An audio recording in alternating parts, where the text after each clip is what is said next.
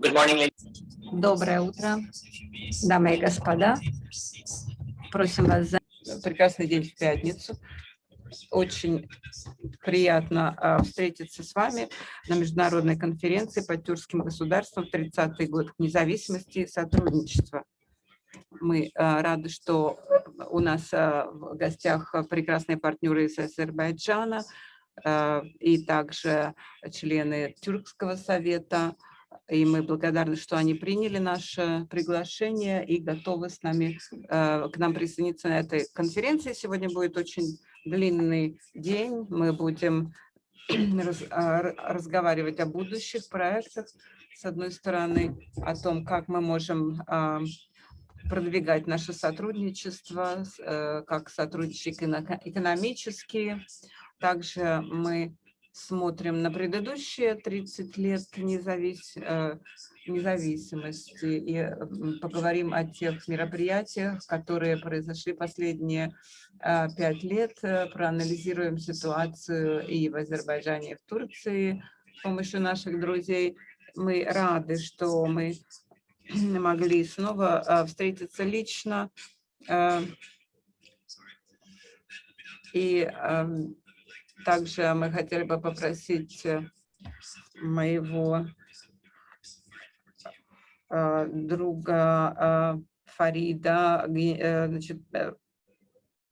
посла, выступить со вступительным словом. Спасибо, Мárton, ваше превосходительство, превосходительство Binali, Yildirim, превосходительство Гасан Гасанов. Я благодарю всех за организаторов и Институт иностранных взаимоотношений и торговли за организацию этого важного мероприятия. И, к сожалению, у нас был перерыв из-за ковида практически 2 года, потому что в последний раз мы встречались в Баку в 2019 году осенью, а сейчас у нас снова есть шанс обсудить вопросы, связанные с членами странами Тюркского совета. И название конференции посвящено 30-му году независимости. Это не случайно. Большинство стран Тюркского совета будут как раз в это время праздновать свою независимость. Помимо этого, в течение прошлого года мы заметили развитие важное в нашем регионе, особенно в Азербайджане, но не только, а во всем Каспийском регионе, скажем так, который влияет на страны, то есть это страны Центральной Азии и Кавказа. Была политическая ситуация, связанная с войной, и в этой ситуации мы хотели сфокусироваться на возможностях и перспективах для мира, развития и регионального сотрудничества. Мы также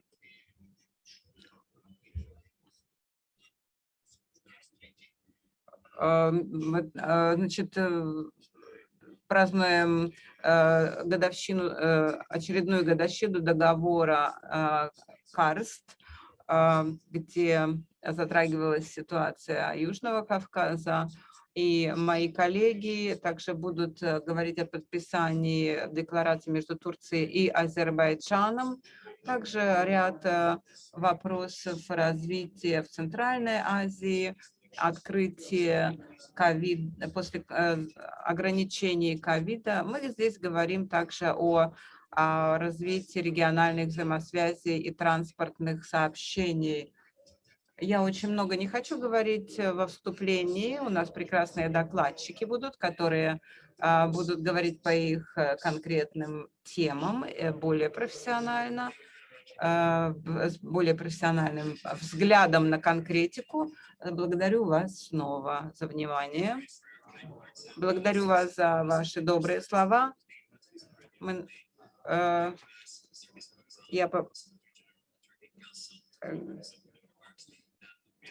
Мы также просим прощения за то, что генеральный секретарь должен рано уехать, но зато мы рады, что все остальные могли.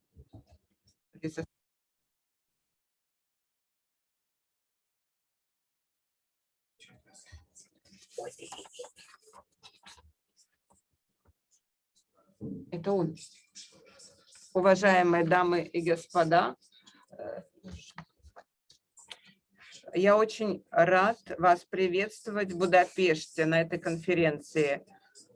И мы празднуем 30-й год независимости и великолепные достижения тюркских государств, которые располагают очень тесными связями с Венгрией и Турцией. Позвольте мне также в первую очередь поздравить господина Мárton Ugrósdy, директора IFAT, Института международных отношений и торговли, за то, что они принимают такой важную встречу. Мы также хотели бы поблагодарить председателя и посла Фарид Shafiyeва, председателя Центра международного анализа, и также господина посла Авари за организацию этого мероприятия. В последние 30 лет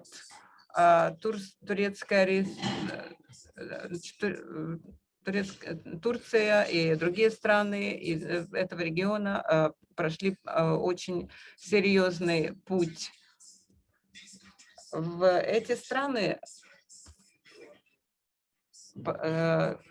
сделали огромные шаги в построении рыночной экономики и наращивание региональной мощности. Национальная идентификация в этих странах создала возможность в 2009 году создать Тюркский совет, который является огромной платформой, сильной платформой для регионального сотрудничества. И мы можем гордиться нашими достижениями, достижениями наших партнеров. Эти исторические достижения Азербайджана и также в освобождении оккупированных территорий и восстановлении суверенитета. Это региональные, вместе с региональным игроком Турции, с помощью их мы развиваем международные отношения. Киргизстан также очень важен в региональном отношении. И с помощью Венгрии, которая дает нам доступ к Восточной Европе. У меня очень хорошая новость для вас. Туркменистан observer states in our upcoming summit in Istanbul, completing the missing part of our family picture. It is noteworthy that in recent years, our member states built strong consensus in foreign policy and spoke with one voice on the global political scale.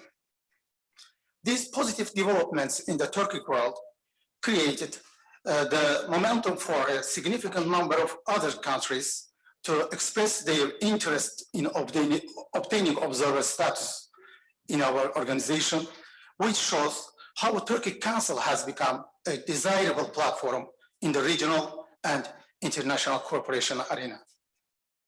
In respect to this event's second panel discussion on regional peace and cooperation, the recent victory of Azerbaijan has a strategic importance.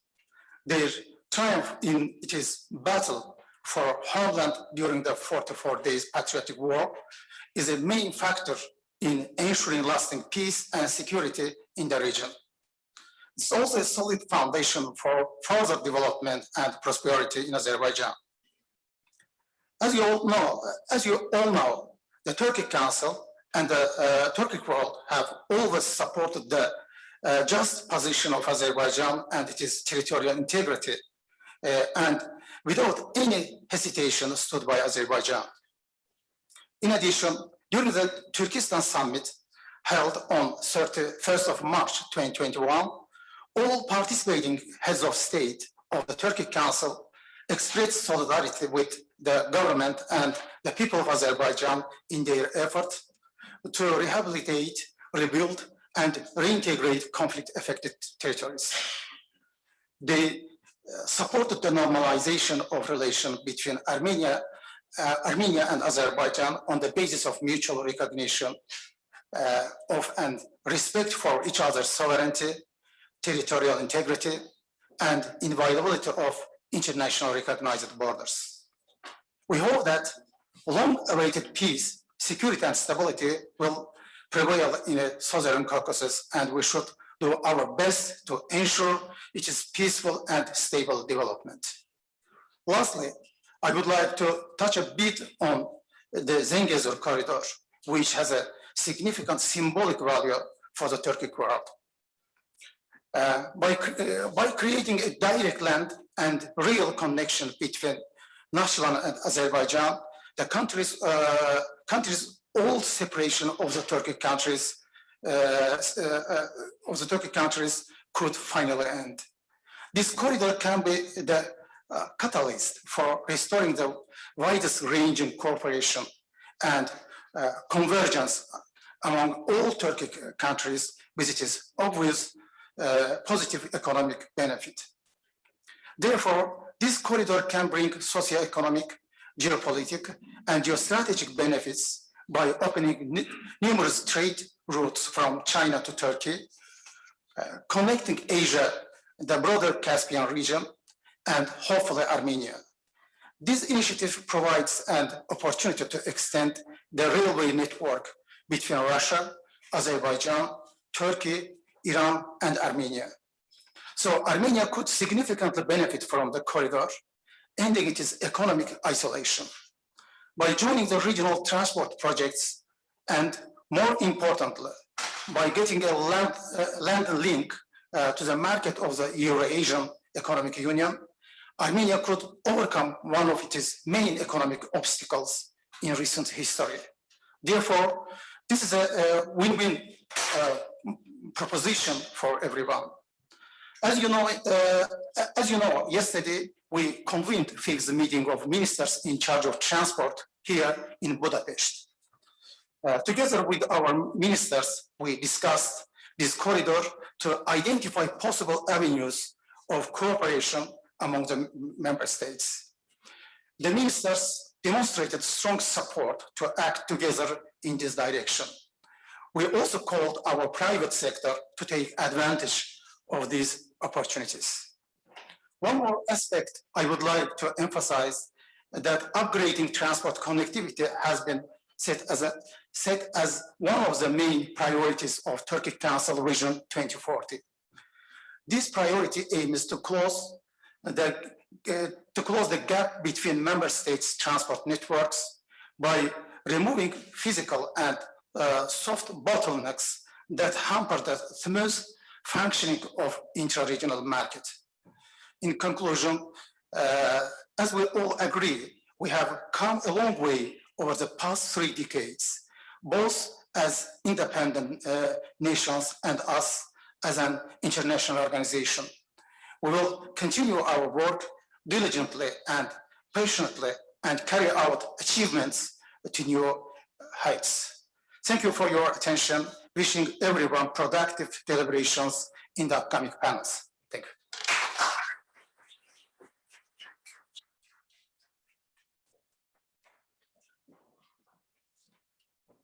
Thank you very much, Mr. Deputy Secretary General, for this very comprehensive overview and also highlighting the importance of transport and trade, which will clearly present new opportunities for the Turkic Council member states in the long run. And on that note, I think it's also very important that building the connections between our countries is something that we should look at after the pandemic as international travel becomes once again possible. And this, I think, should be followed and will be followed by the different exchange in goods and services as well. And I would also like to ask, last but not least in the first section, before the honorary speakers, His Excellency Ambassador Péter Sztáray, the State Secretary for Security Policy at the Hungarian Ministry of Foreign Affairs and Trade, to deliver his opening remarks. Péter, it's good to have you with us today.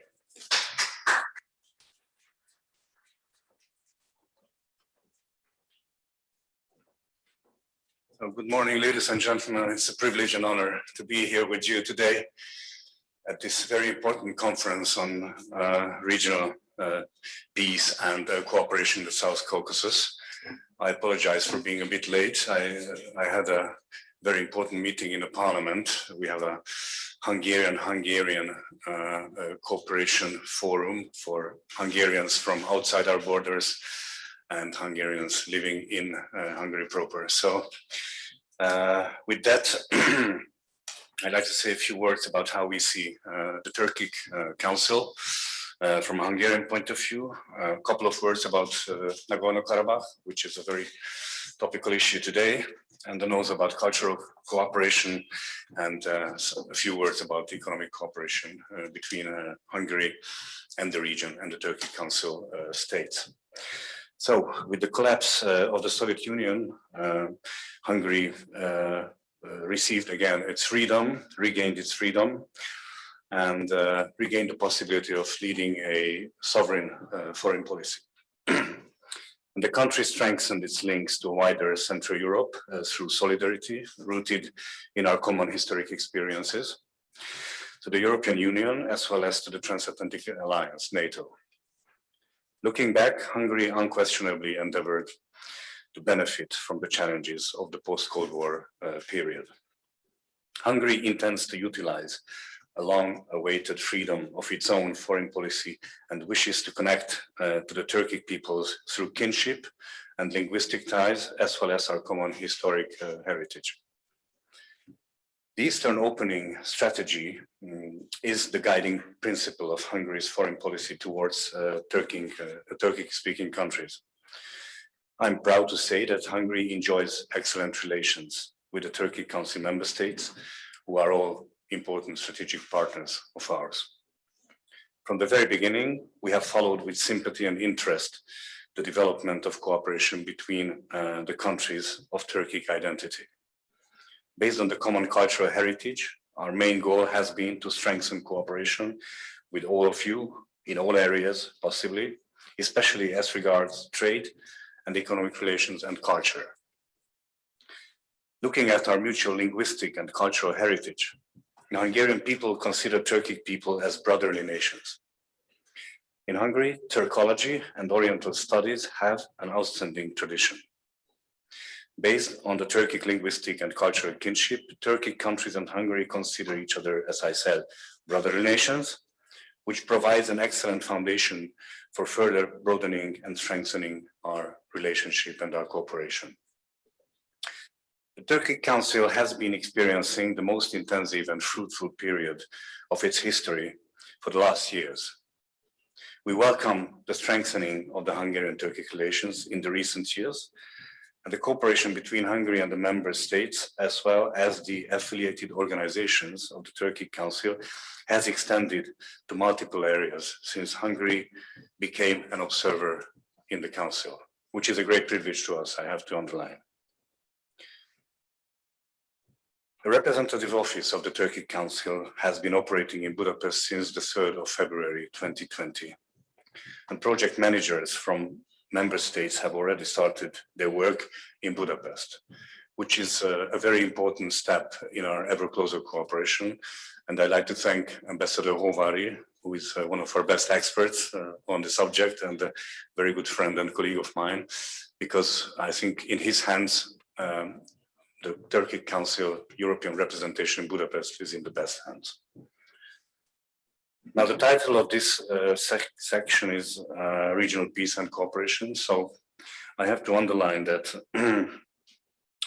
in close understanding with the member states of the Turkic Council, Hungary firmly supports the territorial integrity and sovereignty of Azerbaijan within its internationally recognized borders. We welcome the tripartite agreement of the 10th of November 2020 to close the conflict between Azerbaijan and Armenia, which provides an opportunity for lasting resolution and the reconstruction of the reclaimed areas. Hungary remains interested in participating in the reconstruction of the newly liberated territories of Azerbaijan. And thus, Hungary has offered to fully restore a Christian church in the Nagorno-Karabakh area and the construction would be financed by the Hungarian state. Personally, it was an honor to me to attend the third meeting of the ministers and high officials in charge of information and media of the Turkic Council in Baku earlier this year in April. And then we had the opportunity to have a one-day visit to Nagorno-Karabakh, which was really a very deep and touching experience for me personally. And I have a good understanding now how important it is that we work together with all the Turkic Council states, and especially with Turkey to revitalize this region and to bring back life where once there was a lot of culture, a lot of life, and which was all destroyed in the past decades. So Hungary is ready to be part of that endeavor. Now, on the cultural side, which is equally important, we pay special attention to the further expansion of educational, scientific, and cultural relations between our countries. And Hungarian higher education is becoming more and more popular among young people living in the member states of the Turkic Council. And there is an over-application for the 870 scholarships offered by the Hungarian state for the academic year 2021-2022. And it shows it shows that students from the 5 countries are applying 6-fold more than previously. In the area, and they will be, of course, the ambassadors who come here to study in Hungary from your countries, and then they return to their countries. They will remain a friend of Hungary, and they will build our relationship even closer. So I think that is a real investment into the future. On economy, the enhanced importance of the economic ties with the Turkic-speaking countries are based on the fact that these countries are of fundamental importance of our energy supply and transport. And even if our efforts of energy diversification succeed, they will remain so in the long term. Azerbaijan is a reliable strategic partner in diversifying energy resources and alternative transit routes. But also Kazakhstan, Turkmenistan, Uzbekistan are very important players in the area of energy, so we count on your cooperation in the future. About a quarter of all foreign direct investment originating from Hungary targets the Turkic countries, in the good sense targets, I mean. In the course of developing these ties, beyond conscious planning, Hungary can rely on the favorable image she enjoys in this region, the lasting memory of former visits of academic trips to Hungary, or the good reputation of Hungarian products. We believe that Azerbaijan and Turkey could play a key role in Europe's energy security through the Southern Gas Corridor.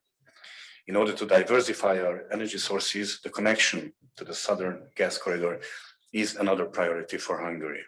From 2023, we would like to see Azerbaijani gas as a part of our energy mix.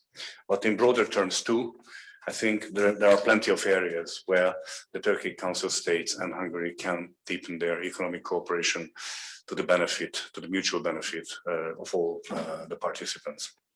So with that, I would like to conclude my remarks. I'd like to underline once again that Hungary has very serious intentions in this cooperation scheme, and there are developing personal relationships both in Baku, both in Nur Sultan, in other capitals, and here in Budapest. And please use the Turkic Council Center in Budapest, because it is a very important vehicle to make the Turkic Council more popular and more well-known in Europe. We are helping in that, and to make the western part of Europe have a better understanding about why it is important to have more cooperation with your countries.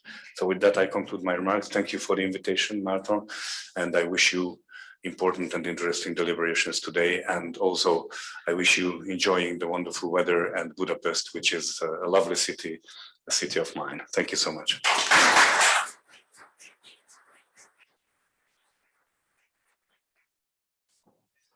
Thank you, Mr. State Secretary, for your words, and also thank you for highlighting the role that Hungary might play and will play in the reconstruction of Karabakh, and also mentioning your personal experience about the aftermath of the 44 Days War. Now it is time to have one of the biggest honors of the day, to invite the honorary speakers to the stage. First, I would like to ask His Excellency Binali Yildirim, member of the Turkic Council, elders of the Turkic-speaking states from the Republic of Turkey, former Prime Minister and Minister of Transport, to take the stage. Mr. Prime Minister, thank you.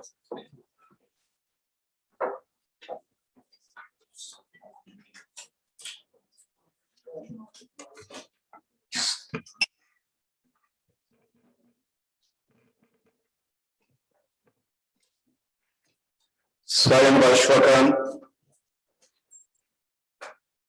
Devlet Sekreteri, Bakan Yardımcıları, değerli büyükelçiler,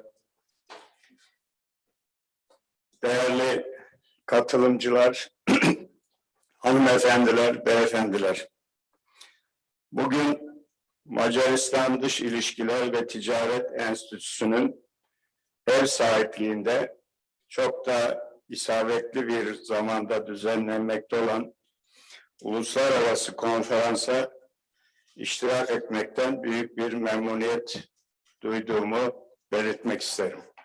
Öncelikle Budapeşte'deki Türk Konseyi Temsilcilik Ofisi'nin değerli desteği, Sayın Büyükelçi Yanur ve arkadaşları ile Azerbaycan Beynelhalk Münasebetler Tahlil Merkezi'nin ile işbirliği içerisinde gerçekleştirilen bu önemli toplantıyı tertip ettiği için Türk Konseyi Sekreteriyası'na da teşekkürlerimi sunuyorum. Yüzyıllar boyunca Budapeşte tarihi olayların, tarihi gelişmelerin hep kavşak noktası olmuştur. Bu nedenle bu tarihi şehir bağımsızlıklarının 30. yılında Türk devletlerini ve Güney Kafkasya'da yeni barış ve işbirliği fırsatlarını ele almak için doğru bir yerdir. Kafkasya ve Orta Asya Türk Cumhuriyetleri bağımsızlıklarından bu tarafa devlet ve ulus inşa süreçleri açısından kayda değer başarıya imza attılar.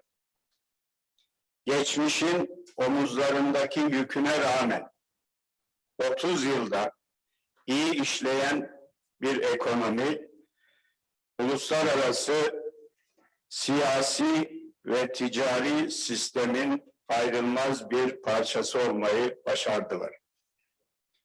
Bu başarılar ortak tarih, dil ve kültürü paylaşan Türk devletlerini birbirine daha çok yaklaştırdı. Bildiğiniz gibi Birinci Dünya Savaşı'ndan sonra bu bölgeler Sovyet işgaline uğramış ve 70 yıl boyunca kendi değerlerinden uzak kalmıştı. Son 100 yıllık tarihe göz attığımızda çarpıcı birkaç olayı görmemiz mümkün. Bunlardan bir tanesi imparatorlukların sona ermesi, Birinci Dünya Savaşı'nın başlaması. Birinci Dünya Savaşı'ndan sonra bölgemizin hem Kafkasların, hem Orta Asya'nın, hem Balkanların, hem de Orta Doğu'nun haritaları değişti, devletlerin sayıları değişti. Bazı devletler esaret altına girdi, uluslar. Bazıları savaş sonrası bağımsızlık mücadelesi vermeye başladı. Türkiye Cumhuriyeti de, devleti de Birinci Savaş'tan sonra bağımsızlık mücadelesini verip Osmanlı'nın mirası üzerinde Anadolu topraklarında Misak-ı Milli'de devletini kurarak yoluna devam etmiştir. Diğer bazı uluslar bizim kadar şanslı olamadılar. Bir müddet daha esaret altında kalmak zorunda kaldılar. İkinci dönüm noktası İkinci Dünya Savaşı'dır. Birinci Dünya Savaşı'ndaki haksız paylaşımlar maalesef İkinci Dünya Savaşı'nı da kaçınılmaz olarak dünya toplumunun gündemine getirdi. İkinci savaş sonrası da demir perde ülkeleri ve soğuk savaş dönemiyle iki kutuplu bir dünya ile karşı karşıya kaldı. Birincide Milletler Cemiyeti toplumsal, küresel insanlık sorununa çözüm bulamamış. 1948'den itibaren Birleşmiş Milletler aynı amaca yönelik kurulmuş olmasına rağmen bu organizasyonda küresel olayların sevk ve idaresi, küresel bölgesel barışın sağlanması konusunda yetersiz kalmıştır. O bakımdan Soğuk Savaş dönemi çok uzun ve sürdürülebilir olmamış. 89-90'lı yılların başında da bu iki kutuplu dünya sona ermiş. Bu sefer esaret altında bulunan özellikle Kafkaslar'da, Orta Asya'da ve Doğu Avrupa'daki birçok ulus özgürlüğüne kavuşmuştur. Ancak iş bununla bitmemiş. 2000'li yıllara geldiğimizde şimdi artık dijital çağ, milenyum çağı var. Sadece tek kutup yok, birçok kutuplu bir dünya ile karşı karşıyayız. To polar world.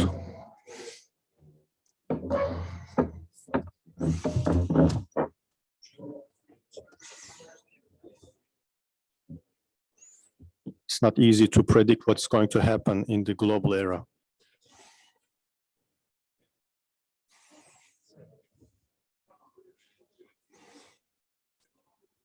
Especially with the effects of digitalization. The social links are taking place instead of states, just like Arab Spring.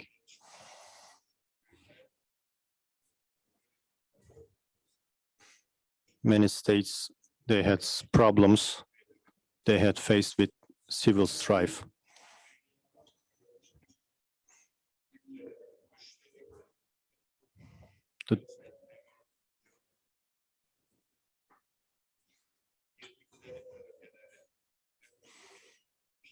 The developed and powerful states of the world, they said they were going to fight against the international terrorism, but they couldn't. First, the Soviets came into Afghanistan, and then the United States came into Afghanistan.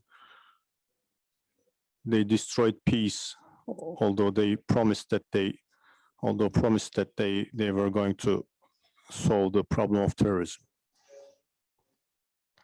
When they left these territories, all they left was terrorism.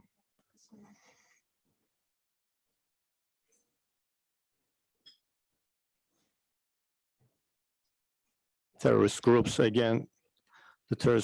again replaced and filled in the vacuum. Same things happened in Iraq. Although they said they were going to fight against terrorism, but many people left homeless in Iraq. Same things happened in Syria in the last decade.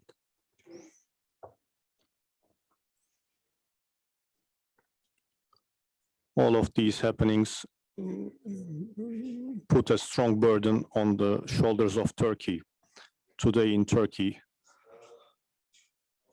around 5 million people, refugees who left these countries and flew to our country.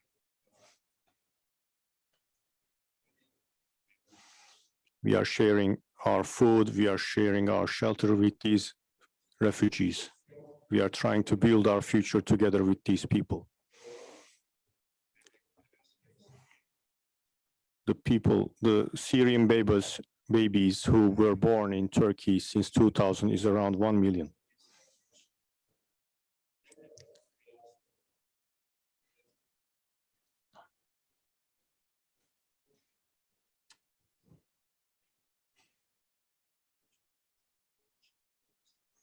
Today, around 270 million people are citizenless, and 80 million of them are refugees.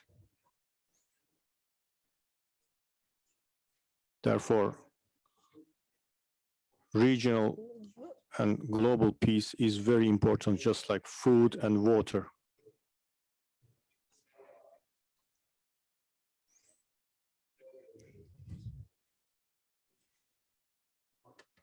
The global interest groups should put aside their interests and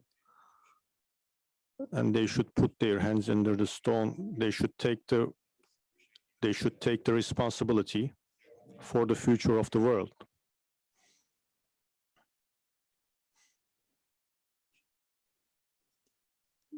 They should take their social responsibility.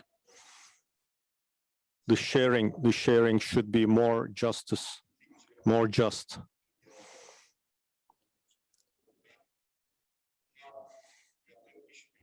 More cooperation, that's what we need.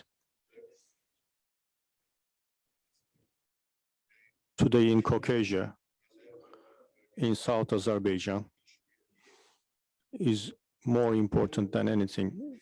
The cooperation in these areas is an example in this regard.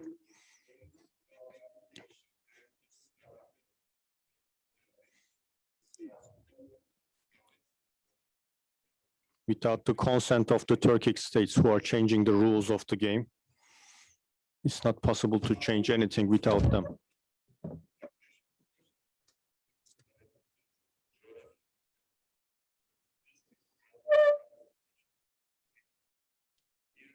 Over $1.5 trillion located in a vast geography of 4.5 square kilometers along the historical Silk Road, Turkic countries hold a significant political and economic power to shape the regional developments.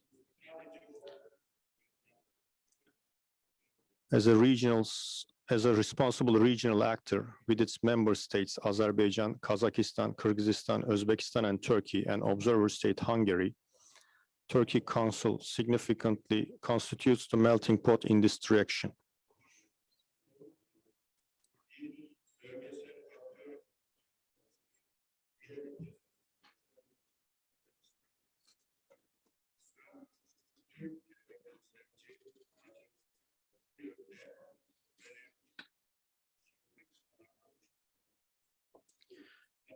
With the participation,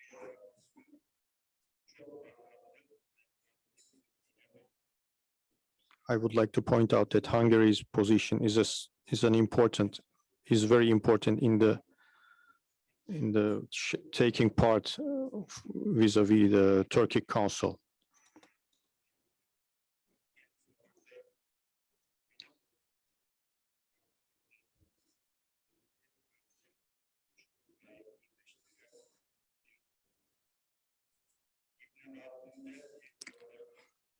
Ibn Khaldun says geography is destiny, and our geography is our destiny.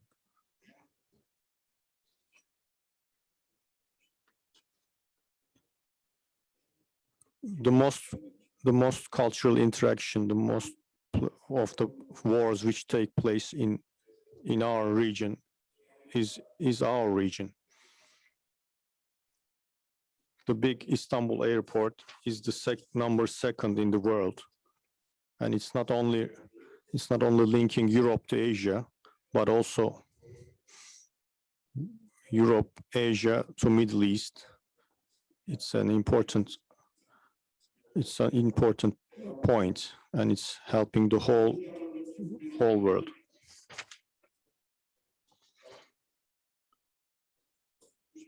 With the participation of Turkmenistan as an observer, all rings of the chain for Turkic cooperation will be completed, and together we will be stronger.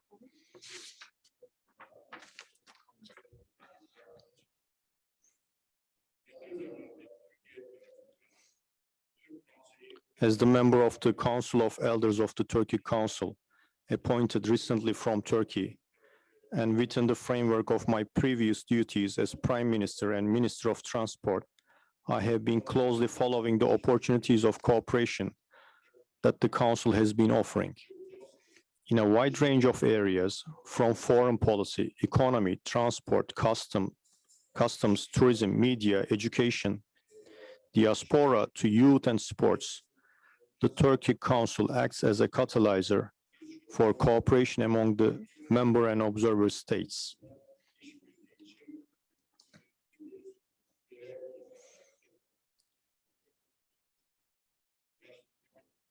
Yesterday, we held the transport ministers meeting.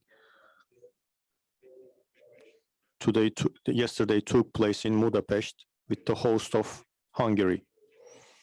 And this meeting we spoke about overcoming the trade boundaries, quotas that is blocking the trade.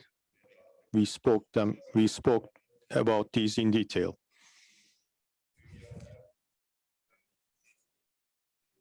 In fact, with the digitalization in the world, the goods and services mobilization, we are entering a period where the goods and services are easily traveling. During the pandemic, we couldn't go out, but the life went on, the trade went on. Because the electronic systems were in charge. They were taking over. This is how we could manage to go on. Therefore, the mobility with digitalization and mobilization, we can raise the customs as far as we can. We cannot stand against these developments. The solution is not closing the doors for the least developed states.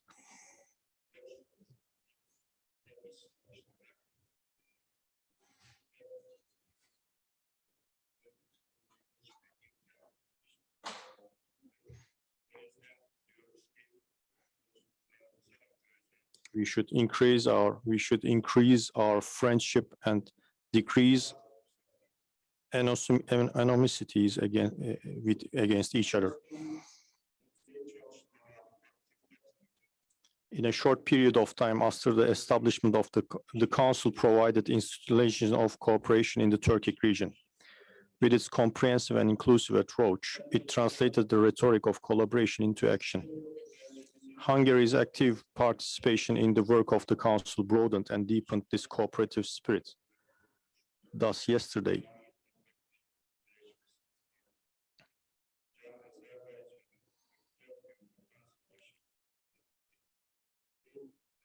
there is no doubt that the geostrategic importance of our region is growing day by day. The victory of Azerbaijan regarding the 44 days patriotic war that provided the liberation of its occupied lands and reunified its historical territories crowned this importance. On this occasion, let me congratulate people of Azerbaijan for this glorious and just victory.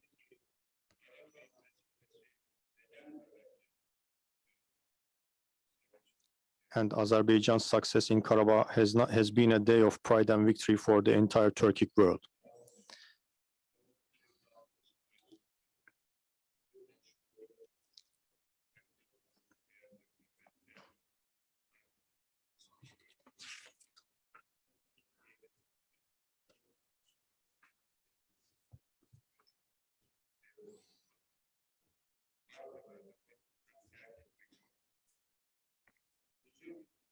For long years, Azerbaijan and we as Turkey, the friends of Azerbaijan, we wanted to solve this long-term conflict. The OSCE every regional actor tried to take an important stance, but unfortunately, none of them received a good response. We couldn't receive any positive replies from the other side. And finally, this could not go on like this. Azerbaijan could not continue like this with its 25% of its territory under occupation. And 1 year ago, he took the responsibility in its own hands and released these lands after 30 years of occupation. As you all know, 84 million Turkic people, Turkish people, we were together with Azerbaijan. We supported Azerbaijan with our prayers and support. Our President Recep Tayyip Erdogan, after the 44 days victory, said the 44-day long fight made us just as happy as our Azerbaijani brothers and sisters. And Azerbaijan's success in Karabakh has been a day of pride and victory for the entire Turkic world.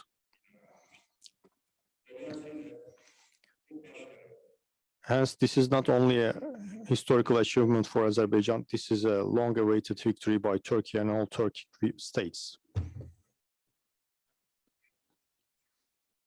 Today, we have to leave aside the past. We made a call as Turkey, Iran, Turkey, Azerbaijan, Armenia, Georgia, and Russia with a sixth platform. We shouldn't speak about the problems, but we should talk about future. We should talk about regional cooperation. We made our proposal. We hope that they will reply positively to our proposals. I would gladly say that after this elections in Armenia, Pashinyan is more moderate and has a constructive approach in this regard.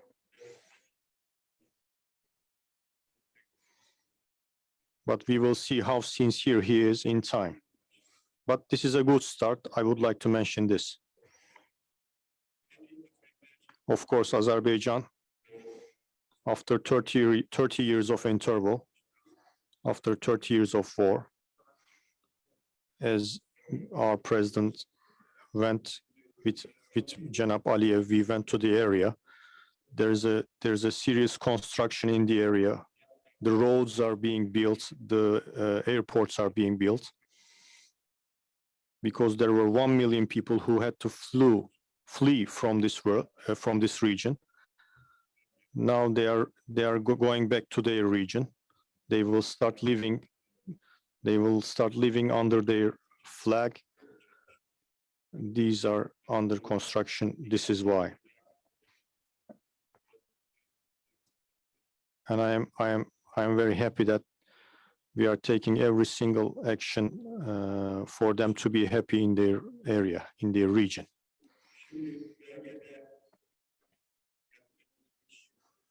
Now, what we have to do in the region, the peace process in the region should be implemented. And the displaced people in the region should come back to their region as quickly as possible. The infrastructure is going fast. Distinguished participants, the western parts of Azerbaijan and Nakhchivan, the links between Azerbaijan and Nakhchivan is the Zengezur corridor. During the Stalin period, there was a line. This is a historical fact. This is called the finger of Stalin. It cut the connections between Azerbaijan and Turkey. After the Karabakh victory, with the Lachin corridor and the Zengezur, the institution of Zengezur corridor from Armenia to Hankendi and from Nakhchivan to Azerbaijan. The link should be established, and it is decided to be established. We hope that the steps should be taken as quickly as possible, and the railway and the highways should be built from Nakhchivan to Azerbaijan until Turkmenistan, until Far East, without any cuts. This is our expectation. This is going to be useful for everybody, for all the regional countries. Therefore, as Turkey, we are supporting the Baku-Tbilisi-Kars railway. We are continuing our projects in this regard. We have initiated projects in this regard. When this is finished, the Trans-Caspian, a new alternative will be, a new corridor will be established. As you all know, the historical Silk Road is not going on. But with a decision when I was the minister, the Kars-Tbilisi rail yard, this line is working very productively with a high performance every day. Caspian is actually a link between Caucasia and Central Asia. It's the passage of many civilizations. Aktau, Turkmenbaşı liman harbors, the ferry.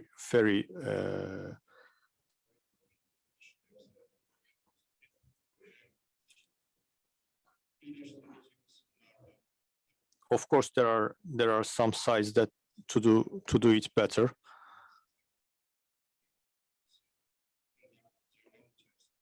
But we will do them in time. Therefore, the Zengezur corridor is in fact will improve the Armenia's economic situation. In fact, we should leave aside the past worries, and we should look at the future. We should focus on the future, because we are responsible of people who the citizens we are responsible for. We have to take them into consideration.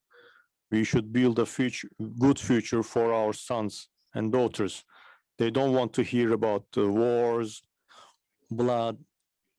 So we should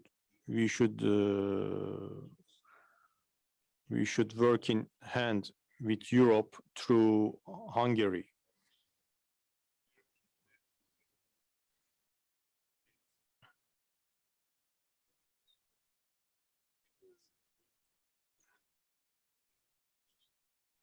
In Caucasia, Azerbaijan, Russia, in Central Asia, Turkmenistan, Kazakhstan, Uzbekistan, Kyrgyzstan in Central Asia.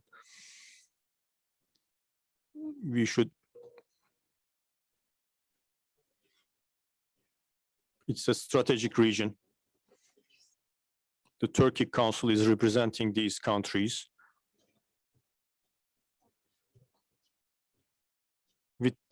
It will gain more strength in the future, the Turkic Council, and it will be an important factor for the regional and global peace. And it will take the responsibility for regional and global peace in the future.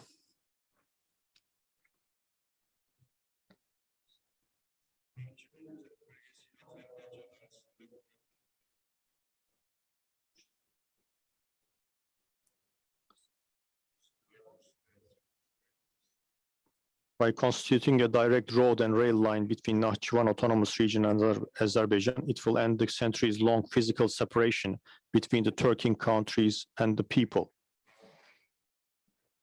I emphasize on the physical separation because as the Turkic nations and people, we can never be separated because our hearts and minds are always together. Therefore, as the Turkic states, we need to support the materialization of Zengezur corridor that will surely yield positive economic outcomes for all of us.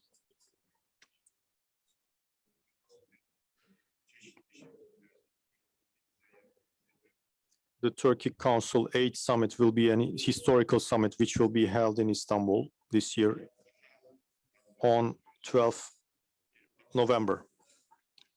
As an Aksakal, as a member of Council of Elder, I am always ready to contribute to the work of the Turkic Council today and tomorrow.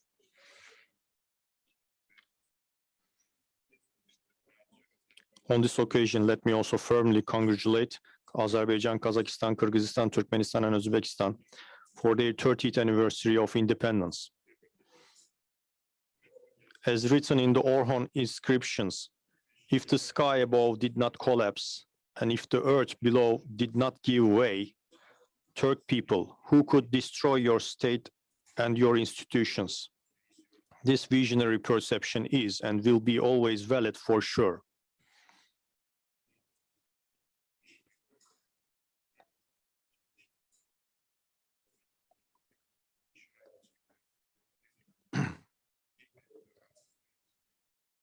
I thank once again to Foreign Affairs Minister of Hungary, Ministry of Foreign Affairs and Trade Institute of, and the Azerbaijan Foreign Affairs Analysis Institute. Thank you very much to Turkic Council for their hospitality, Budapest office of the Turkic Council. I would like to thank them for bringing us together. Thank you very much. I thank you all and wish success for today's international conference.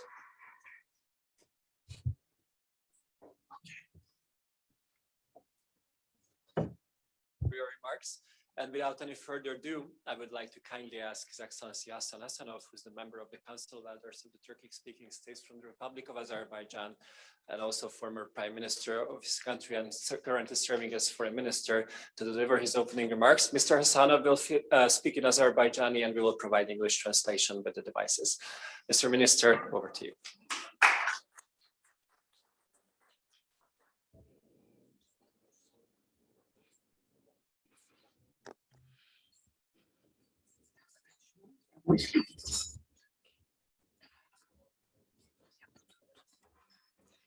Esteemed participants, at the outset, I would like to thank the initiators and organizers of this event. 20th century was the most tumultuous in the history of Azerbaijan.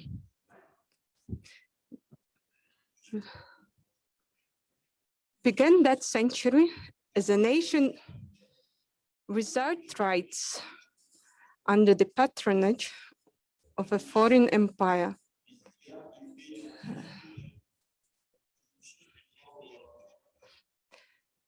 Regained our independence in 1918, losing it in 1920, and re-established it in 1991.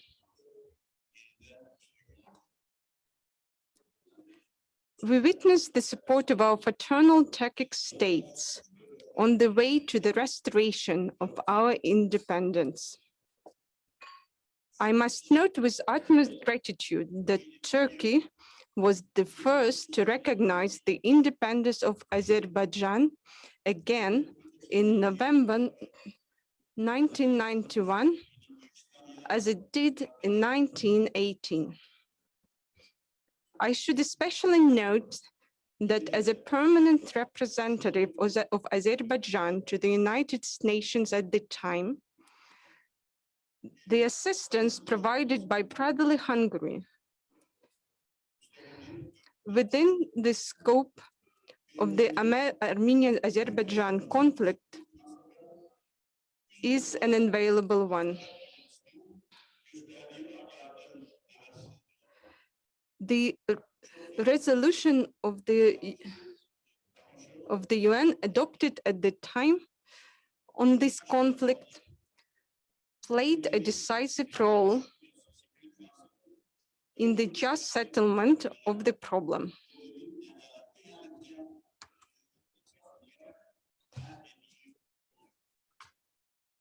The 30th anniversary of our independence is a period painted in different colors. Our independence began with the disintegration of our country, the outbreak of civil war, and the expansion of the Armenian aggression. Our great leader, Heydar Aliyev, declared that Azerbaijan's independence was eternal, permanent, irreversible, and brought the country out of crisis as he was called upon to assume the leadership role.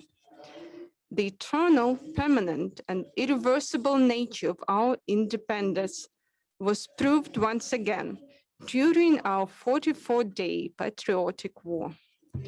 Although 44-day war was fought for our land, it was also fought for our independent statehood, the unity of multinational Azerbaijani people, and for the eternal, permanent, and irreversibility of our history and our independence. Thousands of young Azerbaijanis sacrificed their lives for the triumph of these ideas, rose to the summit of martyrdom, and have forever been engraved in the memory of our people. The year 2020-2021 that we are currently in are a proud manifestation of our 30-year path to independence. The brinkmanship demonstrated by President Ilham Aliyev played a decisive role in the success of our victory. The multifaceted brinkmanship demonstrated itself in the uniting the multi-ethnic Azerbaijani people under the spirit of patriotism, forming a young generation that meets new requirements, implementing measures that reflect the interests of society.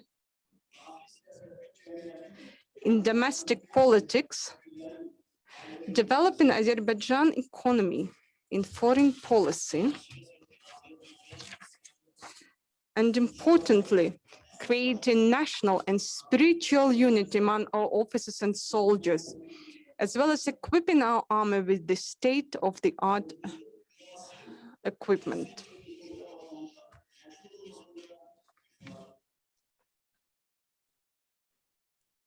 This year, we celebrate the 30th anniversary of the restoration of our independence. At present, Azerbaijan is meeting new challenges, the most important of which are security, peace, regional cooperation, and reconstruction in the post-war period. Azerbaijan's objective is to put an end to the atmosphere of hostility and improve relations with Armenia. Unfortunately, the unfounded and even, I would say, provocative, biased promises given to Armenia by many countries may lead not only to the continuation of tensions, but also to consequences that complicate the situation. We say the conflict is over. However, Armenian supporters say no. This clearly leads to revanchism.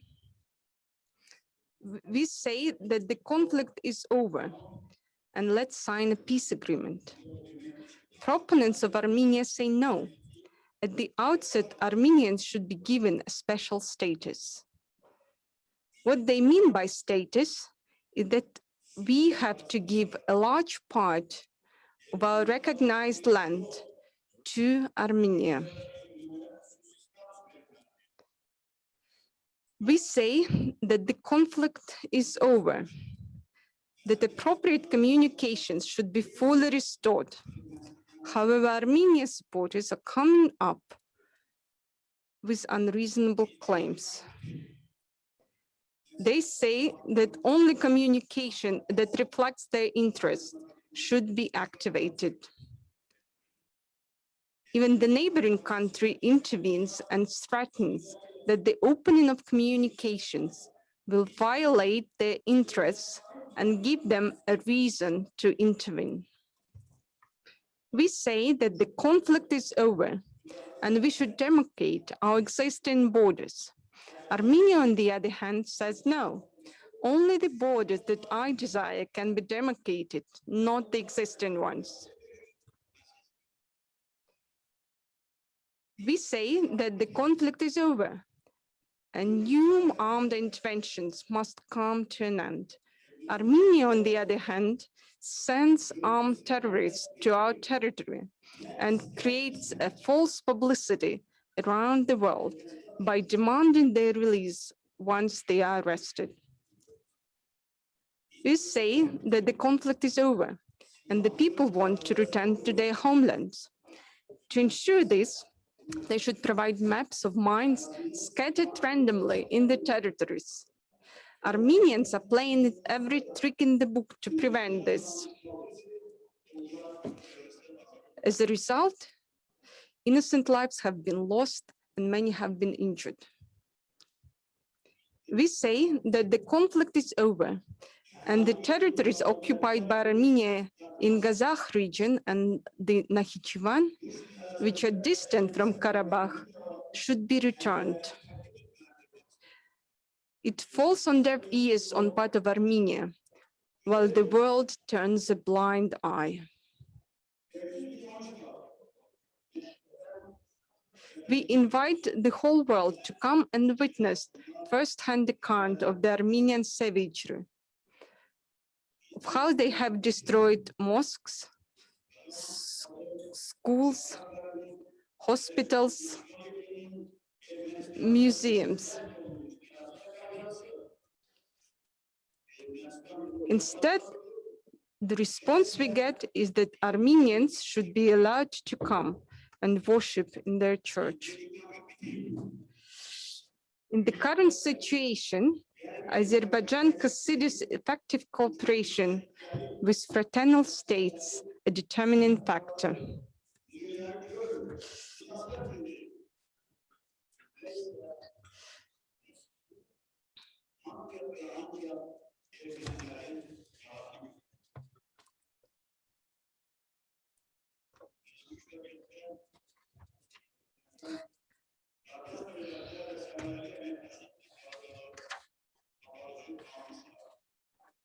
Solidarity, solidarity, and again solidarity.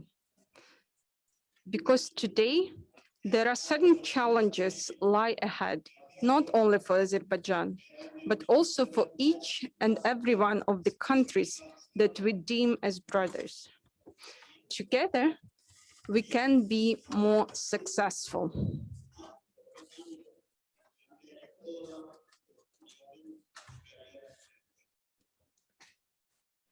Esteemed participants, I'm very pleased to be in Hungary, which is our friend and brother among the European countries.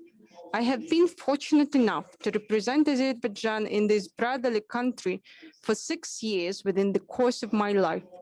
One of the important directions of my work is to study the roots of the Turkish and Hungarian people, of which I attained positive results. My work has been favorably evaluated by many Hungarian scholars and published in Hungarian publications.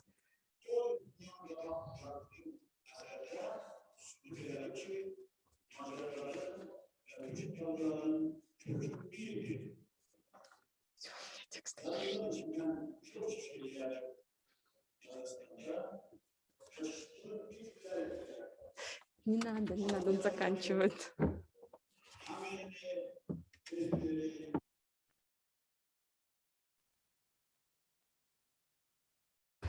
Thank you for your attention.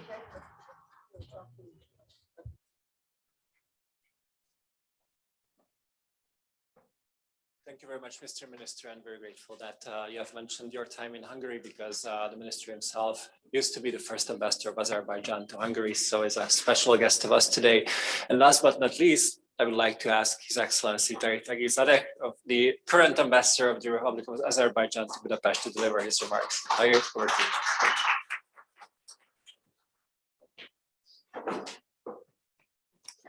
you. Mr. Director, thank you very much. Thank you, Márton. Dear elders, Ms. Secretary, Excellencies, ladies and gentlemen, allow me to start outside of the prepared remarks, but don't think I'm crazy yet, okay? Listen till the end. I will remind you of a scene from one of my favorite books, and basically anybody's favorite book when we're growing up, The Three Musketeers, when a certain gentleman from Gascony tries to fight in a single combat 3 royal musketeers in succession. At which point he says, Monsieur Rami was faulted by me first, so he has a chance to kill me first. That gives him greater chance to take revenge than Monsieur Athos. And Monsieur Porthos, who was offended the last, basically has chances equal to 0. Now, let me explain to you that this is what I'm facing right now. Having this difficult task of speaking after the Secretary of State of Hungarian Foreign Ministry, being comprehensive in his own remarks, and 2 former prime ministers having covered their areas exquisitely. So basically, my chances of giving you anything new are very close, dangerously close to 0. I feel like Monsieur Porthos in this situation. Yet, I will try to give you some new perspectives at least. Allow me to start by excusing my dear friend, our Deputy Foreign Minister, Khalaf Khalafov, who is unwell, but is sending his best regards. So what you're going to listen to is our joint product, and I'm delivering the speech on behalf of both of us. Allow me to, well, saying welcome probably is not in place after all those statements we heard, but I think that the conference dedicated to 30 years of independence of the Turkic States and cooperation and new opportunities for regional peace and cooperation in South Caucasus, as organized by Center of Analysis of International Relations, thank you very much, Ambassador Shafiyev, and Secretariat of the Turkic Council, thank you very much, Mr. Deputy Secretary, my dear friend Kismet, and the Hungarian Institute of Foreign Affairs and Trade, thank you very much, Márton. Probably gives us greater chance to look at the developments in the region in closer detail, as well as say some things that we sincerely believe need to be said and need to be heard internationally. It is my pleasure to address the conference, and I'm confident that more fruitful discussions will to follow in the panels within the framework of the event. Also, my deepest thanks to the Hungarian government for hosting this important international conference. As you know, the dissolution of the Soviet Union back in 1991, the 15 countries, including 5 Turkic-speaking ones that were later to form the Turkic Council, regained their independence. And the Brazilian Republic of Turkey was the first state to recognize our independence and support us all along the way of this independence. Teşekkür ederim Türkiye kardeşlerimize, Can Türkiye'ye. Over the past 30 years, the development of Turkic-speaking countries has gone through some very difficult stages, facing challenges both internally and externally. However, despite all these difficulties, our countries have developed with confidence and gained both influence and respect internationally. From the times of the Soviet Union, close relations existed between our countries, and after having regained independence, these relations between the sovereign states already have developed further. Allow me to emphasize that the establishment of the Turkic Council back on the 3rd of October 2009 in Nakhchivan, Azerbaijan, was one of the most significant milestones in terms of the common interests of the countries and finding routes towards achieving those common goals.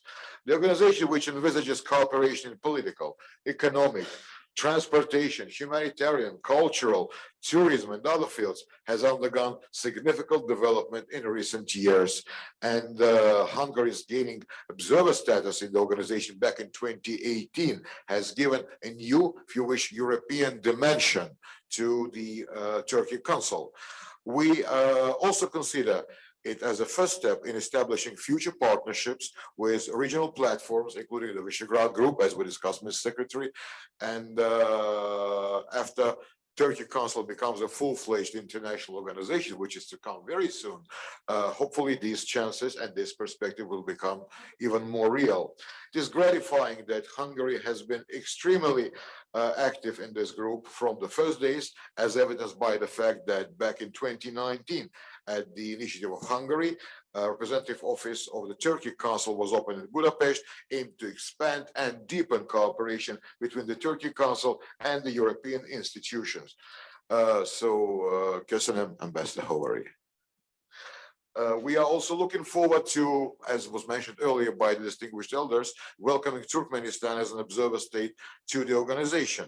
As it is known, the 8th summit of the Turkic Council heads of states to be held in Istanbul on the 12th of November 2021 will discuss a number of important issues, resolve key ones, including the rebranding, renaming of the organization, and adoption of the Turkic World Vision 2040. In this regard, we would like to applaud the activities of the staff of the Secretariat of the Turkic Council, and I will humbly ask Deputy Secretary General Gazalov to deliver my personal deepest gratitude to Secretary General Amreyev. Thank you. Distinguished participants, taking this opportunity, I would like to dwell on the 44-day patriotic war and the new geopolitical realities it has brought to the region, along with new ramifications. Again, I will try to strike out certain paragraphs of those, not to repeat things already said.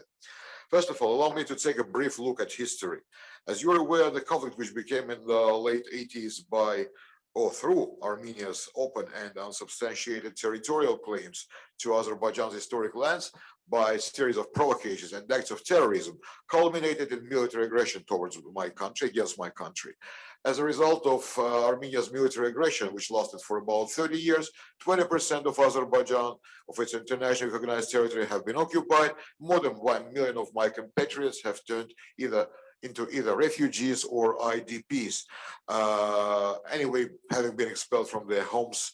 And about 4,000 of my compatriots are still missing to this day, despite the fact that international organizations acknowledge the importance of looking into their fate and resolving the issue. In 1993, as mentioned, the UN Security Council has adopted 4 resolutions calling for the complete, immediate, and unconditional withdrawal of Armenian armed forces from the occupied territories of Azerbaijan. Yet, unfortunately, the implementation was not ensured until last year. The lack of adequate reaction from the relevant international institutions to unending provocation and aggressive use of force, as well as unceasing unlawful activities by Armenia, contributed to this country's sense of impunity, encouraged the state to continue resorting to armed force. Thus, at various times, the aggressor has engaged in military provocation in the conflict zone, as well as outside of it, alongside the state border. That's when I mean the events of July of 2020, when Armenia committed a military provocation along the state border with Azerbaijan, killing servicemen and civilians as a result of artillery fire in the direction of the Tovuz region of Azerbaijan. Later in August, there was a case of Armenian sabotage group, which crossed the line of contact. I'm not going into these details. I'm trying to get you closer to the situation that we have on the ground today. September 27, 2020 was the turning point. That's when armed forces of Armenia launched a large-scale offensive, firing on the position of Azerbaijani army in the zone of conflict, villages along the contact line, and other civilian infrastructure facilities. In order to repel the military aggression of Armenia and to ensure the security of civilians, Azerbaijan had to use the right of self-defense as enshrined in Article 51 of the UN Charter. As a result of the 44-day operation, more than 300 cities, towns, and villages, including Fizuli, Gubadli, Jabrayil, Zangilan districts, city of Shusha, town of Hadrut, were liberated, and Armenia signed a capitulation, thus effectively ending the conflict. Hence, Armenia was forced to withdraw also from other territories of Azerbaijan, Agdam, Lachin, Kelbajar, and Azerbaijan has basically single-handedly achieved the implementation of the mentioned UN Security Council resolutions. Over the past 30 years, Armenia has committed crimes of herbicide, culturicide, ecocide in the occupied territories of Azerbaijan at the time, destroying cultural and religious monuments, wiping out 9 cities, hundreds of villages from the face of earth. I would like to praise Turkic Council for making a number of statements in support of Azerbaijan during the 44-day war. And that also refers to individual brotherly and friendly countries that have supported Azerbaijan's rightful positions and, in the end, norms of international law to which we express our adherence and the countries to which we express our gratitude. So, köszönöm magyar barátaim, köszönöm Magyarország. Distinguished participants, following the end of the conflict, Azerbaijan has entered a reconstruction and restoration phase. Peacekeeping, reconstruction and restoration, return of IDPs to their lands are a priority for my government in the post-conflict period. The country is also determined to ensure the rights and freedoms of all Azerbaijani citizens, regardless of their ethnic, religious, other affiliation, to reintegrate our compatriots of Armenian ethnicity living in the conflict-affected areas into the country's political, social, and economic space.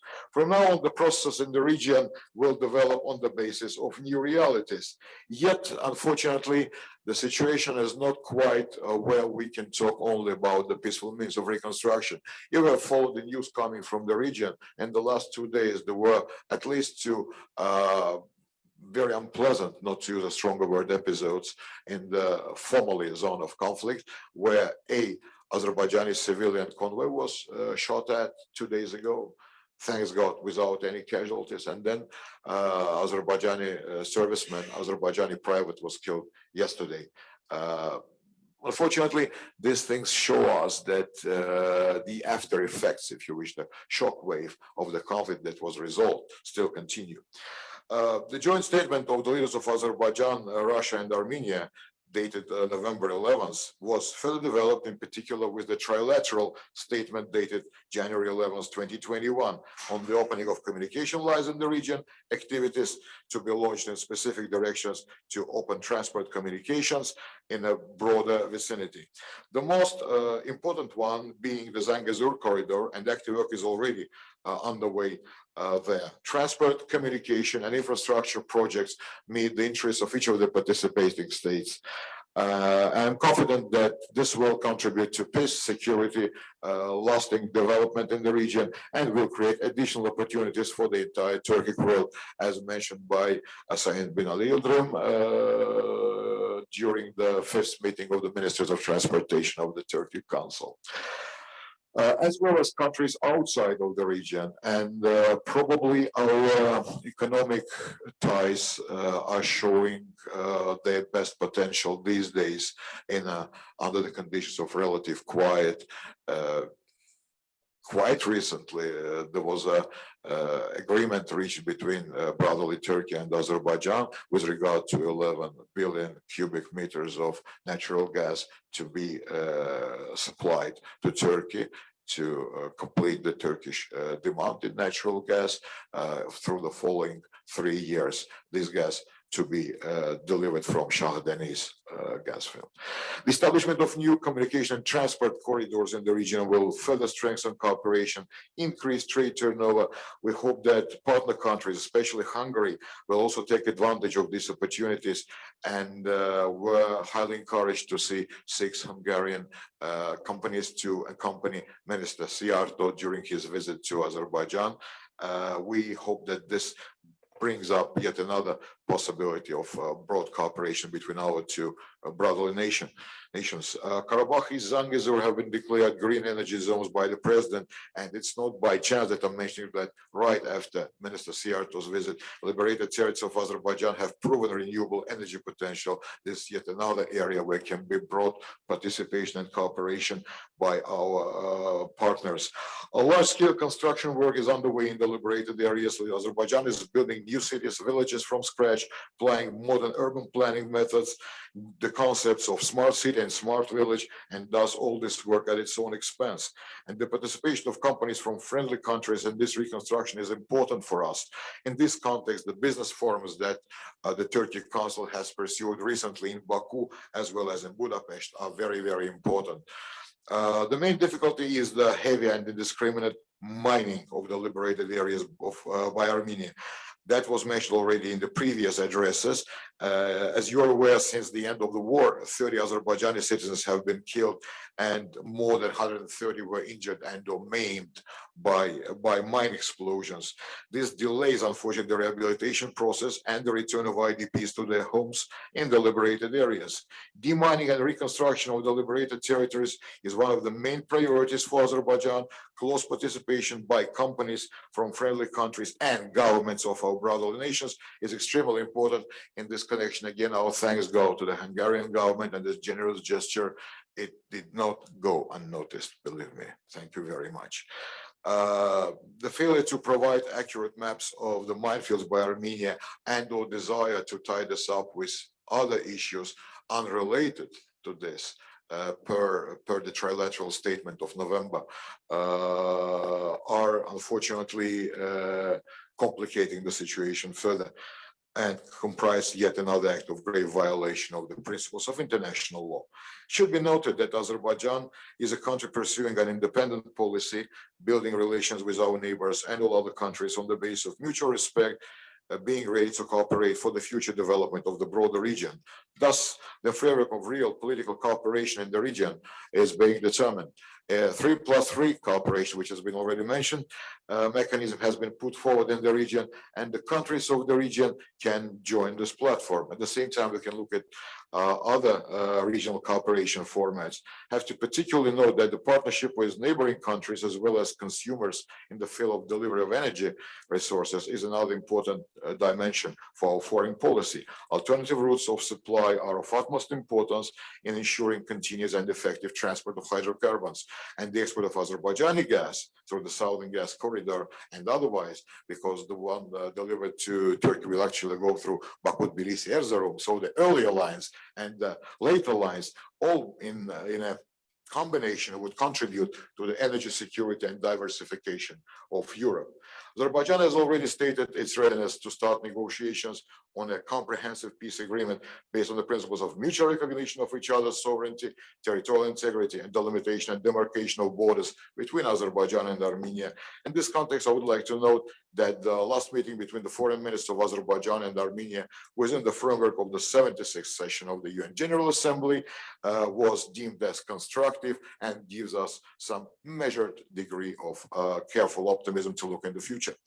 Activity of the Turkish-Russian Joint Monitoring Center established in Agdam on January 30, 2021 is an important factor, since both Turkey and Russia have a role to play in establishing stability and security in the region.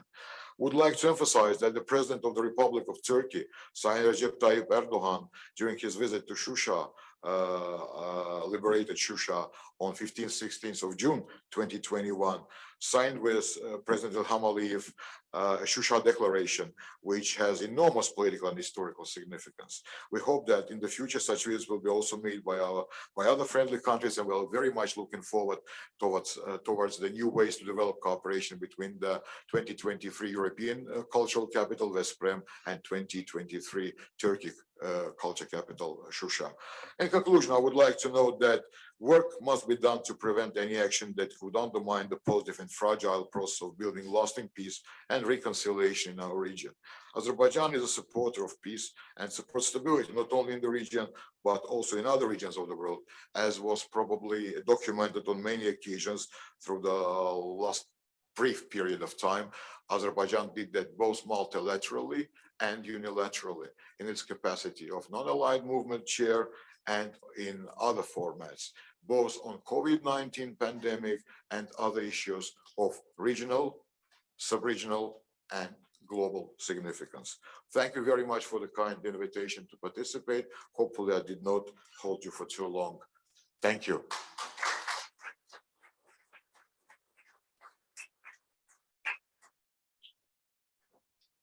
Thank you, Ambassador. And the Ambassador's remarks brings us to the end of the first part of the conference, the high-level speeches.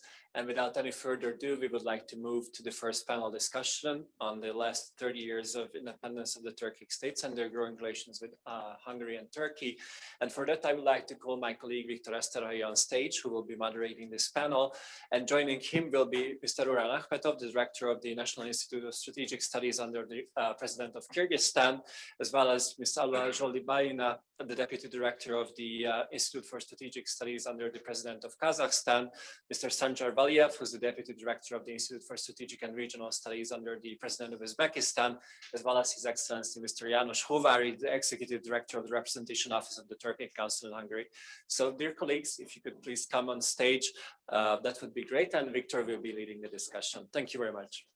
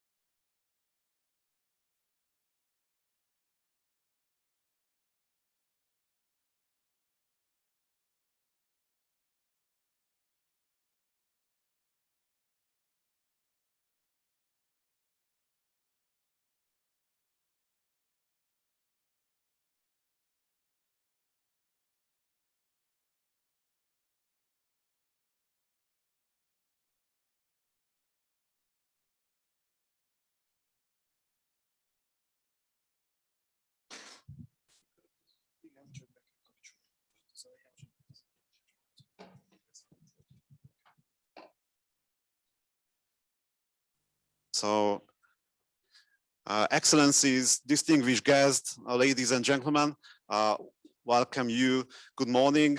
My name is Viktor Sztáray. I'm a senior researcher at the Institute of Foreign Affairs and Trade, and I'm going to be the moderator of today's panel. In this panel, we are going to discuss the 13th, or we will celebrate also the 13th year of independence of the Turkic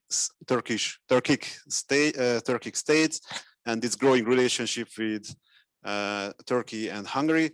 And in this panel, we will have 4 distinguished speakers. Because Márton already introduced our speakers, I think, and we are running out of time, I think it would be better just to shortly speak about the arrangement of our panel. As our speakers asked me to give a chance to them to make a small presentation, I would like to ask those speakers to deliver their presentation at the podium, and then we will have a short discussion focusing on this excellent and really a topical question, as the title of our panel just set it. And if we have some time to remain, we also would like to give the floor also to the audience, but as our time is running out, we will see. So thank you very much for your attention, and I'm really honored that you accepted our invitation. And first, I would like to ask Director Akhmetov to deliver your speech. Please, the floor is yours.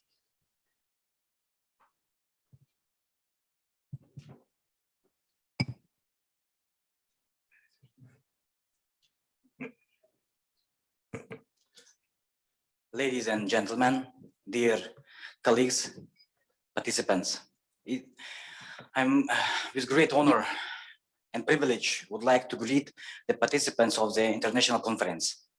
I also express my gratitude and appreciation to the organizers of today's event. Institute for Foreign Affairs and Trade, Center of Analytics of International Relations, for warm welcoming, and I want to wish us all productive work. I'm sure that the results of today's conference will make a significant contribution to the development of the Turkic Council. The creation of high-level organization and a new format as the Turkic Council became possible after long and purposeful work carried out by the heads of state. The agreement on establishment of the Turkic Council, signed by heads of Turkic-speaking states, is based on the historically established ties, the common language, history, culture, traditions of our people, the desire to further deepen all-around cooperation. Establishment of representation office of Turkic Council in Hungary was the result of strategic decision and political will of the heads of state of Turkic Council for the further development of stronger cooperation between the Turkic-speaking countries and other European countries. Hungary's decision to enter the organization in observer status in 2018 showed that Hungary wishes to revive its historical, cultural, and brotherhood ties with the Turkic-speaking states. Kyrgyzstan perceives the active participation of Hungary in activities of the Turkic Council, as well as activities of the representation office of Turkic Council in Hungary, as an invaluable contribution to the prospects of strengthening the brotherhood and partnership within the Turkic Council. The most serious external challenges for the Turkic Council member states remains the Afghan factor, which has such possible scenarios and even more significant escalation of military political situation in Afghanistan, including the territories bordering on the Republic of Central Asian region and the increase of terrorist threats. This situation in Afghanistan makes it necessary to combine collective efforts of the Turkic Council to ensure global and regional security. In this condition, all our states need to intensify joint actions within the framework of existing regional integration structures to prevent and counter threat and security challenges coming from Afghanistan. Another concern is unavoidable impact of COVID-19 pandemic on the health systems and national economies. Back in the early 2020s, it was difficult to imagine that society would need a world quarantine.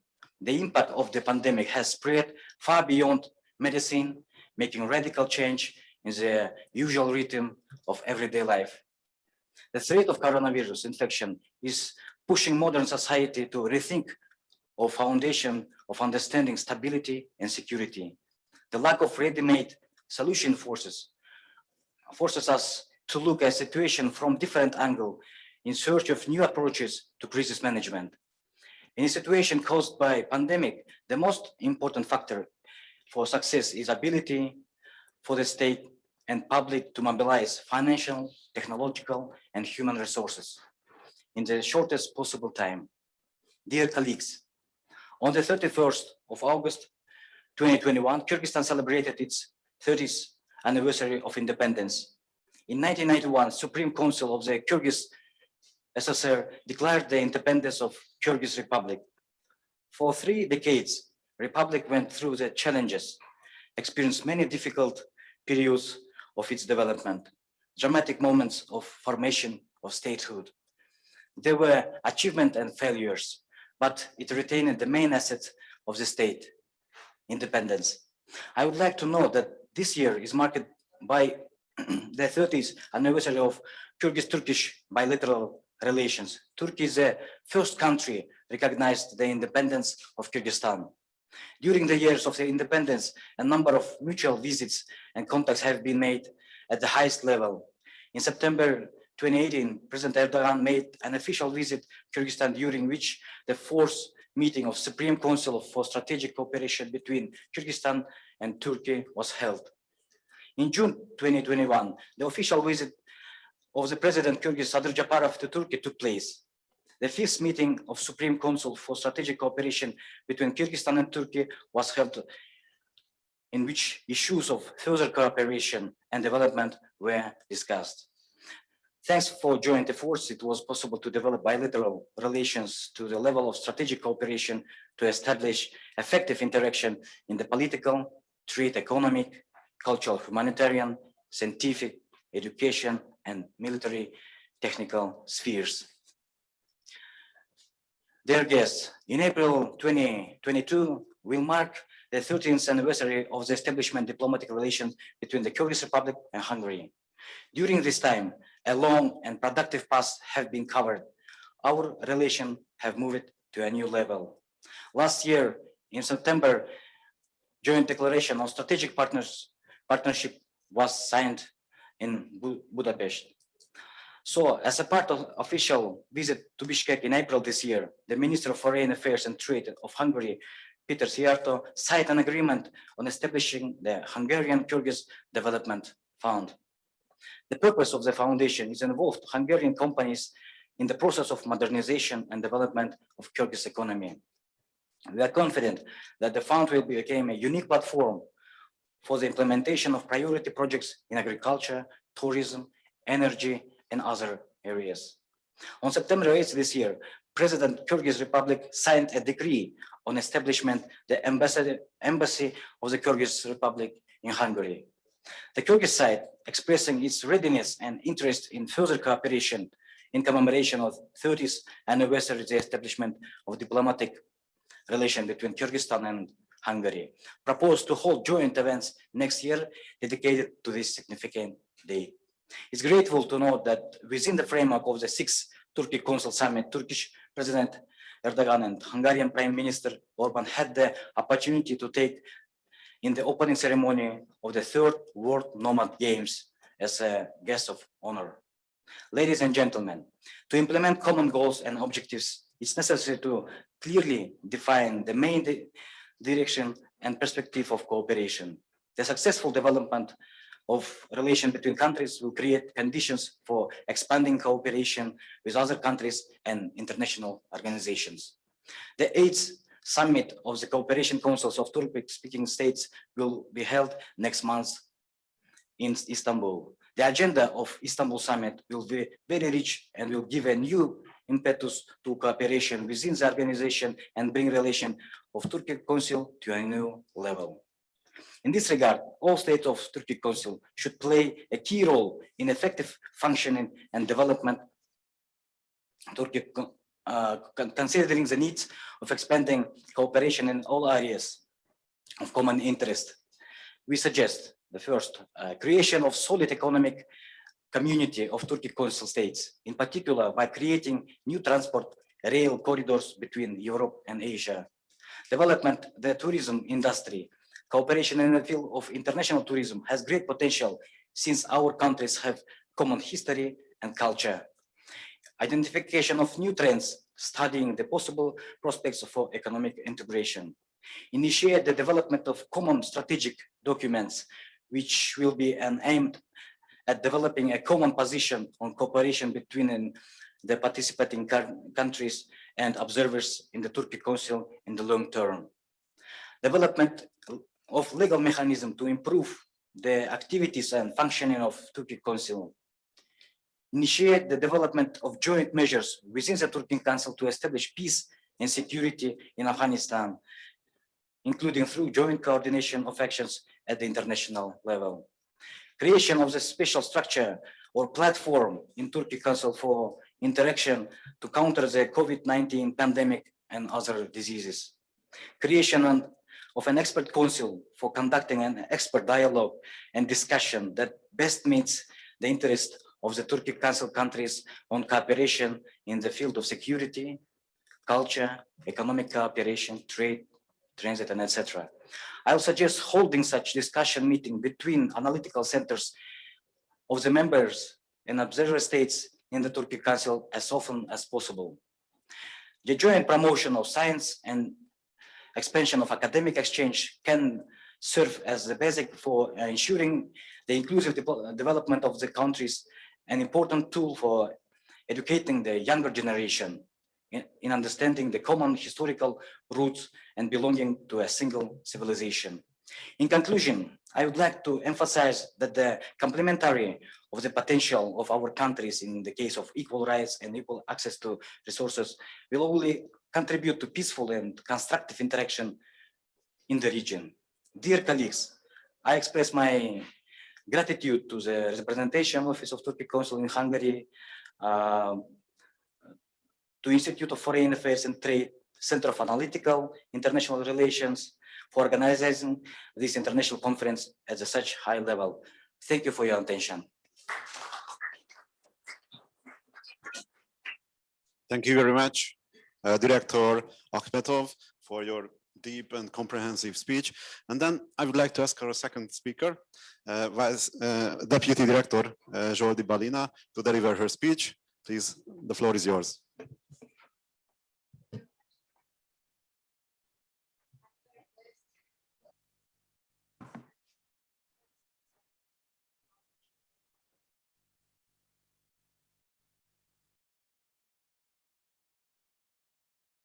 to organize all this conference, especially Turkic Council in Budapest and Institute for Foreign Affairs and Trade. And it's really an honor to me to be speaker of the high-level conference. Due to time limits, I just briefly consider some development trends of development in Kazakhstan, and maybe more details I consider prospects for development interaction between Turkic states and Kazakhstan. Nowadays, systematic and timely reforms of Kazakhstan for 30 years of independence have ensured the country's successful integration into the world. And nowadays, economic reforms in Kazakhstan have 3 stages, especially between 91 2000. After that, we have some big reforms in economic development between 2010. And after that, we have due to nowadays, we have third stage in our economic development. And nowadays in Central Asia region, we have some investment, some capabilities. And the main driver of positive economic dynamics in Kazakhstan was the oil industries. And between 2024, gross direct investment in our country doubled. And in general, we have export exceed 60%. And one of the main achievements of the first stage of economic reform was in our country creation of national fund. And it's like a measure for reducing some maybe external economic some issues. And nowadays, Kazakhstan was the first CIS country to receive an investment country rating from 3 leading international rating agencies. And the growth of Kazakhstan economy was also facilitated by good conjuncture of prices, the main groups of Kazakhstan's exports, oil, gas, and minerals. Nowadays, over the 3 decades, size of direct investment attract Kazakhstan annual growth and increased by the 13 times, and by the end of 2020 exceed about $17 billion. And nowadays we develop our economic reforms, especially by diversification of our industries. And nowadays Kazakhstan GDP exceed about $180 billion, and it's increased 16 times more than from independence. And also nowadays we have big some development in political sphere, especially over the 2 years. And I would like to consider more details the 5th stage of our political development, especially from the stage of a new president of our country, Kassym-Jomart Tokayev. And nowadays we implement 3 packages of political reforms, especially in liberalization and democratization. And we created a National Council of Public Trust. It's created for establishing dialogue between public and state. Especially we have nowadays implement concept of hearing state, which developed between cooperation between public and also citizens. Nowadays we have some measures in political sphere, especially we reduced registration barrier for political parties. We have nowadays quota for women and young people in parliament, especially 30% of quota for parliament, and especially election in political parties. Also this year we had some great experience in election rural akims. It's like a head of local government. And I think it's good experience for us to develop local government authorities. And also nowadays we reduced the barrier for our parliament from 7 until 5 for all parliaments, for all political parties. And nowadays we try to develop some political reforms. I think it's a range of political reforms over the last 3 years. And now I would like to consider in more details cooperation between Turkic countries and Kazakhstan. Especially, I would like to dwell two directions for our cooperation between Turkic States and Kazakhstan. The first way, I think it's active interaction between civil institutions, especially NGOs and especially Turkic Council countries. And I would like to maybe like an example to consider, for example, work of Garchikov Fund in Russia Federation. And I think it's a good example for us how to cooperate the other countries, because nowadays it's like a hub for many number of countries to cooperate in NGOs, especially Garchikov Fund nowadays have some platform, especially Caspian, Balkan, maybe Caucasus and Central Asia School. And I think it's maybe we use like this format for our further cooperation between Turkic state countries and Kazakhstan.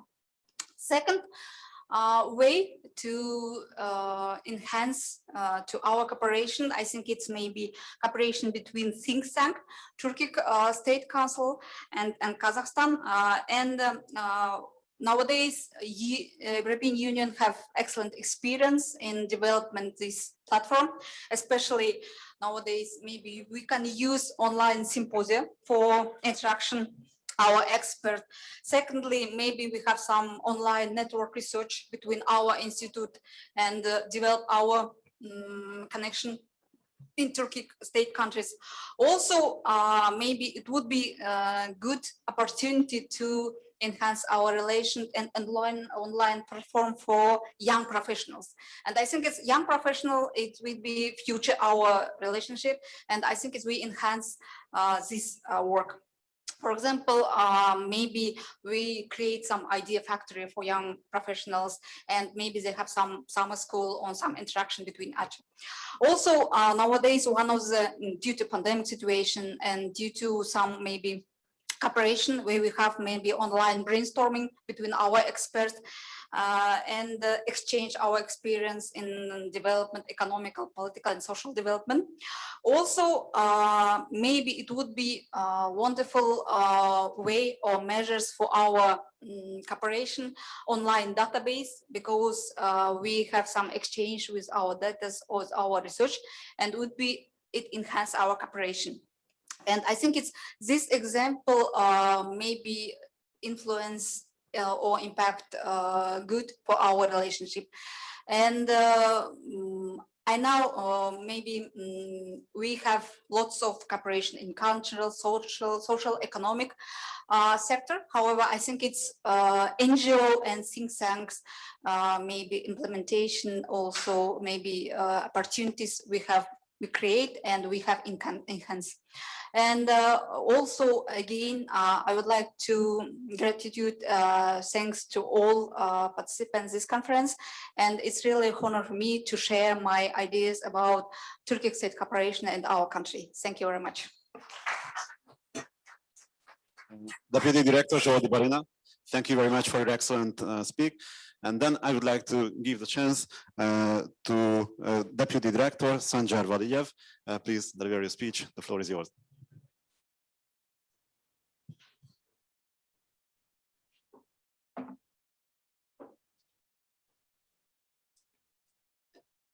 Thank you, Mr. Moderator, Your Excellency, ladies and gentlemen. First of all, let me express my sincere gratitude to the organizers of this conference for the invitation and opportunity to share my vision of Uzbekistan's achievements from over the past 30 years in independence and prospects of cooperation between the Turkic states. Just last month, we celebrated this momentous date in our history. I would also like to congratulate my colleagues from Azerbaijan, Kazakhstan, and Kyrgyzstan on the celebration of their respective countries' 30th anniversary of independence. In 1 week, Uzbekistan will conduct its most important political event, our presidential election.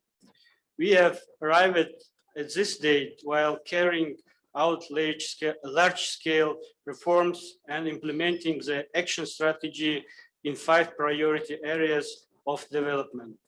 From 2017 to 2021, Uzbekistan has created a new political and economic environment.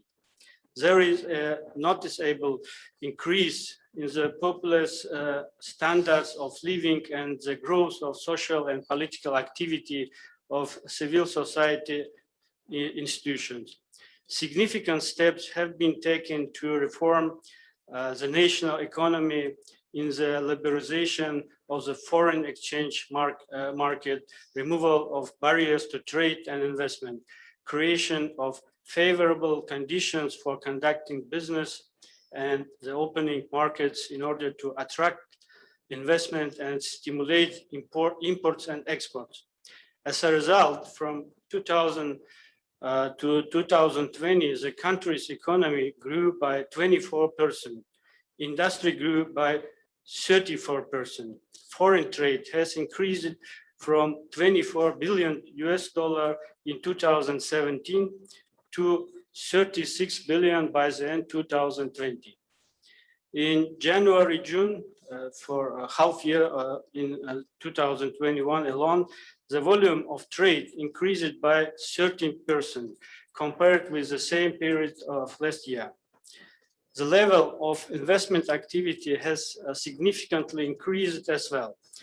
The total volume of investments in the short period of time increased by 200%, and foreign investments increased by almost 300%. Thus, Uzbekistan is increasingly turning into an export-oriented country with a high level of processing. Dear colleagues, economic reforms are impossible without the modernization of political and institutional systems. Over the years, bold steps have been taken to ensure the transparency of governmental bodies and thus their accountability to the populace. The country's progressive development is based on a plurality of opinions and dialogue amongst its people. The current election campaign session illustrates the radical change of Uzbekistan political system. It is currently in full swing throughout the country and taking place in a new political atmosphere. All processes are conducted openly, transparently, and in accordance with the updated national electoral legislation. The activity of the populist parties, non-governmental organizations, and the media has increased exponentially. The restoration of trust and communication between society and the state is an important result of the Uzbekistan's political reform. Uzbekistan has made improvements in the realm of observing human rights. Specifically, the country has taken decisive measures to eradicate forced and child labor. We adopted the national strategy on human rights and created the public chamber. For this first time in its history, Uzbekistan became a member of the UN Human Rights Council. In a short period of time, Uzbekistan has created a completely new political, legal, socio-economic, scientific, educational, and spiritual environment. It is quite obvious for us that this transformation is irreversible, and after the election will continue at the same dynamic pace.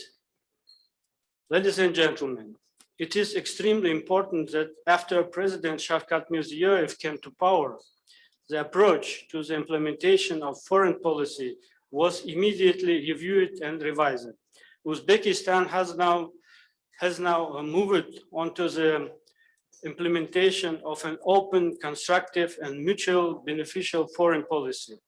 The most important priority in this process is rapprochement with neighboring countries and strategic partners. As such, recently, relations between the states of Central Asia have reached a new level, and the cooperation grows. Important joint decisions are made on regional and international issues of mutual interest, specifically in the fields of security, economy, investment, tourism, culture, health, and etc. Today, a shared awareness of national interest strengthens the perception of the region as an integral and consolidated player. Uzbekistan has also intensified its activity within the framework of international organization, striving on a multilateral basis to solve common problems concerning not only political and economic aspects, but also issues of a humanitarian nature, ecology, and sustainable development in general. Undoubtedly, one of the important events in developing relations with the partners in a multilateral format was the entry of Uzbekistan into the Cooperation Council of Turkic-speaking states. Having become a full member of the Turkic Council, Tashkent once more stressed its commitment to the course of further strengthening solidarity in the Turkic world. The participation of Uzbekistan in the activities of the Council is primarily focused on the creation of a favorable environment for strengthening interaction with other member states in relevant areas, in particular trade, investments, as well as financial, banking, and transport leads, which includes simplifying customs and transit processes. Such proactive measures will allow in the near future the free movement of goods, capital, services, and technologies. In this regard, having joined the work of the Turkic Council, our country developed a number of initiatives to increase member states' cooperation. During an extraordinary meeting of the Council of States held in April 2020, President Shavkat Mirziyoyev put forward several specific proposals to combat the COVID-19 pandemic and its socio-economic consequences, as well as to simplify procedures in the field of international transport.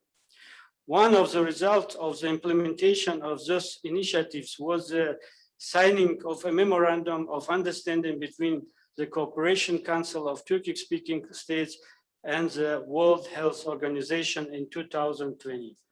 In June this year, the city of Kokand hosted the 6th meeting of the Turkic Council Tourism Ministers.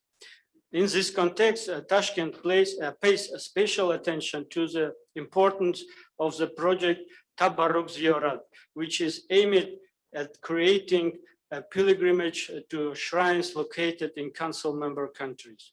In our opinion, the Cooperation Council of Turkic-speaking states platform also serves to expand bilateral ties between the member countries, an example of which was the signing of a comprehensive package of agreements following the visit of Hungarian Prime Minister Viktor Orban to Uzbekistan.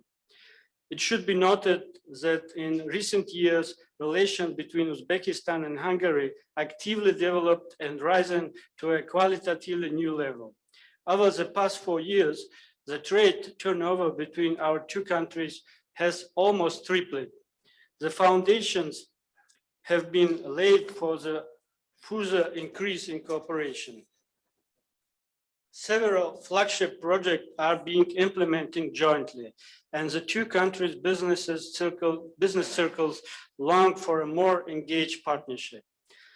Simultaneously, Uzbek-Turkish strategic partnership relations are strengthening. Contacts at the highest level between parliaments, ministers and departments, business and scientific academic circles, as well as interregional ties have noticeably revived and are being conducted on a regular basis. The establishment of the Council for Strategic Cooperation is a product of an effort to increase cooperation on the highest level of government. Bilateral relations between Uzbekistan and Azerbaijan also demonstrate dynamic development in every direction, with trade turnover, despite the quarantine restriction, increasing. In 2020, the volume of bilateral trade grew by 12%. The trend continues this year, and in the first 5 months of 2021, bilateral turnover grew by 30% compared to the same period of last year. Naturally, our relation with neighboring fraternal Kazakhstan and Kyrgyzstan continue to develop along an ascending trajectory. In general, the current level of interaction within the organization demonstrates that the states of Turkic Council are able to build mutually beneficial economic cooperation on the basis of kindship and ethic ties. Today, the Council acts as one of actively developing interregional organization capable of effectively reaching consensus and solving practical problems. As a result, the importance of the organization in international relations, politics, and economic is increasing. Such achievements deservedly put on the agenda the transition to a new stage of development, which will be launched at the upcoming Istanbul summit in November.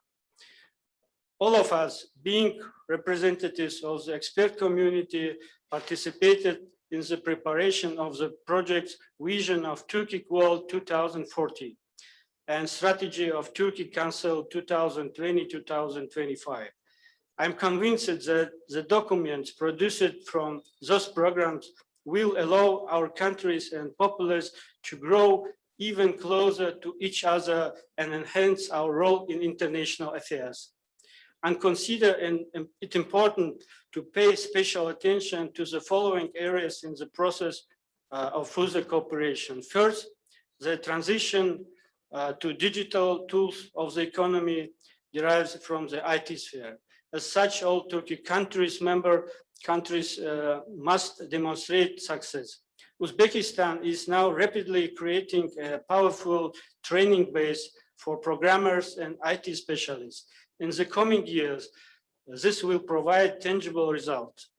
The next area of special attention is tourism, which enables members to solve an entire set of strategic tasks.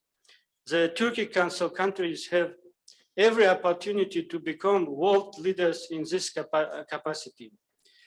The development of transport corridor is a special priority for cooperation. We will have a separate session in this area. I do to note that the China, Kyrgyzstan, Uzbekistan, and Termez-Kabul-Peshawar rail projects currently in discussion will open direct access for the Turkic Council countries to the largest consumer markets in the world.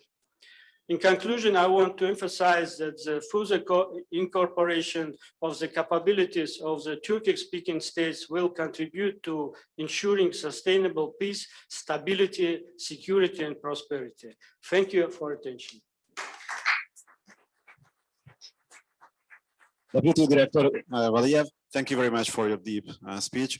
And last but not least, I would like to ask our last speaker, Director János Hóváry, to deliver his speech. Honorable, our host, Dr. Ugrósdy, that's the Director General of IFAT.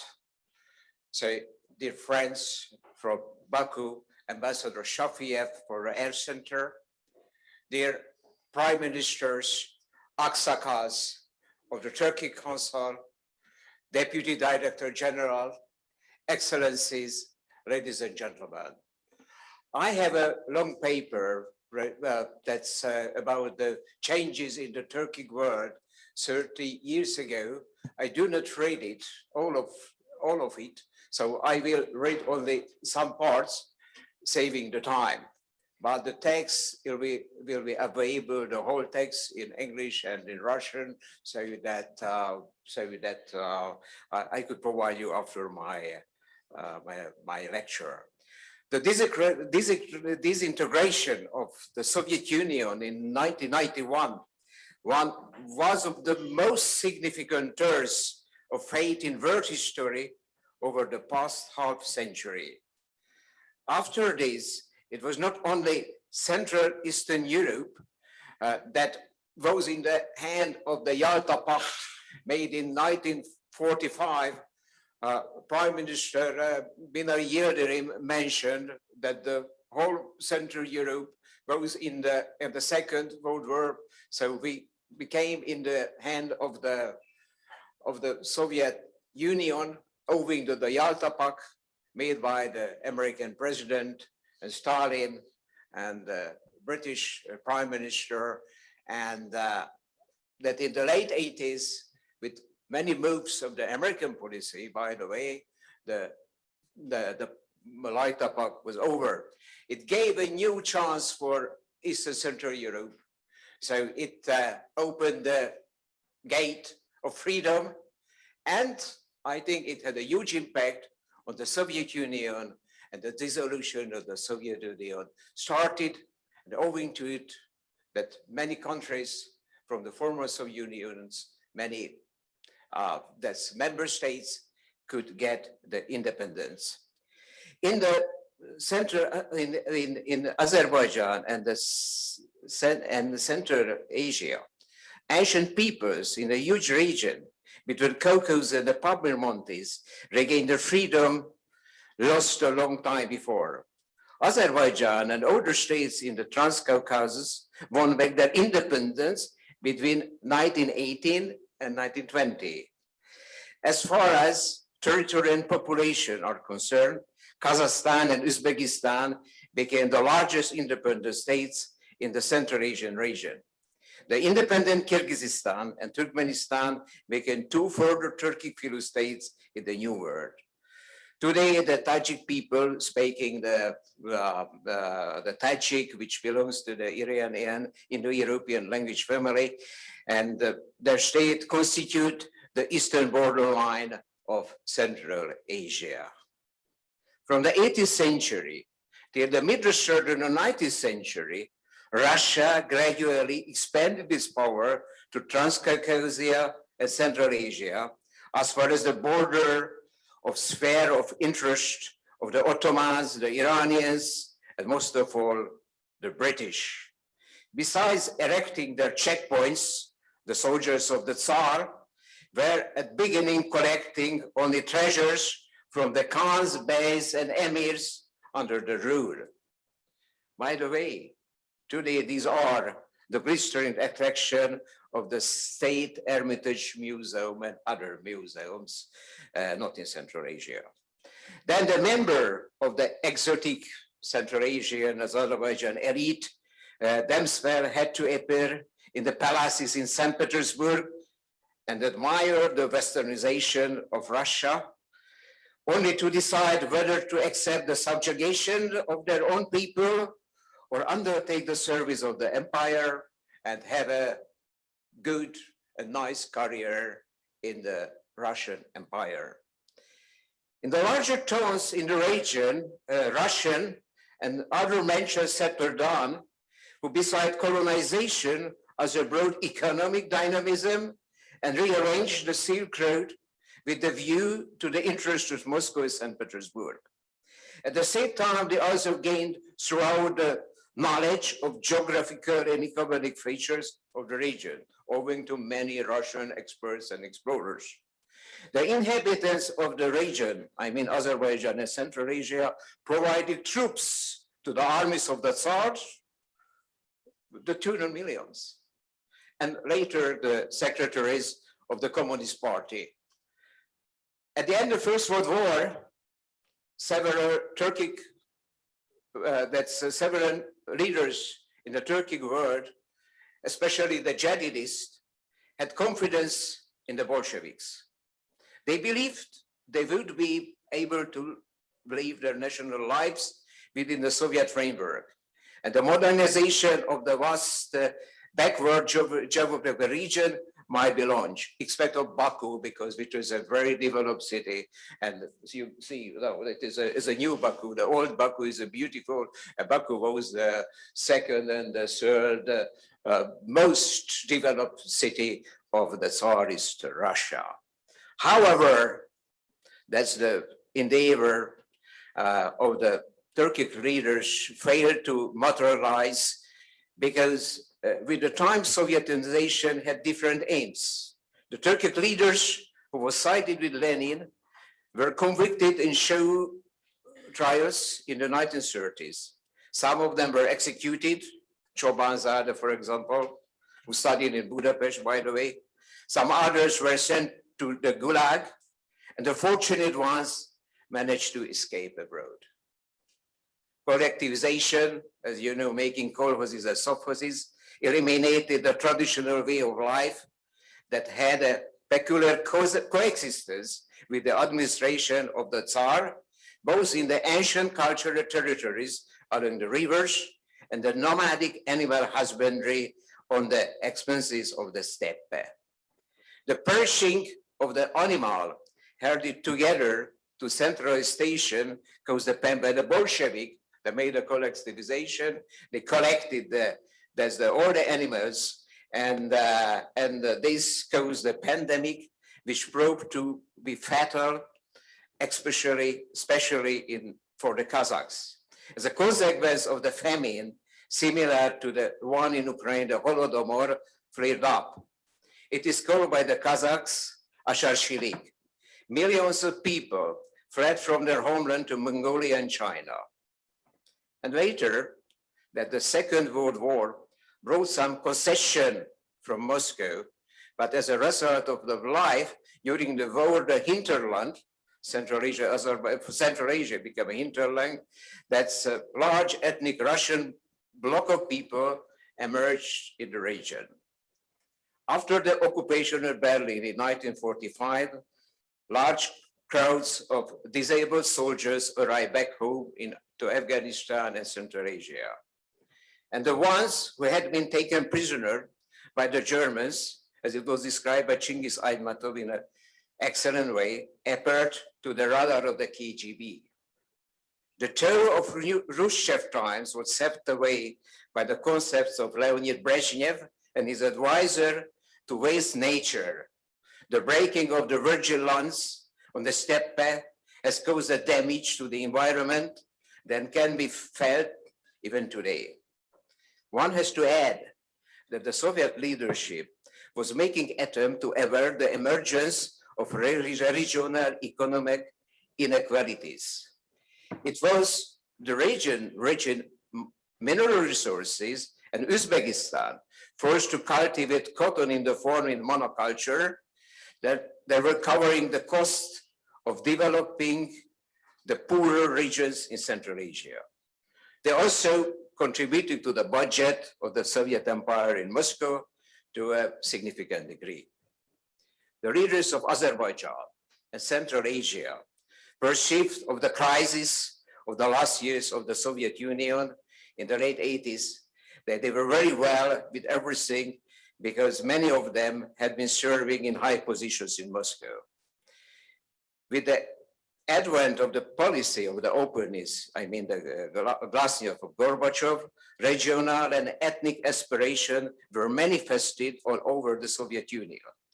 In Central Asia, these were by far not as forceful as ones in the Baltic region or even in the Transcaucasia. However, for those who were familiar with the region, among them, there were many Turkologists who traveled there, and so that they have a personal connection, leaders and ordinary people and professors, that they could see the new national groups of intellectuals had been born that rely on the local linguistic and folklore traditions and who would sooner or later become vocal. Ancient traditions even if a little shabby, started melting the cracked Soviet shield of ice and behind the serious demographic facts with a new force. The coup attempt committed by Gennady Yanayev on August 19 and 22 in 1991, in order to contain the processes of change in the Soviet Union, that to bring the retrograde forces back to power, put the whole of region almost in an emergency. The leadership of the member republics executed this thing national about faces and declared their seceding from the Soviet Union one by one, as it had by Boris Yeltsin in the case of Russia. From among the Turkic peoples, it was Azerbaijan that seceded from the Soviet Union on August 30, 1991. Azerbaijan was the first. And later, Azerbaijan declared the sovereignty of the country. It was on 18 October 1991. We were remembering this, act of the Azerbaijani parliament. Kyrgyzstan declared its independence 31st of August, and they were followed by Uzbekistan on September 1st, as was mentioned, and Turkmenistan later, and Kazakhstan on the 16th of December 1991. The past 30 years have brought great changes in the history of Azerbaijan and Central Asia. Strong nation states have emerged despite the fact that in many places several conditions were missing due to distortion and the belatedness in Soviet times. The territorial unity of Azerbaijan was restored only in 2020, as was mentioned many times today, and the moment of rebuilding of Karabakh is going on with international efforts. Saying something on the actual issues, because of the traditions and the obvious facts of geography, Russia is a special partner for Azerbaijan and Central Asia. However, due to common linguistic and cultural roots, Turkey falls into the same category. Peculiar Turkic geocultural forces are at work in the region. Ankara was the first, as it mentioned today, previously, that Ankara was the first to recognize the independence of these new states, and during their transitional phases, it offered assistance where it could. In such a way, in the past decade, special cooperation has been established from Istanbul to Bishkek. An extremely important mechanism is the intergovernmental form of cooperation established in 2009. It was mentioned also, the Cooperation Council of Turkic-speaking states was established by Azerbaijan, Kazakhstan, Kyrgyzstan, and Turkey. Uzbekistan joined the organization in 2019. Hungary has been an observer in this international cooperation since 2018. The proposal to invite Hungary was made by the member state, some member states, due to our historical and economic and cultural ties. Finally, I would like to summarize my points. In the past, saying something about the Hungarians. In the past, the name of Hungary had a pleasant ring to it in Azerbaijan and Central Asia, and still has the same. However, diplomacy is not only about the image of a country, rather about content. In the 21st century, these include the expansion of economic ties, the connecting of innovation capabilities, joint university education programs, and cooperation in security policy. These are what the relations of Hungary with the Turkic Council have covered since 2018. Building the future in the region, which is to be discovered in many ways. In other words, to be a poet, it means planting trees, planting pomegranate trees, but the planting the trees of the future by knowing that the branches will bear fruits only after several years. But our friends in the Turkic world are doing the same. They are converting the knowledge about Hungary from a fairy world of legends to the practical life of today and tomorrow, as well as planning sectors of developing the future. In this friendship, personal sympathy and the mutual interest constitute a unique mixture within the almost pressing system of global challenges of modernization. It's paving the way of a new kind of relations between Hungary and the Turkic world.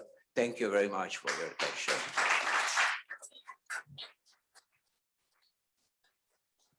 Director Honorary, thank you very much for valuable thoughts and this deep historic overview of our today's topic. As a moderator, I'm in a very terrible situation because yesterday I prepared with 8 questions, but don't worry, I'm not going to ask these 8 questions. But it was in my mind yesterday that probably the most naive and the easiest question would be to think about the future of the Turkic States and the Turkic Council. So I will only raise one question, I promise to you, but I cannot leave this behind. Not just the Turkic States went through a deep and structural changes in the last 3 decades, but also the world. So this world is completely different as it used to be. And my question would like to raise this issue that how do you see the role of Turkic States and the Turkic Council? And one of the what also proves that this world is different, that Hungary's participation in the Turkic Council, and that's an observer. So in my question, I would like to ask a very short answer for our great speakers, that how do you see, what could be the future of the Turkic States? What could be the possible future role of the Turkic Council in a more multipolar world as we have to face it? Okay, first, I would like. Thank you very much. Somehow we can understand this question. It's very simple, yeah, but somehow it's very difficult. So because we out of our time, I think we have to talk not from the point of view, some kind of analytics, some point of view, some research data. We just have to say regarding what we have our sense.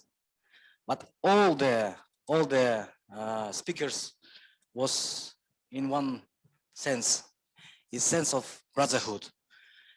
In this issue, I think our kind of unite our countries expecting only the bright future in all spheres, and we see this now dynamics what we have in these years. It's really intensifying. So this is my kind of short answer. It's a sense of brotherhood. Thank you very much. Okay, Pastor. Yes. Thank you very much for your question.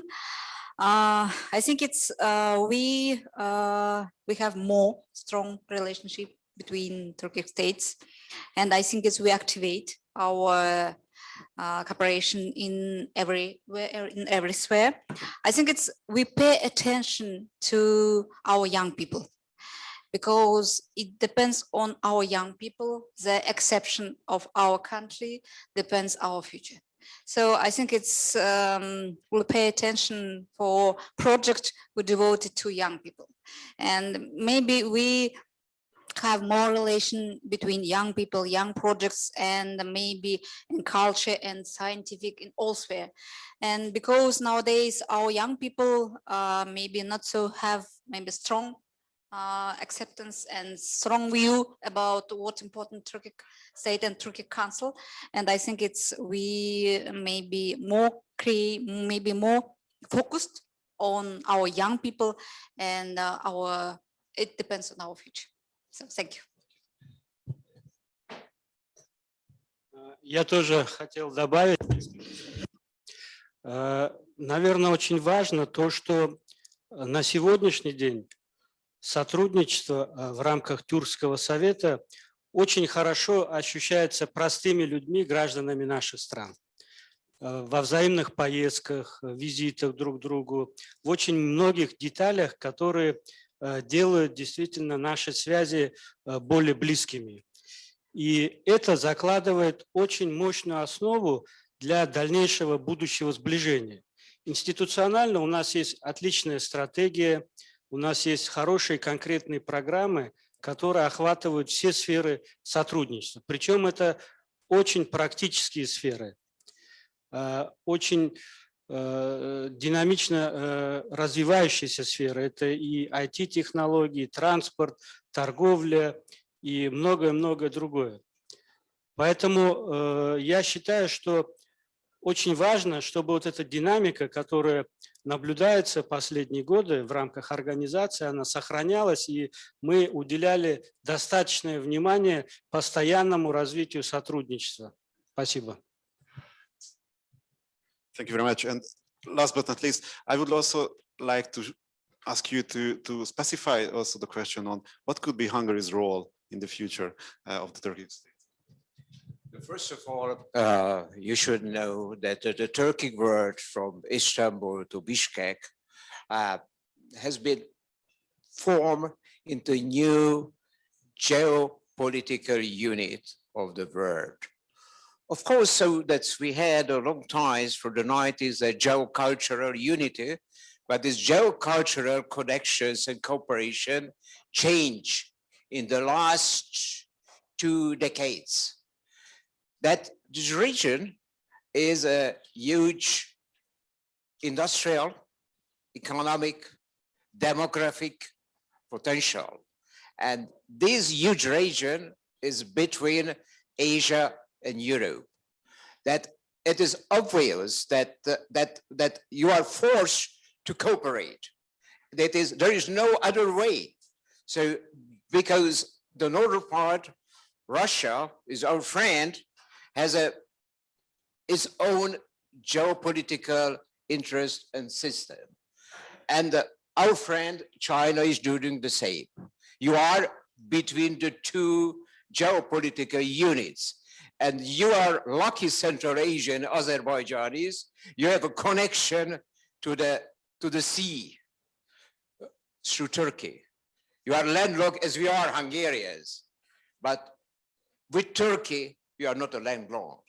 That's the huge ports, and that's our meeting yesterday.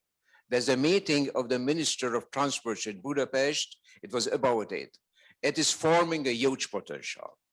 From Central European Hungarian point of view, we are the first, I think we are among the first who discovered this change in the Euro-Asian politics.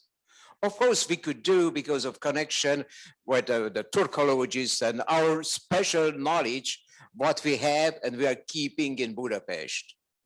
But the others, the Central Europeans, the Visegrad countries, doing the same.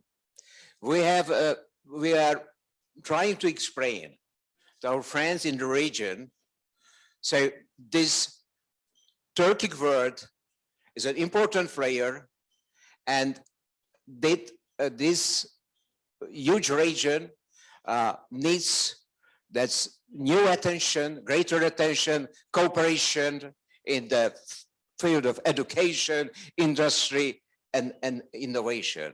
Hungary knocked at the door first. Others will come. And our talks in the Central Europe to explain it, that the Poles, the Central Europeans who are near to this region, we should have a new kind of thinking with the Turkic world and explain it sooner or later in Brussels.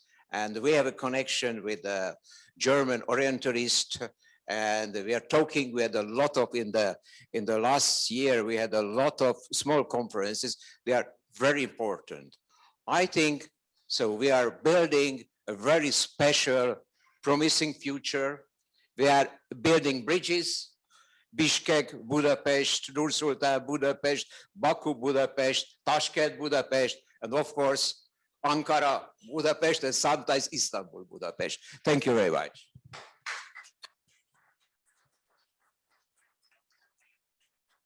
Thank you very much for all these answers. Excellencies, ladies and gentlemen, we come to the end of this panel. So nothing remains then just to thank very much for the great contribution of our speakers. So please applause them. Thank you very much.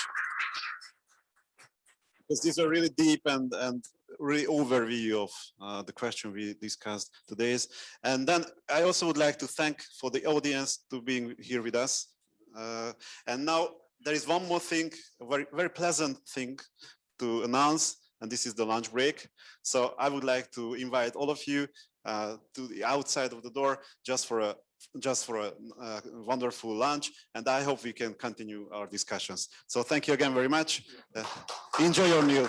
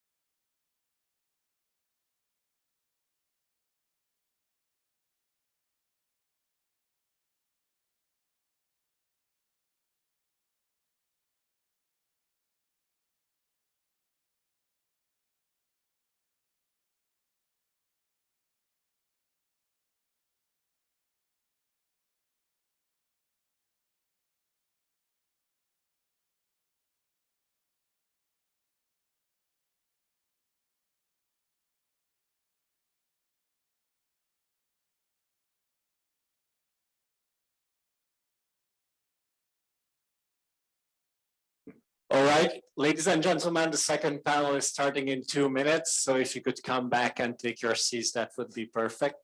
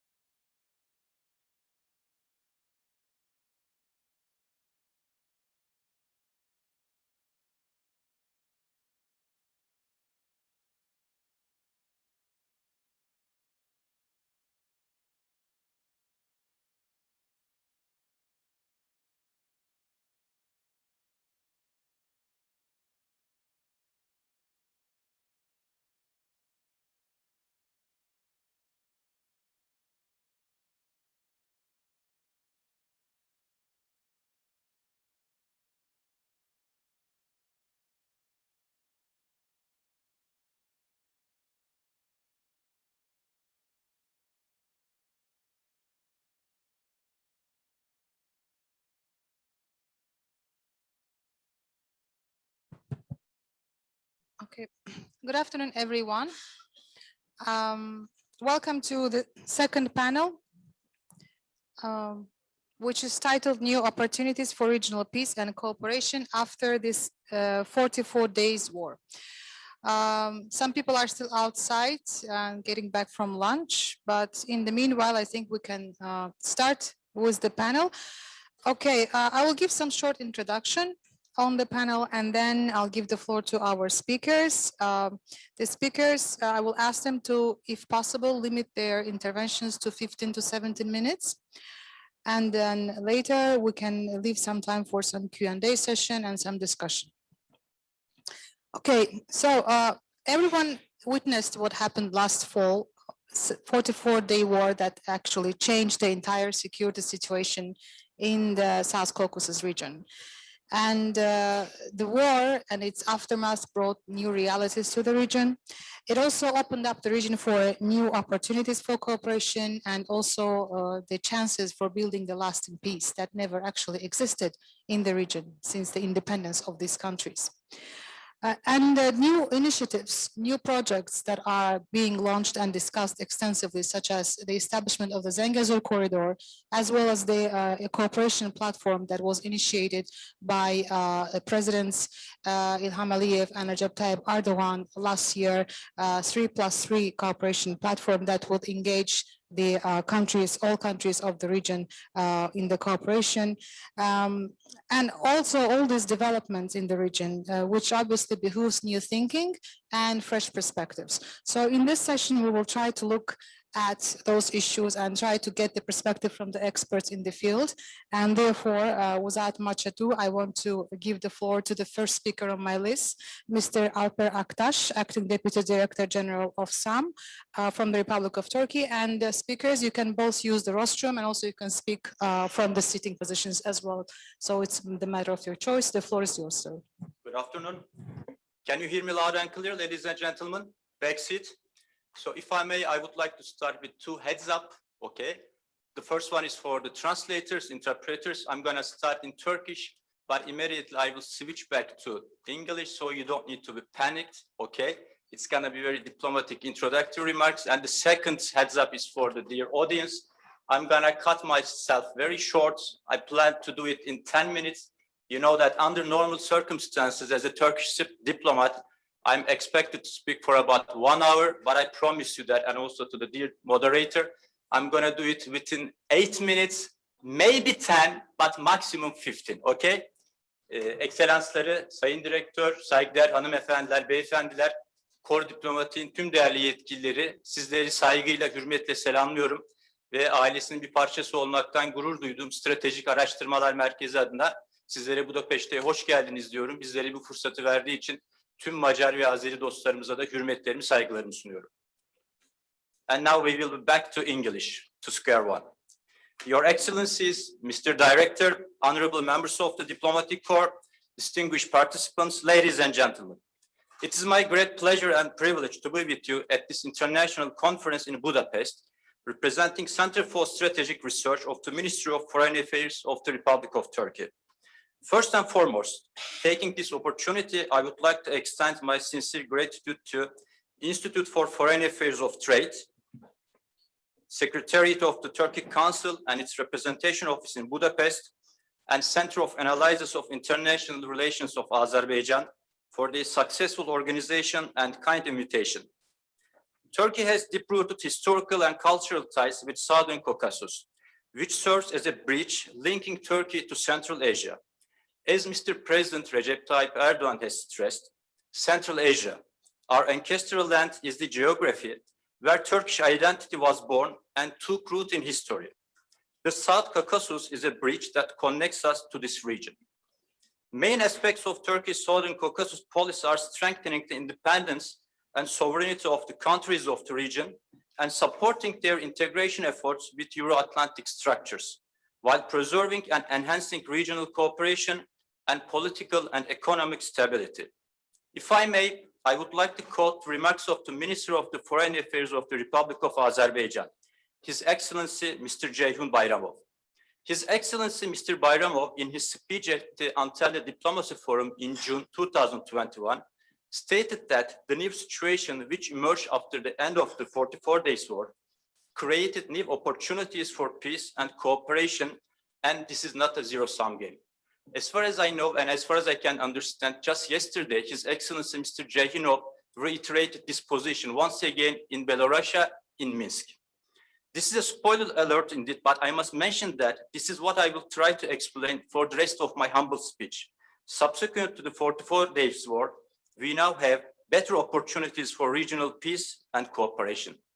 It's in the interest of all related parties to seize this window of opportunity. The relevant parties can change the current situation to a win-win situation. This region has a tremendous potential.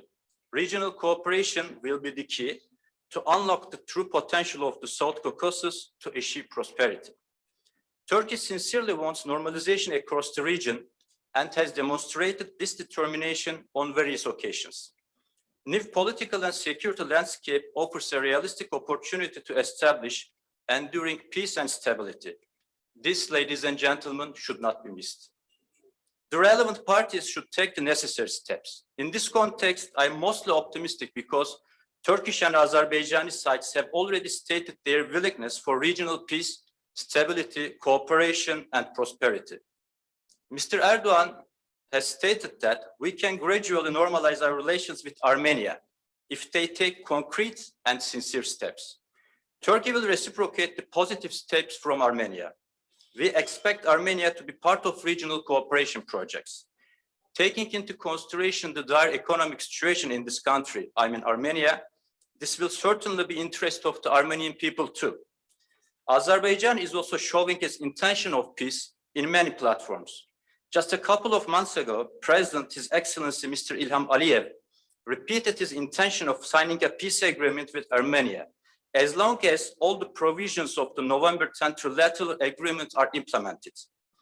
I am sincerely of the opinion that the Azerbaijan's proposal of negotiating a peace settlement, peace agreement with Armenia will contribute to a lasting peace across the region. It goes without further saying that regional and international players also need to take action in this regard. They must win back the trust of Baku, which they lost over the years. They can also help to rebuild confidence between the parties. Distinguished guests, ladies and gentlemen, another important point that I would like to touch upon is the transportation corridors.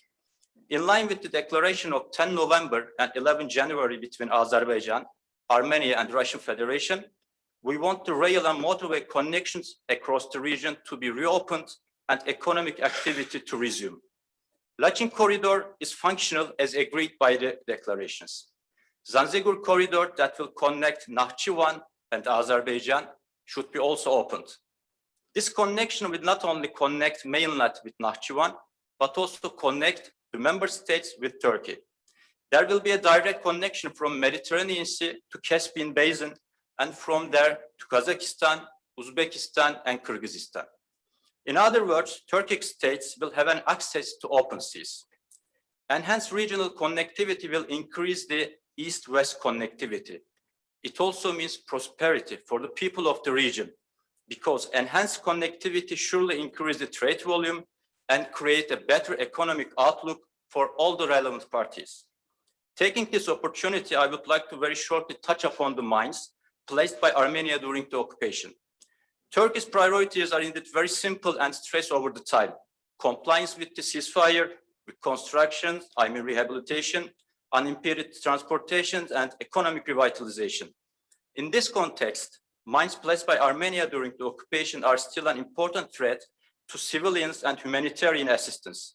Armenia should immediately hand over all the accurate maps of the mine territories. Ladies and gentlemen, following the dissolution of the Soviet Union, Turkey was among the first countries to recognize the independence of Azerbaijan, Armenia, and Georgia.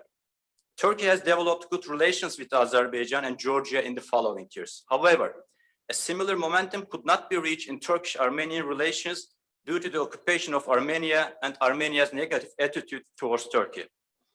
Turkey's relations with Azerbaijan and Georgia have enhanced rapidly and reached its current high level. High-level strategic cooperation council mechanisms were established and mutual high-level visits take place regularly. Furthermore, together with Azerbaijan, with the participation of other countries in the region, trilateral and quadrilateral cooperation mechanisms were also established. In line with Turkey's aim of establishing a common area of prosperity in the South Caucasus region, Turkey attaches most importance to regional cooperation and development projects as well. For this purpose, the Baku-Tbilisi-Ceyhan crude oil pipeline and Baku-Tbilisi-Erzurum natural gas pipeline, Baku-Tbilisi-Kars railway and Trans-Anatolian natural gas pipeline became operational. With the aim of establishing peace and stability in Southern Caucasus, Turkey supports the resolution of the conflicts in the region through peaceful means within the territorial integrity and sovereignty of Azerbaijan and Georgia. I sincerely believe peace atmosphere in South Caucasus can affect the prosperity and stability of the countries in Central Asia. Peace in South Caucasus can also lead to a better connectivity between the members of the Turkic Council. Peaceful resolution of this conflict may set an example to conflicts in other parts of the world. For this reason, we encourage every effort that serves to this end. Once again, I would like to thank you for the organization of this outstanding event, conference, and for your kind invitation. Before I conclude my speech, I also want to make a very short, very quick announcement. As Center for Strategic Research of the Ministry of Foreign Affairs of the Republic of Turkey, we will be hosting the next regular meeting between the official foreign policy research centers of the member states, which will take place in early December in Istanbul. And to be more precise, the meeting is going to take on the 8th of December. Okay, we will be waiting you. Thank you very much for this occasion. Thank you very much for this opportunity. Thank you. Thank you very much, Mr. Aktaş, for your very broad, but at the same time, very concise presentation. If I may just highlight the main messages from your presentation. First of all, South Caucasus is a bridge that unites Turkic world countries, which is important, obviously, to state. And there are better opportunities for peace and regional cooperation. And therefore, the relevant parties should take the necessary step, and Turkey and Azerbaijan are ready to do so. And Turkey, therefore, expects Armenia to be part of the regional cooperation initiatives. And beyond, our President Ilham Aliyev also reiterated, therefore, the readiness to sign a peace treaty with Armenia. And building confidence among the parties is very, very important. And in this respect, the importance of transport and connectivity project, including Zengezur corridor, as well as Baku-Tbilisi-Kars railroad, is very, very important. You also touched upon the issue of landmines, which is a very important security issue in the region. Thank you very much. I want to pass the floor to the second speaker on my list, which is Mr. Javed Valiyev. He is the head of department in the Air Center. The floor is yours.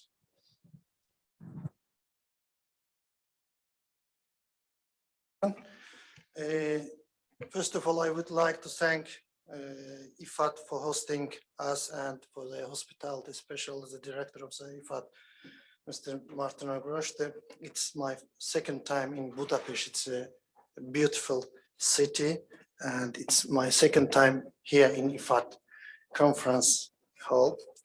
I will also shortly try to explain the cooperation and communication situation, or what's going on after the 44 days war in the South Caucasus, because it is closely related to Turkic Council, because the member of the Turkic Council, Azerbaijan, liberated its territory from the occupation, and we felt the strongly political support from the Turkic Council during the 44 days war. And also Azerbaijan is a leader from demographic, from economic and military point of view, leader of the South Caucasus. And after the 44 days, I think the liberation of the territories of Azerbaijan will contribute to Azerbaijan economically, politically, as well as the Turkic Council. And also Azerbaijan liberated his territories with the support of Turkey, as a result of political support of Turkey. And it's a dual support of Turkic Council situation, or Turkic Council future perspective in the region.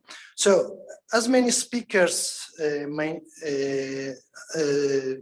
told before me, there's a new geopolitical reality in our region after the 44 days. And we are, what the cooperation and the meaning of cooperation and transportation, we can summarize 4 subtitles. First of all, the regional platform that was initiated after the 44 days by Azerbaijan and Turkey. Second one, the regional transportation corridors. Third one is a normalization of relations, delimitation and demarcation of borders, and final peace agreement between Azerbaijan and Armenia. And fourth one is normalization of Turkish-Armenian relations. So the regional platforms, just after the 44 days war in Baku, Azerbaijan, and Turkic president offered new creation of new regional platforms with the including of all the regional countries. I mean, South Caucasus countries and surrounding countries, Armenia, Azerbaijan, Georgia, and Russia, Georgia, Russia, Turkey, Iran. But we have witnessed that some countries in our region have some reservation to this platform. For example, Georgia says that because of Russia, they don't want to be the part of this platform.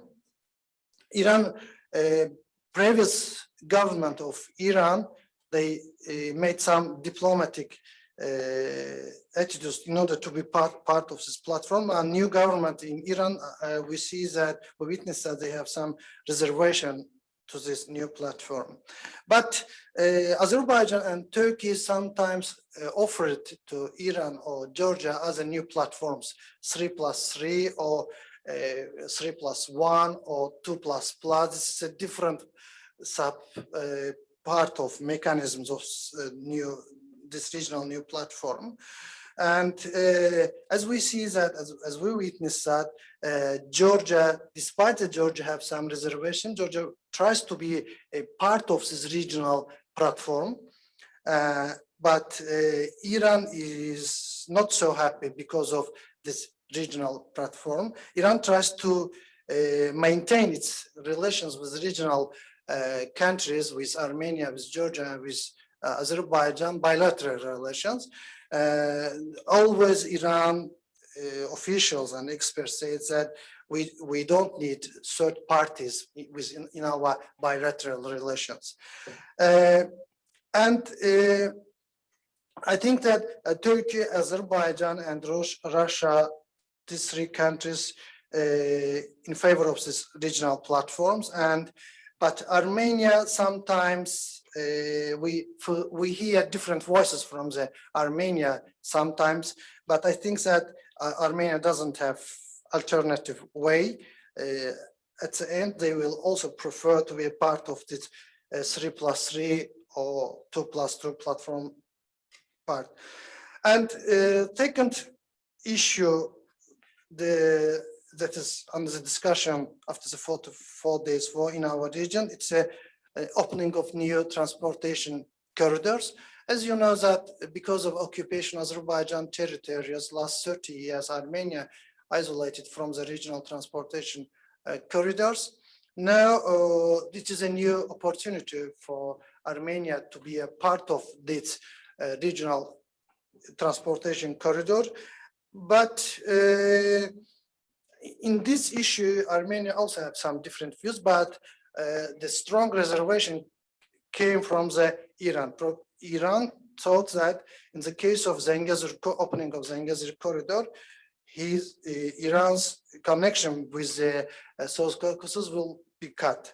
That's why sometimes Iran tries to raise the tension in the region, but Iran also has no other alternative because Azerbaijan, Turkey, and Russia, all three countries, supports this connection between Nakhchivan and Azerbaijan, Nakhchivan to Turkey, and also as Russia supports this connection, I think that Armenia also doesn't have another alternative.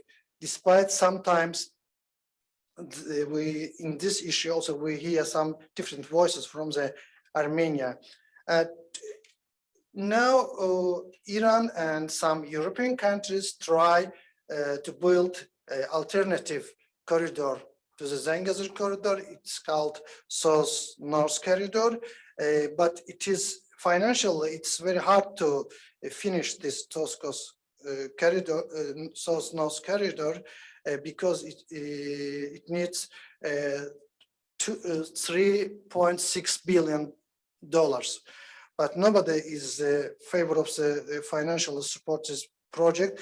Actually, European Union allocated $600 million, but it's a little part of this $2.6 billion. So I think that at the end of the process, we will witness that the Zengezur corridor successfully finished. today I read from the media that Armenian Prime Minister Nikol Pashinyan mentioned Armenia will allow Turkey and Azerbaijan to build this new corridor between Nakhchivan, Azerbaijan and Turkey. The most important normalization process, or the most important barrier of the normalization in the region, in the regional cooperation in the region, the Armenian, Azerbaijan, and Armenian Turkish relations. It has three subtitles. I mean, Azerbaijan, Armenian relations. First one is the normalization of the relation between societies, Armenia and Azerbaijan. Last 30 years, the Armenian politicians, experts supported radical thoughts, radical sense in Armenia against Turkey and Azerbaijan.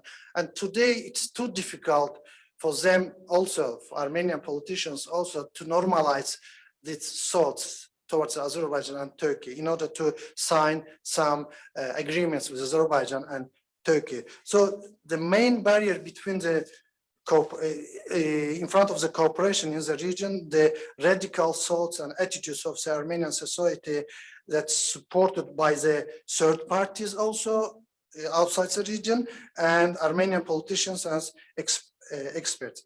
Second issue is the demarcation and delimitation of Azerbaijan-Armenian border. As Armenia occupied Azerbaijan territories and kept under occupation last 30 years, we couldn't demarcate or delimitate our borders with Armenia. Now we are discussing with Armenia in this process, and we're trying to create a mechanism, trilateral mechanism in order to finish this process. Unfortunately, some revanchist groups or radical groups also use this process against Azerbaijan, against regional cooperation. And one of the main issues or barriers of the in front of the cooperation in the region, the Turkish-Armenian relation, normalization of relation between Turkey and Armenia. Actually, the good messages, goodwill messages from both sides, from Armenia and Turkey. We hear a positive message after the 44 days between Turkey and Armenia, but I think there are some reservations still on the table. For example, Armenia, according to Armenian official documents, Armenia has territorial claim against Turkey, and Armenia still, some groups and politicians in Armenia still they have claimed, so-called genocide claim against Turkey, and territorial integrity. Armenia still refused to sign an agreement or protocol with Azerbaijan and Turkey to recognize the territorial integrity of both countries. And Zengezur corridor, also a problematic issue between Turkey and Armenia also. But in fact, all these problems, the main barriers of the normalization relations in the region or cooperation in the region, but I think the process of the normalization or cooperation, opening of corridors in the region in going right way. So all these issues, all these points have closely related to the Turkic Council position in the region. As I mentioned, both many platforms and opening of corridors, new project initiated by the Turkey and Azerbaijan, two members of the Turkic Council. And I think in the opening of borders, in the case of opening of new railways or highways project in the region, it will open new opportunities for Turkic Council in the region, not only in the South Caucasus, in whole Eurasian region. And finally, I think that in the next summit that will be hosted in Turkey in November, the Turkic Council should adopt some points regarding the regional cooperation in the declaration, summit declaration. For example, they would adopt the support to the Zengezur corridor, or they may support the regional cooperation platform that is under the discussion in our region, and they may declare their support of start of the Azerbaijan-Armenian peace agreement negotiation as soon as possible. So the decisions that's to be taken on this issue, that all this decision will give Turkic Council an initiative in the regional development. It can contribute to the normalization of relations in the region, and it can contribute to the formation of positive atmosphere in the region. That's all I want to remark. Thank you very much for hearing me. Thank you. Thank you very much, Javed Malim, for your intervention. And if I also may highlight some main points. You mentioned in your speech that liberation of Azerbaijani territories, Azerbaijan received political support from Turkish Council member states, of course, including first and foremost from Turkey, for which we are grateful, definitely. And also some mentioning of the regional platforms, especially 3+3 platform and new opportunities that it actually brings. And then new transportation corridors and the position of Armenia and Iran, which is an important issue in itself. And demarcation and delimitation of Armenia-Azerbaijani border, which is also an important issue that is currently standing on the agenda of the post-44-day war, as well as Turkey-Armenian normalization, which is a process also that goes in parallel to what is happening in the region.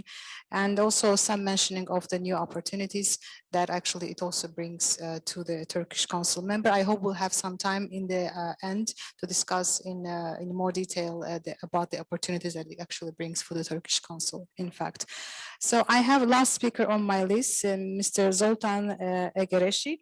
So the floor is yours, sirs.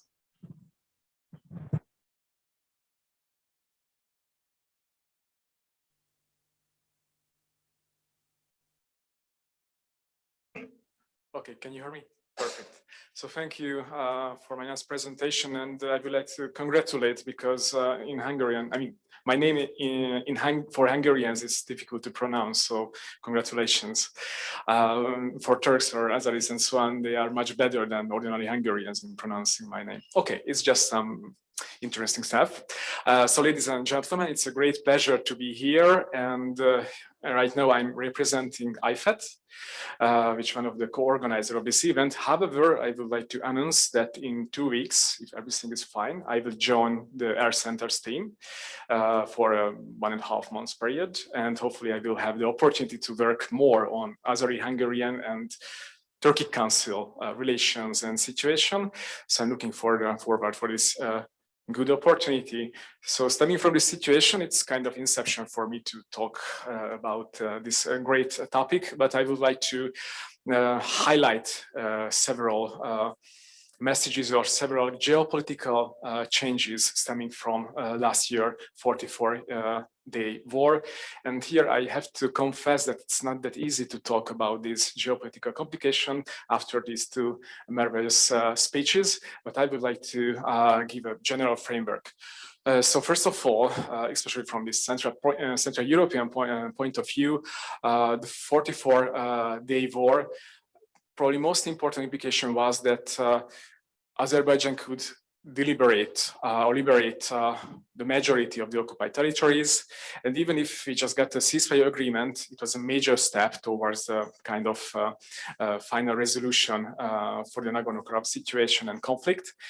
That paved the way, will pave the way towards a more stable region. The reconstruction started, which is also closely followed by European powers and the West, and probably in the upcoming years it will end. We could see that the renovation started in Shusha and other parts, even if the mine situation, as it was already mentioned, it's not the best in the uninhabited regions. But on the long run, Azerbaijan will be enough strong with the support of Turkey and other powers to settle the situation. On the other hand, the second really important implication for the conflict or for the war that Turkey is in.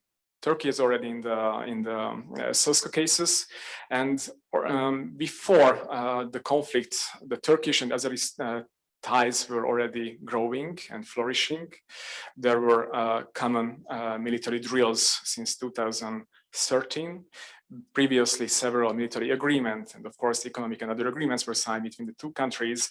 But during the war and especially after, the two countries, okay, we are talking about one nation and two countries we know really well, but their relation get even closer. And as well, if we are talking about cooperation and connectivity, I think it's a really important step, especially from a Schengen era country, to see that between the two countries' citizens can already enter each other countries by just showing their ID.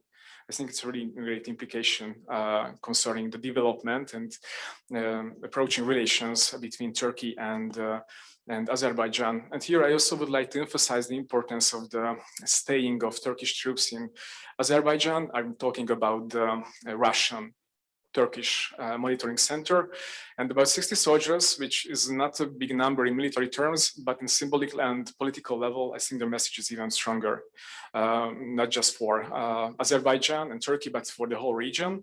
And probably I don't have to talk too much about the military support, the military technology exchange between the two countries, which really helps Azerbaijan to gain a military prestige due to the war and later on. And as we can see, if we just think about the two leaders' messages, speeches, in the upcoming years, the relation between the two countries will be even stronger. The third really important implication concerning the conflict that Russia is also in. So we have Russian peacekeepers in Karabakh, which makes the whole situation a little bit similar to the, let's say, ordinary post-Soviet frozen conflicts, like in Transnistria or Abkhazia and so on, which was previously a little bit different in case of Adam, because there was no Russian peacekeepers, Russian troops over there. It has given some kind of leverage to Russia concerning the future, but according to the ceasefire agreement, after 5 years, they shall leave.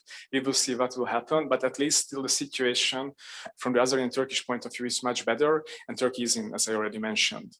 And the Russian presence in Azeri territory also gives even stronger leverage for Moscow over Armenia, which will be also crucial for the upcoming years.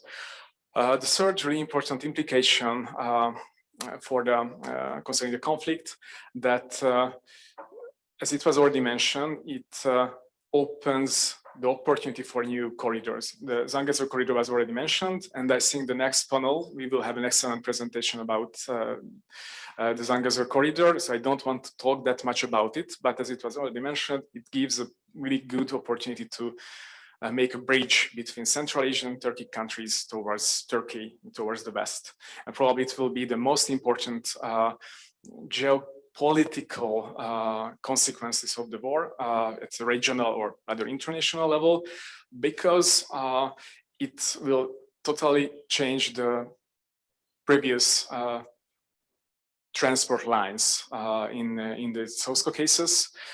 So after the 90s until now, everything was based concerning infrastructure projects, some kind of isolation of Armenia. Right now, after this situation, Armenia has the opportunity to mend fences with its neighbor, and also by creating this corridor to re-engage with local, regional transport system, transport network, and so on.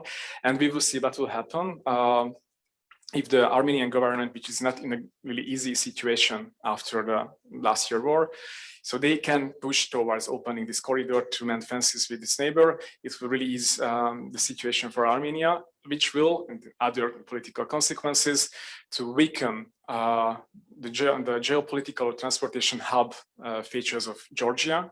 That's why Tbilisi is a little bit nervous concerning this development. And this is what we can see in the case of Iran, which also benefited from the previous situation as a kind of transport route between Nakhchivan and Azeri mainland. Right now, if the Zanzago corridor is done, Iran will be can be neglected from this respect. On the other hand, not just I'm talking about the economic consequences of this corridor making or corridor opening, but also increased Turkish presence and reliance on Azeri forces in the South Caucasus makes Iran nervous, as was already mentioned, and it can open a way towards growing competition between regional powers in the South Caucasian area. We will see what will happen in the future, but as from the Turkish side was already proposed, a six-way platform and other opportunities. We will see what can happen, but at least Azerbaijan and Turkey demonstrated their willingness to mend fences and create an even more stable and even more cooperative region. And right now we have to wait to the other powers to do something in order to ease the situation. And right now I would like to finish my lecture and give back the floor to our moderator. Thank you very much. Thank you very much, Mr. Egereshi, for your intervention as well. I also will deliver some main messages. So you mainly spoke about the geopolitical implications as well as Turkey-Azerbaijan relations and importance of Turkish troops being present in Azerbaijan in the wake of Russian troops being in Karabakh. And you also gave some comparisons to other post-Soviet conflicts where Russian troops were present. So that's an interesting point. Probably there could be some more discussion and the questions from the hall in that regard, as well as the importance of corridors, transportation corridors, Zangezur corridor, and the position of Iran, which you specifically highlighted. So I want to thank all my speakers on the panel. And what I suggest we do, I take the first two questions asked to the panelists, and then I'll open the floor to the panelists to ask each other the questions if they would like to, and also to the audience to ask the questions to the panelists. Okay, so all speakers mostly spoke about the new, of course, as in line with the title of the session, new opportunities after the 44-day war. And all of you mostly focus on the pending and important issues that is on the agenda.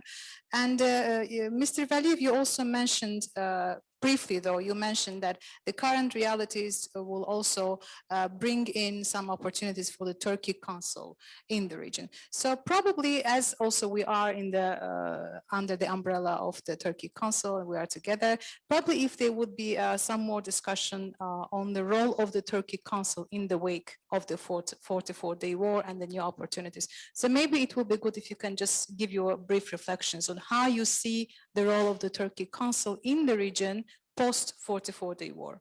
So whoever wants to start first.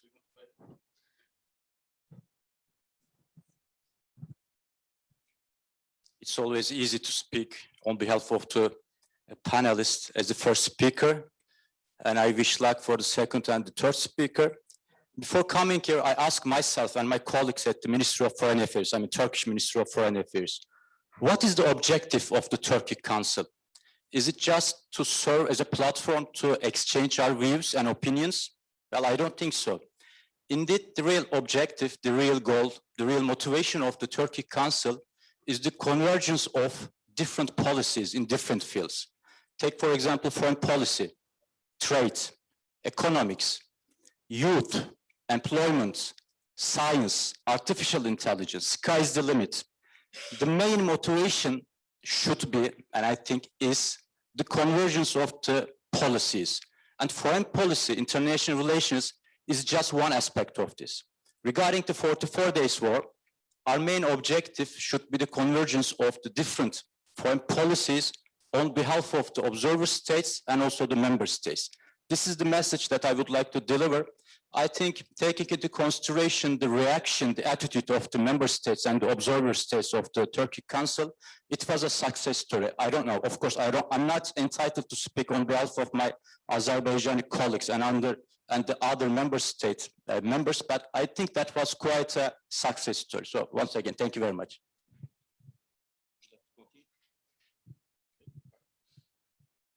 Yeah, I have to join.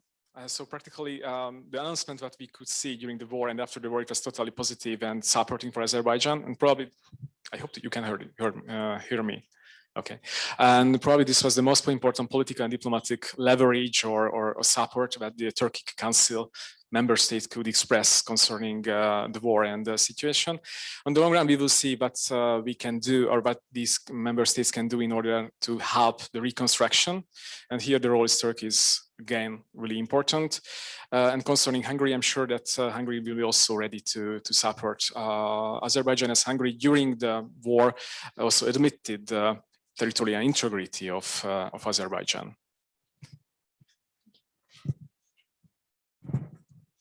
When we look at last 30 years since the regaining of independence of Turkic republics, we have witnessed that the Turkic Council's the relations between the member of the Turkic Council states goes to the step by step.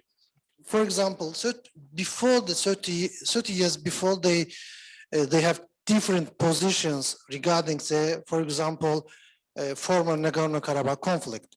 But today we have witnessed that they have common view, common position, common approach towards the Nagorno-Karabakh process. I mean that day by day, they harmonize their approach, position regarding the regional conflict, regional security condition situation.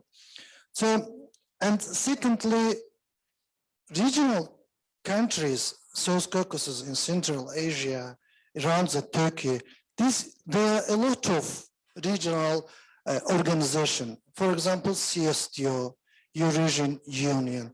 And when we approach the relations between the regional organizations from the realpolitik approach, we see that there is some competitive relations between this regional organization. That's why, as Turkic Council member states harmonize their approach, their view regarding the regional conflicts, as they compete with, there's a soft competition between this regional organization. I think after the 44 days war, the leverage of the Turkic Council improved, and the harmonization between the member states rise after the 44 days war. Thank you. My second question is partly also coinciding with your latest comment, but I'm still going to ask that. Most of you spoke about the role of the regional actors like Iran, Turkey, Russia, of course. But my second question is, how would you assess the role of the external actors in the post-44-day war in the region? And with that, I mean the big actors like the European Union, the United States, you name it. So maybe if you can briefly reflect on that question as well. So we go with the same principle. Oh boy, that was a very difficult question indeed. So I guess I'm not the luckiest one among the panel. So let me start with the EU. By the way, is that a Chatham's rules are still applied here? Okay, because as a Turkish diplomat, I'm going to be very sensitive. But let's be honest about it. I mean, there are at least 30 people among the audience. Let's be honest with ourselves. I mean, have you heard anything meaningful, any concrete steps that were taken by the EU countries during the 44 days war? Be honest with you, okay? I'm not making any comment. I'm just asking the question and taking myself back to square one. The United States, I mean, you know what's going on in Afghanistan, the real alignment in the US, foreign policy, the new priorities of Washington, DC, the new presidency, the new government in the Washington, DC. So it's very clear. Regarding the superpowers, if I may so, I mean, I don't know if you would like to include the Russian Federation, but it was one of the most important players. So I'm just gonna leave out the Russian Federation on one side, but I will focus on the United States and the European Union. I don't think that the European Union has used its leverage quite efficient. I mean, taking into consideration the great trade potential of the EU, the great economic potential, the great soft power, it could have used its hand more effectively. So in my personal humble view, the EU, the Brussels should have done better. So fingers crossed, next time that would be a better organization that acts in a more coordinated and effective way. Regarding the United States, I'm not an expert about the US foreign policy. I have served in New York for a couple of years, but my personal humble opinion about the issue is that, I mean, there's a change in the US policy.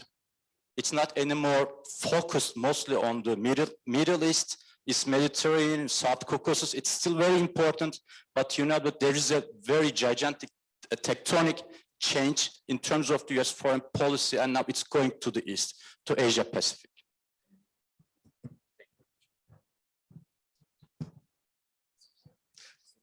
Okay, thank you very much.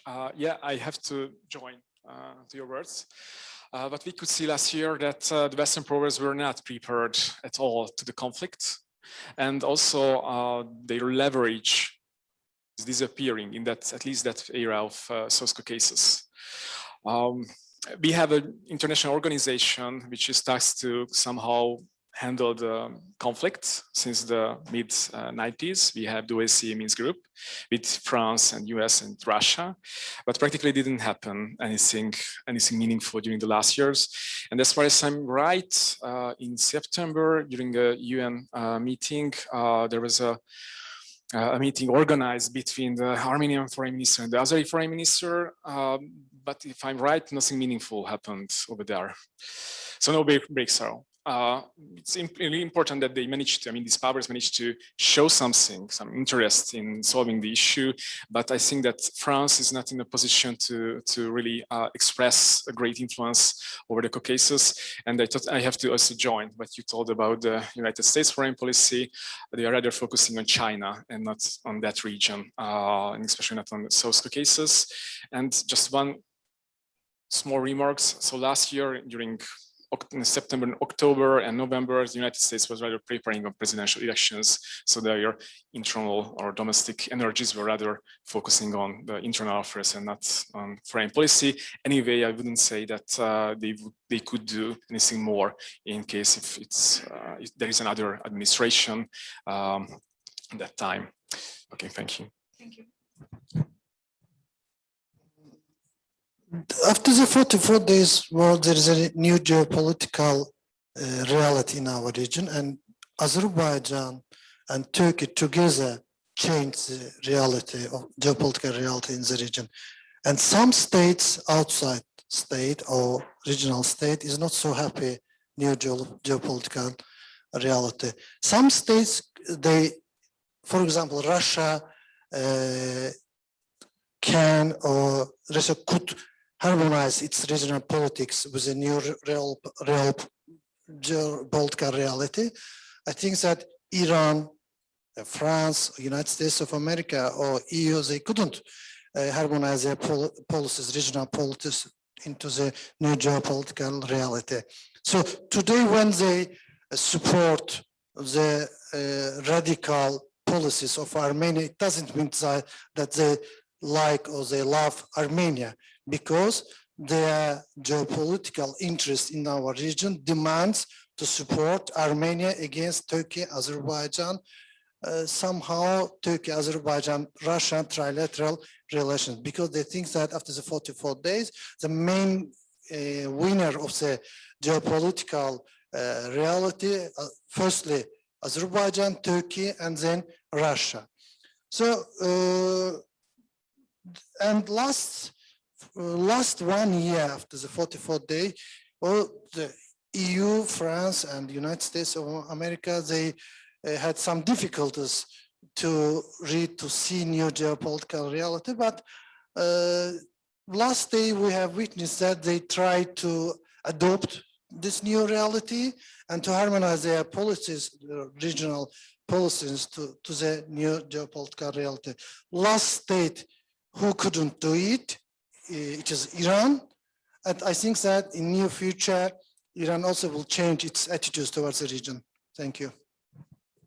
Thank you, Javed Malim. Thank you to all speakers for their answers. If you have any questions to each other, the panelists, no? Or okay, then I open the floor to discussion from the audience. If anyone would like to ask a question to the panelists. So if there are no more questions, then I want to thank everyone for their insightful presentations. And I want to congratulate my panel for being on the time. And we have done a great job with keeping up with the schedule. Thanks to everyone.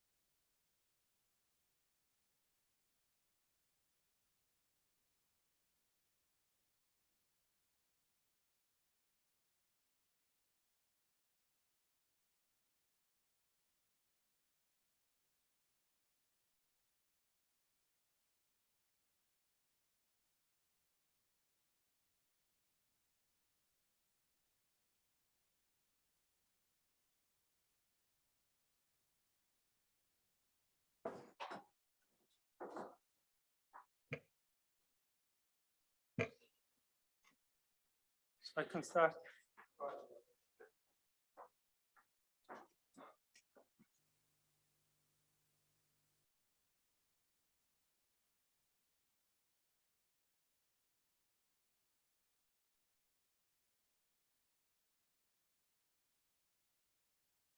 Good afternoon, everyone. It's great pleasure to be part of this great event. Today, I'm going to present Geoeconomic Atlas of Turkish world.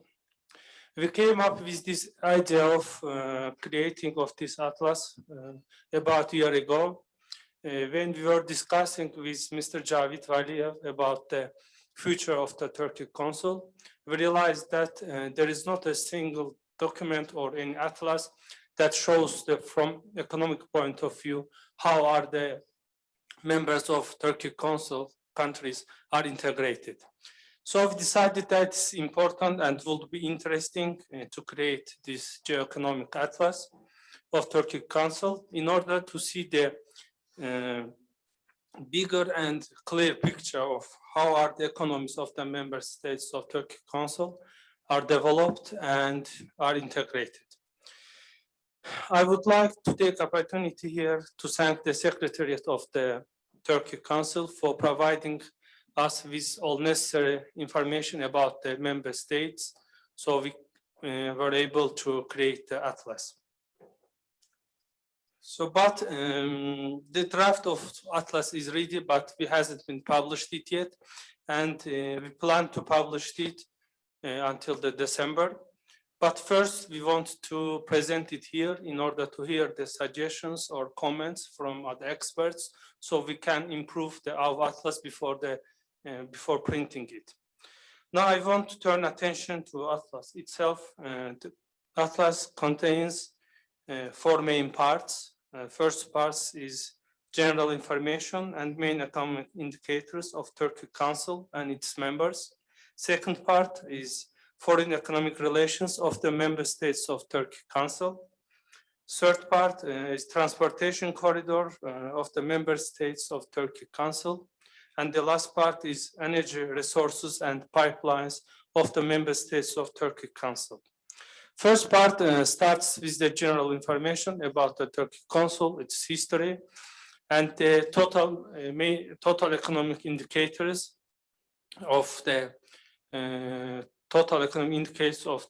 Turkic Council. Here we can see that, for example, the total area of Turkic Council members, total population of Turkic Council members, total GDP, total industry added value, total agriculture added value, and the proportion of GDP of Turkic Council members in the world's GDP.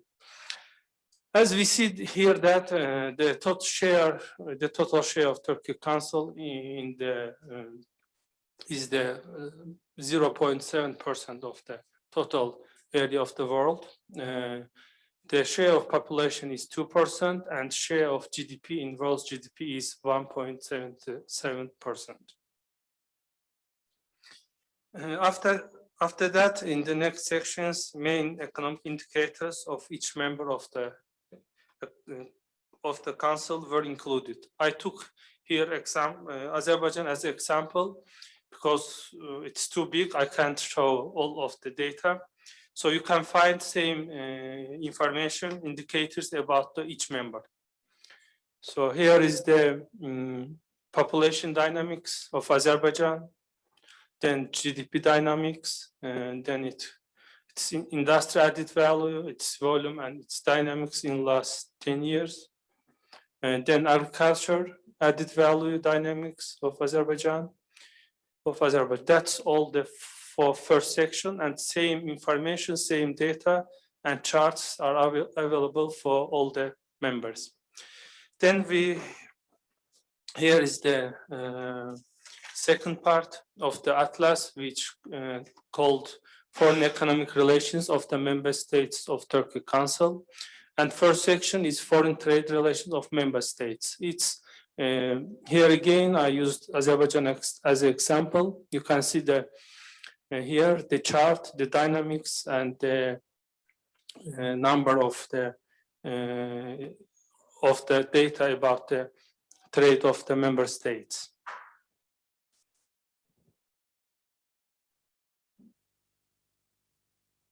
And the second section is also about foreign trade, but it's foreign trade between the member states. And first of all, for each country, I calculated the trade volume with total trade volume with other members of the Turkic Council, as you see, like in the example of Azerbaijan. After that, we included the trade data of each member with other members, and also you can see the dynamics of these trade relations as shown in this slide.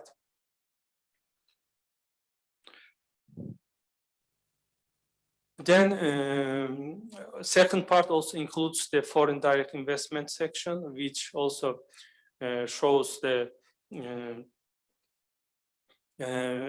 first of all, it shows the foreign direct investments of each member, like in this chart. You can see that it's FDI from other states to Azerbaijan and the FDI from Azerbaijan to other states.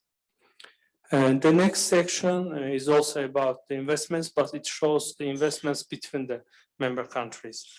And according to our atlas, our findings, the biggest level of investments are made by Turkey, Kazakhstan, and Azerbaijan, but it mostly concentrated between them.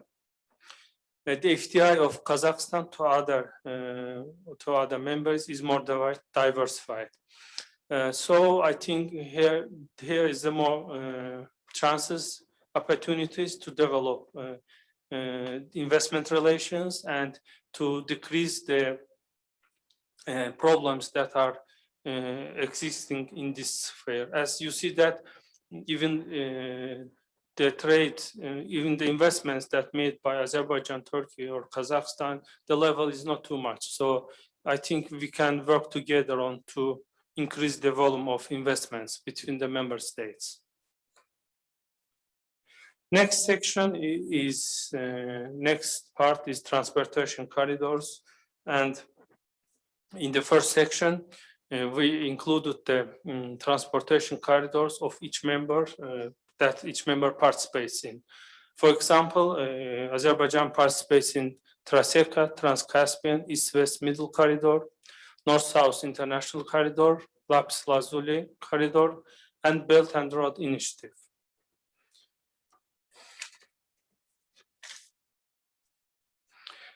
Then after that, we included the second section, shows the transportation corridors that connects the member states of the council. And also we included the names of countries, so it could be clear for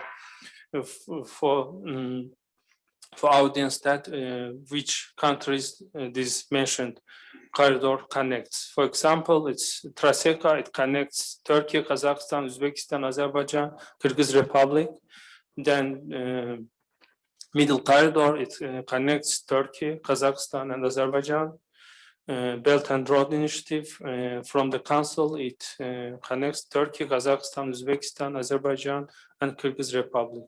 So you can find same information about the other transportation corridors that connect the member states. Here you can see that I also include the Zangezur corridor, and you can see this picture, which clearly shows the position of Zangezur corridor. And I think this corridor will play an important role in formation of in development of economic relations between the member states of Turkic Council. As we see that this road gives the opportunity to directly connect Turkey with Azerbaijan, and through Azerbaijan and Caspian Sea, Turkey can be connected to the Turkic countries in the Central Asia. It's also worth to mention that in the territory of Turkey, before the Zangezur corridor, in the left side, you can see that, as it was mentioned in the conference, the Kars-Nakhchivan railway also works on this railway, also are ongoing. And after connecting this railway to Zangezur corridor, it will create more opportunities for development of relations between Azerbaijan, Turkey, and with all the members of Turkic Council. The third part also includes the information about the sister ports process and it is development of this process, as it's one of the main directions that member states of Turkic Council cooperate on. Finally, we can see that the last part of our atlas, which is energy resource and pipelines of the member states of Turkic Council. The first section is the general information about the energy resource of member states, like oil and gas resources of every member, electricity production, renewable energy resources, energy security, and the diversification. Second section is the energy pipelines of the member states or the pipelines that member states participates in. And the last section is the energy pipelines among the member states of Turkic Council. We listed all these pipelines and included the names of the countries, so it will be clear which countries are connected by these mentioned pipelines. Generally, the analysis of cooperation of member states in energy sector shows that Azerbaijan and Kazakhstan play more active role in providing the energy security of other member states. In recent years, because of the Southern Gas Corridor, Azerbaijan became Turkey's second large exporter of gas. Kazakhstan, on the other hand, plays important role in the energy sector of the Kyrgyzstan. Cooperation in energy sector could be increased as the new opportunities are emerging. The extension of Turkish stream gas pipeline to Hungary could reinforce the Hungary's energy security. Also, there is an opportunity to deliver gas to Hungary through the Southern Gas Corridor. As of 2023, it seems realistic for Hungary to reach out to new sources in Azerbaijan. Also, implementation of the Trans-Caspian gas pipeline in the future could also play an important role in expanding the cooperation between the member states of Turkic Council in the energy sector. So I tried briefly to present the atlas. We are ready to hear your comments and suggestions which could serve for the improvement of our atlas. Also at the end, I think that I want to offer that it could be very useful to create the common database for the economic indicators of Turkic Council, and it could be updated every month or every quarter, so we can clearly see what's the developments in the cooperation between the member states of Turkic Council. Thanks for your attention.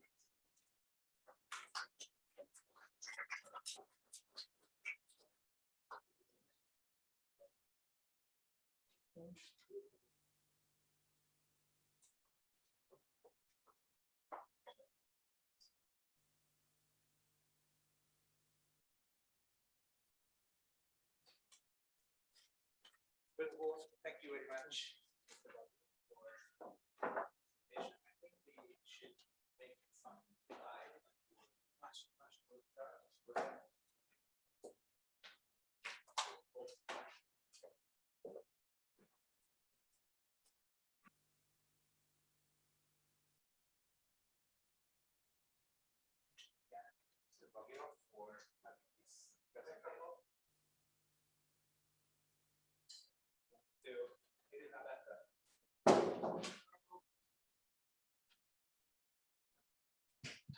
Now, okay, now it works. Okay, before this, when the panel was started, I let my voice out so that it would fill the space when I called you here for the third panel, but it's much better if you have the mic. Okay, so again, thank you very much for this presentation of the Atlas of the Turkic World. And it really leads us to the topic of the third panel, which is a highly geopolitical, or I would say geo-economic topic, because this is the new transport corridor in the making, and it's in its reflections to the regional economic cooperation.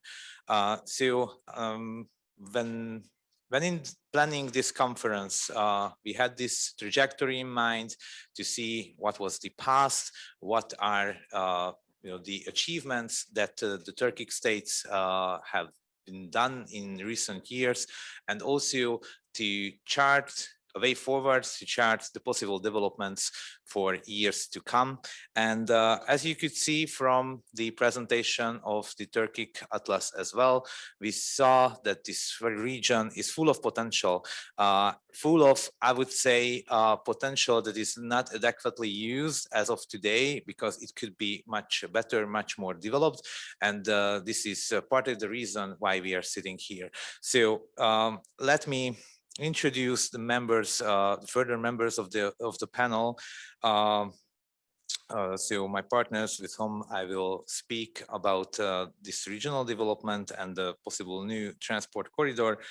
So let me begin with Ms. Shahnoza Kodirova, who is a leading research fellow of the Institute for Strategic and Regional Studies under the President of the Republic of Uzbekistan. And now I ask you, Ms. Kodirova, to have your presentation. Thank you. Thank you, Dr. Barani, and dear participants of the conference, organizers. First of all, I would like to express my gratitude to the organizers of today's conference for the invitation to take part in its work. It's an honor for me to speak at such a representative event in front of my colleagues and partners of Turkic Council. Cooperation in the transportation and communication sphere is one of the key directions for the member status of the organization. Given this fact, the countries of the organization pay special attention to this issue. And dear colleagues, in my speech, first I would note about the main reforms in Uzbekistan in the sphere of transportation and logistics. And I would note that developing diversified and efficient national and regional transport infrastructure that gives Uzbekistan fast and easy access to the world markets is one of the key economic priorities of Uzbekistan. According to Boston Consulting Group, in the next 10 years, the investment potential of Uzbekistan will reach $65 billion, of which up to $20 billion will be spent on non-resource industries. Despite the pandemic, the volume of international transportation of goods in Uzbekistan in 2020 reached to 47.1 million tons.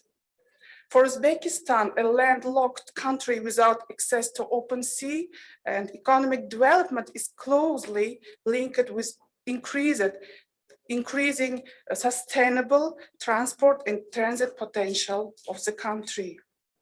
In order to untap this potential, there are important institutional and regulatory reforms are underway in Uzbekistan. For example, in 2019, a new Minister of Transport was created to coordinate the state policy in the development of road, rail, air, transport, and river transport, and other road facilities.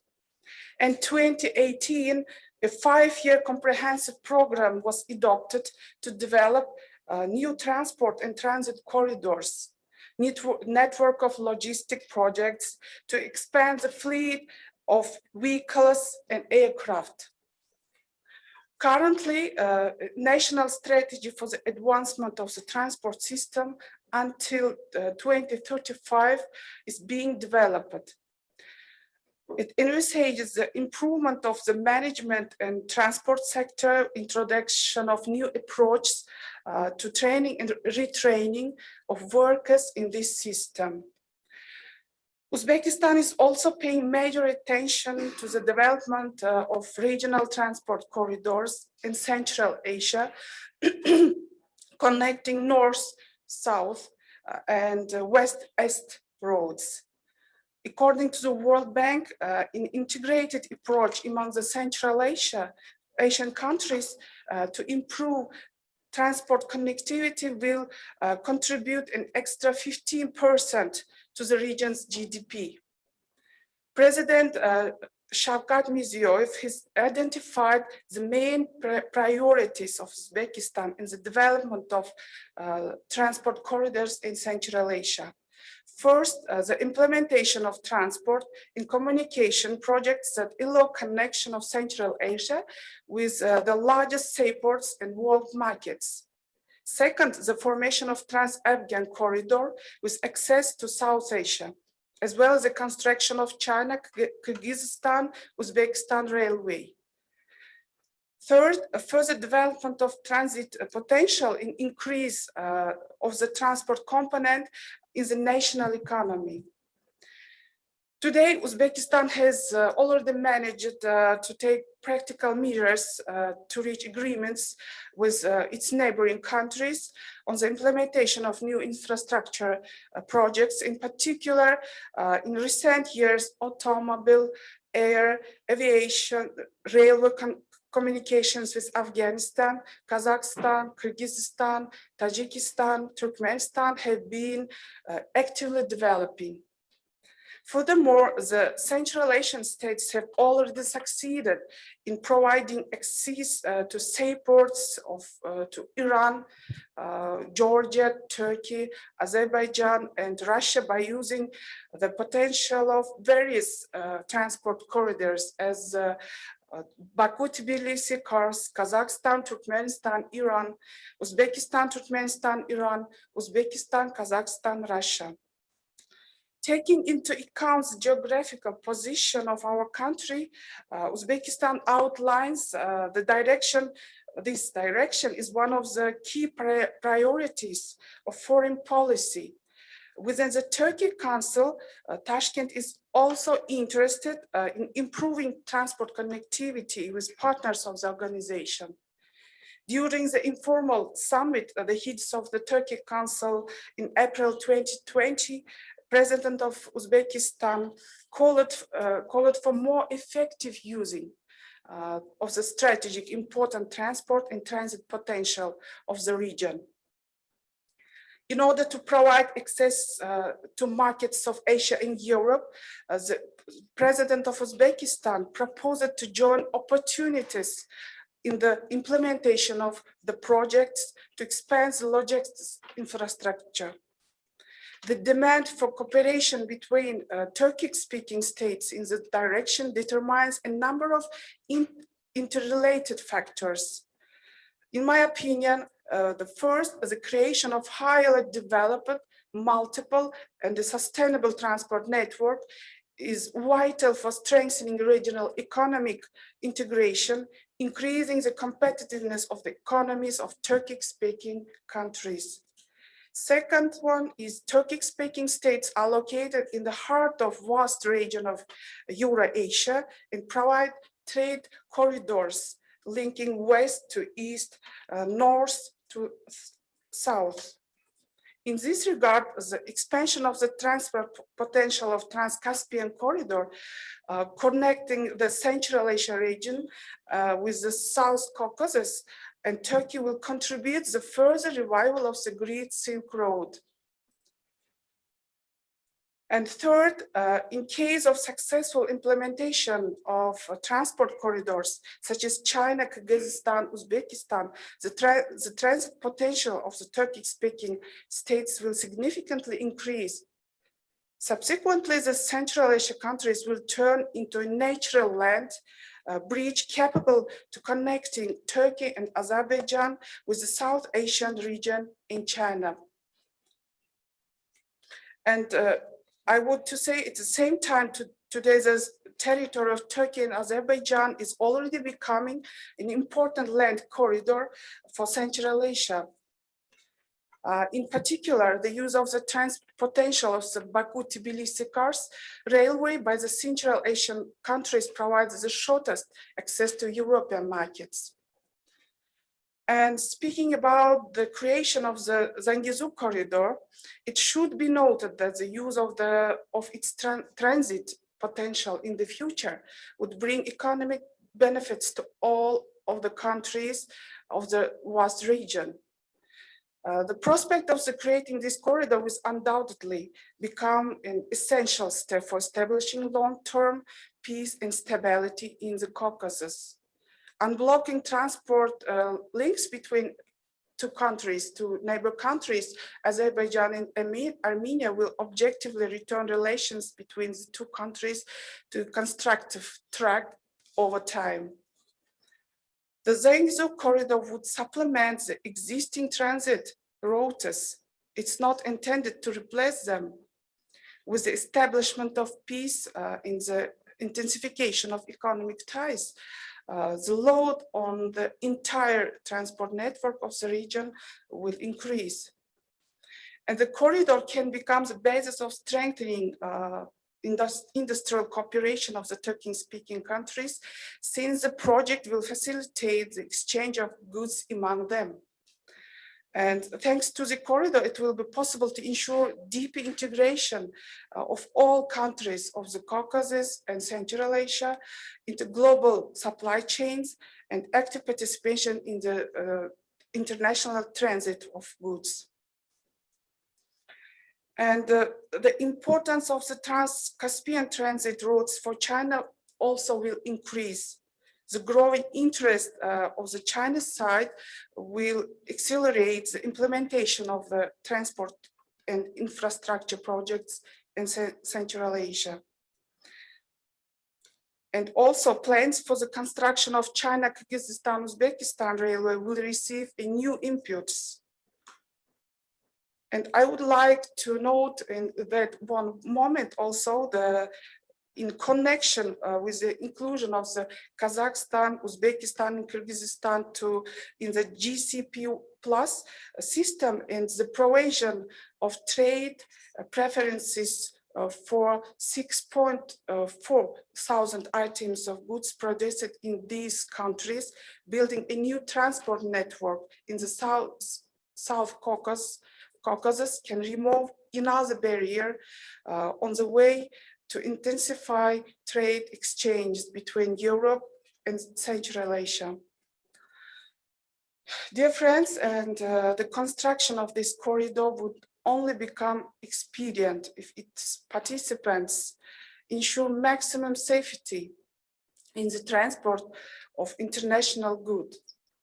To increase interest in its use, it's necessary to consider the possibility of providing the parties with mutual benefits and preferences for transporting goods through the corridor.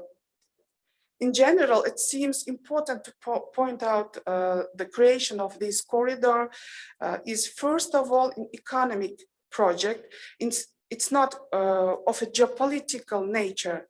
Today, life itself requires all countries to actively seek opportunities for integration and transport connectivity with neighboring countries and rapidly growing global markets. This is a real objectivity which must be promoted by joint efforts. Thank you for your attention, and I'm ready for discussion.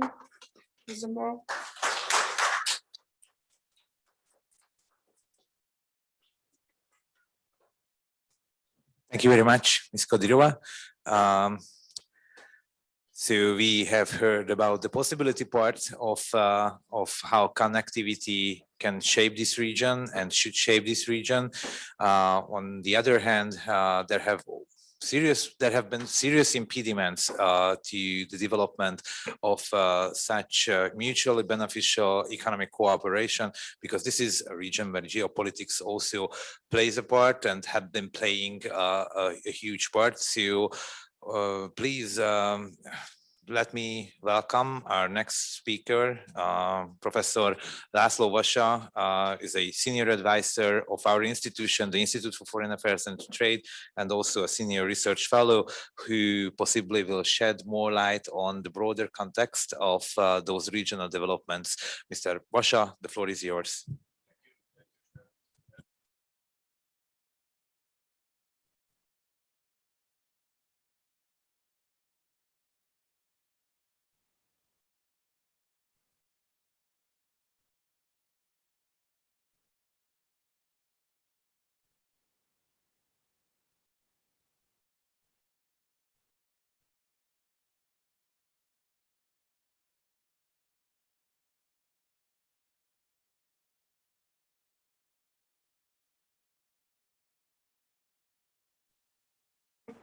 Sorry, but the hall is quite small, so I do hope you hear me anyway. So I am very happy to see you here and at our first event, as I said, and I am very glad because not only colleagues I can see, but also friends whom I could meet in recent months in Azerbaijan and Uzbekistan. And I felt really lucky to go to these countries again and to see the situation after the reforms, after the liberation war, and so on. Regarding and when it comes to the topic and to my experiences last time in Tashkent, that time we were speaking about the connectivity and the corridors, as well as the summit Central and South Asia, which was a really high-level event in Tashkent in July. Even at that time, President of Afghanistan, we could see there and we could hear the plans.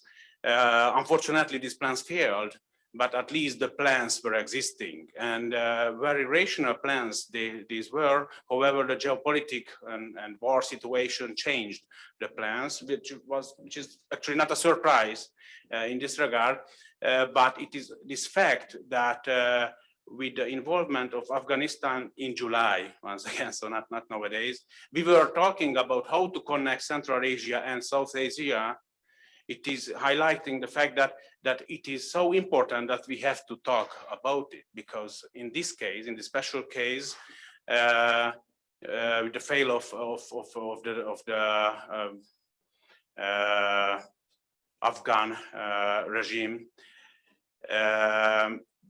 it is incredibly hard to organize these transport activities there. But now I would focus not on this problematic area, but on the geopolitical context and on a specific issue in connection with connectivity.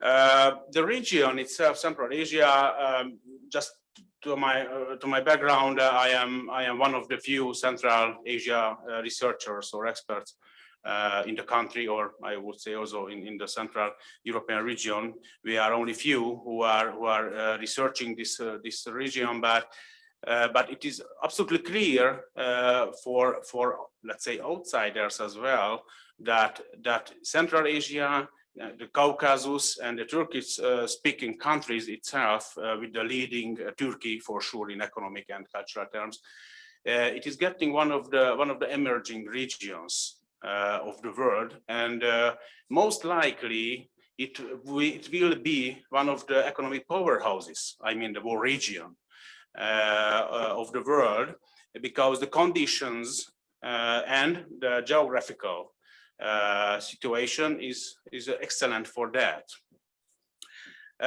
But while we can state that this is an emerging region, surrounded and neighbored by empires, large and middle powers, big powers and middle powers, the regionalization and the integration still is missing, in this particular region of Eurasia.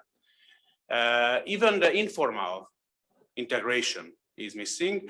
We have very good experience in Central Europe with the Visegrad for shame. There is only one secretary for this cooperation, but no any other formal agreements or anything others. We have a cultural background, a rather common cultural, but not language background, and it is working because we have the same interests. So this could be a good recommendation. And now we can see the signs that at least the countries in the region, Caucasus and Central Asia, with the same cultural background and language background, they started to cooperate. And I'm very happy that even Hungary joins this cooperation. Connectivity means a kind of new geography as well, because in the school we could learn the economic geography, but in another approach. The natural resources are important. Probably the cooperation is important within the different blocks. And what we can see nowadays, the cooperation and the flow of goods and services and capital is more important than the availability of resources. Japan could be a successful economy without any significant natural resources, but they did it somehow. So the lesson is that the resources can run out, but the flow of goods, services, and capital are remaining. And if we can build up the capacities for the exchange and trade of the goods, then we can have a more optimistic future. And I know very well that those countries which own significant volumes of different natural resources, they started already to invest these extra profits from these goods into the sustainable basis of economic growth. As a kind of case study or a promising project, I would like to mention one specific and very actual project, which is connected to the Atlas both and to my recent trip to Azerbaijan, the opportunities of the Zangezur corridor, because all other corridors, if I remember well, are already existing, working more or less well, but this is a corridor which is existing only in geographical terms, but not in economic and practical terms. And I know very well that the government, the countries involved are making serious efforts to establish this Zangezur corridor in the South Caucasus region. And I would like to know that in advance that this corridor has the opportunity to become one of Eurasia's more important transport corridor. It is very interesting because we would those who are not investigated this topography and the situation, for those it could be a surprise, but this project can be a kind of key project, let's say even for the new Silk Road project, but also for the north-south trade between Russia and the Persian region. In the same time, this corridor is crucial for reviving the regional economy, and as I mentioned, the BRI project of China. The current world situation has been dramatically affected by the COVID, as well as regionalization, or the missing regionalization, or on the fall of different alliances, and the widespread use of digital media, the WTO rule breaking and trade wars, all of which have led to reshaping the international trade and supply chain worldwide. That is why all new projects are evaluated from a different approach. The Trans-Caspian international transport route starts from Southeast Asia and China, runs through Kazakhstan, the Caspian Sea, Azerbaijan, Georgia, Turkey, and on to Europe. After the November 10, 2020 ceasefire agreement halted the 44-day war between Armenia and Azerbaijan, the radically changed the geopolitical and geo-economic configuration of the region has created new opportunities for the expansion of routes between Asia and Europe within the Middle Corridor, as you mentioned, the Middle Corridor as well. Azerbaijan is the splitting point along the Middle Corridor in the South Caucasus, and as the Middle Corridor branches out in Azerbaijan into two directions through its southern and northern capillaries. Azerbaijan, together with other partners along the Middle Corridor between Asia and Europe, could support establishing a better balance between east and westbound rail traffic. And it is meaning also economic benefits and cost benefits for the logistic providers, which has been principal aim of operatives active on the new Silk Road. The Zangezur corridor between Azerbaijan and Nakhchivan provides a less expensive alternative to other projects in the region, as it offers a shortcut route. Turkey and Iran are also interested in opening communications with regard to the newly redesigned geopolitical map of the South Caucasus, given the resolution of the Nagorno-Karabakh problem. This is in line with the 3+3 geopolitical partnership format, which covers the three South Caucasus countries of Armenia, Azerbaijan, and Georgia, and their three neighbors, Turkey, Russia, and Iran.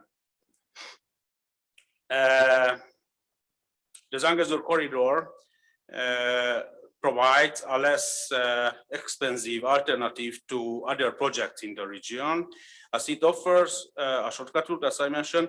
Therefore, Azerbaijan's transport logistics capacity, together with that of the other partner countries in the transcontinental route, is available to convey comparatively high value added goods that are leading EU export to East Asia. In this regard, this corridor can be a competitor of the traditional east-west corridors leading via Belarus and Poland.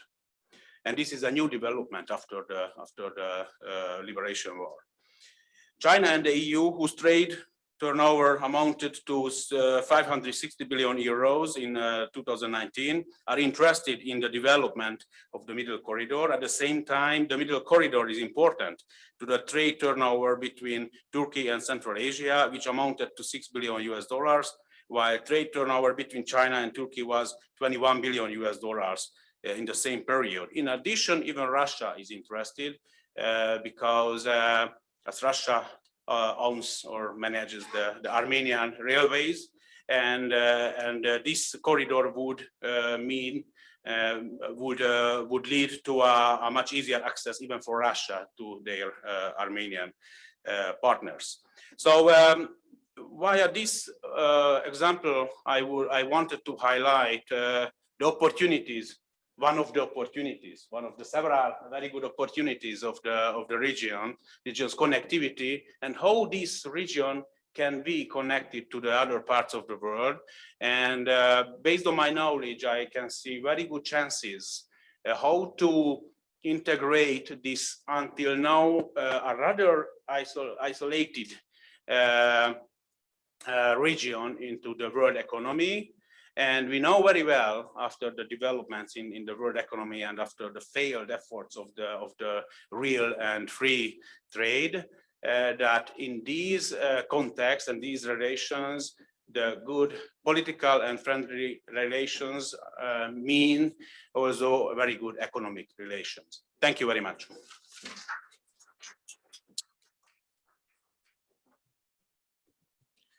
Thank you very much, Professor Vasha. One thing that you mentioned struck me, like hit me hard when you said something like I never heard before.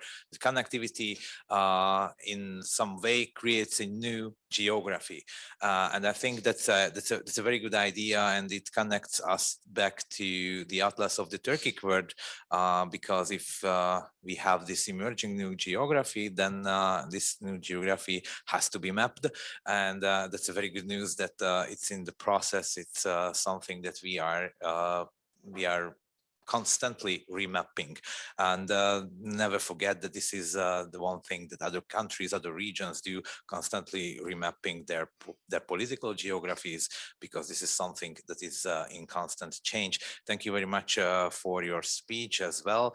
Now it's time to have the Q&A session, and while the audience is encouraged to think about their own questions, maybe I would pose one short question to like each of you, and just please give me a short answer, because those are the things that just came to my mind while listening to you. So first, I would turn to you, Mr. Bagirov, from the Air Center. So you had this thorough presentation of the Atlas of the Turkic World, and I'm just wondering, this is again a very important project and a very thoughtful one. And as I said, it remaps the changing political geography of the region. But how do you plan to spread this knowledge, or where do you wish to make this knowledge like broadly available? Is there a plan to disseminate the achievements of the Atlas of the Turkic World? Thank you. Do you hear me? Yes. Thank you for your question. Yes, of course, we are creating this atlas in order to spread it between the members of Turkic Council and other countries, in order so they can observe the current situation of the integration between the members. So we're going to publish it. There will be hard copy, and we will probably send it to all the centers that we are cooperating with. Also, the PDF version also will be available on our website. And also, as I offered during my presentation, we could discuss also establishing this the database, economic database for the Turkic Council, in order to see the gradual development of the cooperation between the members. Okay, thank you very much. That's actually more like a personal interest, because sometimes it's really hard to get reliable information on the region, and a mapping of non-Western periphery-minded depiction of the region for my geopolitics classes. So I'm really looking forward to have them. Thank you very much for your answer. Now for Ms. Kodirova from the ISRS, my question is, what role could Uzbekistan play in the connectivity plan of the whole region? How do you think that Uzbekistan can be an engine for cooperation in this whole region that extends, a large area, and it's very different in natural geography, so it's pretty much of a task. But what is the specific role of your country in your view? Thank you.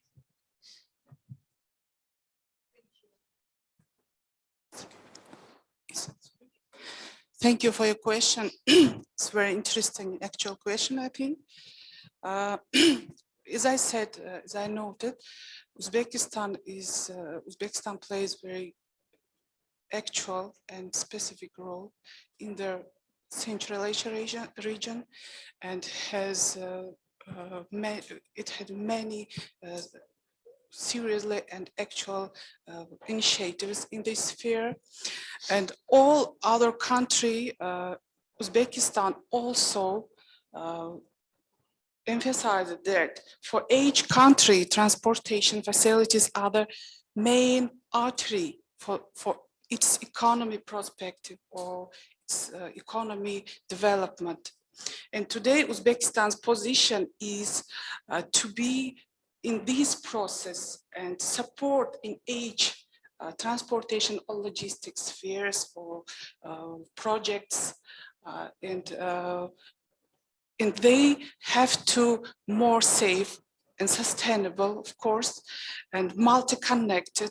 Our main position in this sphere is multi-connected, to keep the multi-connected of this sphere of projects. And in Central Asia also, we have already successful connectivity and cooperation with our neighbors. And we opened many roads, many transport and logistic centers, for example, in Afghanistan also. And of course, it's more not safety and not in Afghanistan, but we had very good projects in Termes, in Surkhandarya region, in this sphere. And I think Uzbekistan also understood this sphere is very actual in its and other neighbors countries' economic perspective or development. Hey, thank you very much. I think it's very interesting, and it's actually an example to follow how this region started to consider its multilateral exposure, started to consider this increasingly more as you said, multi-connectivity. So this is how you basically transform exposure, threat to more like an opportunity. And I think this is a very optimistic outlook, and that's a very good model again to follow. Now I turn to you, Professor Vasha. Yes, the questions mirror my personal interest, and I really encourage you to ask the questions of your personal interest before my turn, after my turn. So for Mr. Vasha, my question is, you mentioned this is an emerging region. This is actually something of a reverberation of the ancient Silk Road that always had been the arteria of world economy, and now it's getting back to place. So that's an emerging region indeed. How do you think Hungary and the Central European region can be a major beneficiary and of this transformation, and how could we best use our opportunities to make mutual benefits for both regions? Thank you. Thank you. I think this is not only a question of your personal interest, but it's a quite rational, general question. First of all, I do think that Hungary can share several experiences in connection with its transformation from a socialist planned economy to a market economy, and not only in general, but also in specific sectors, including how to make the privatization or how not to make it. I mean that we did several good things, and several good initiatives failed or we did not well. So we have to be honest in this regard. So, and that is why it is important to share our experience, and experiences are meaning not only the funny stories and the success stories, but also the failed stories. We have several for sure in both categories. So, but when it comes, let's say, to the agriculture, or how to transform the food industry, how to find new export markets, how to attract foreign direct investment in a landlocked and resource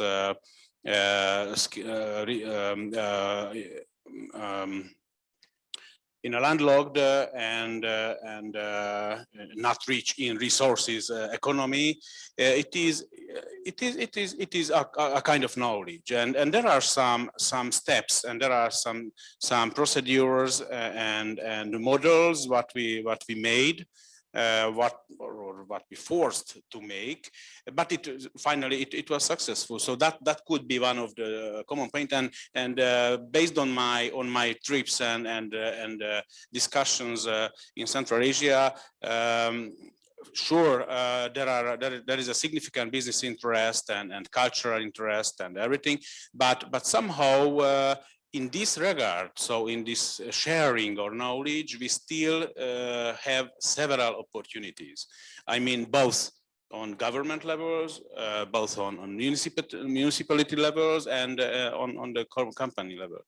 And who can have benefit from this? I wouldn't say that the Central European region will benefit the most from the emerging Central Asia, but based on my researches, all Central European countries, and here in this regard, I mean not only Poland, Czech Republic, Slovakia and Hungary, but also, let's say, the Baltic countries, or even Serbia, or I would say in this regard, Austria is Central Europe as well.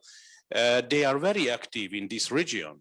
And despite the fact that somehow even in Western Europe there is a picture on Hungary that Hungary is the most active in Central Asia and in the Caucasus, it is in fact not true because almost all other countries are performing much better in, let's say, in terms of trade volumes.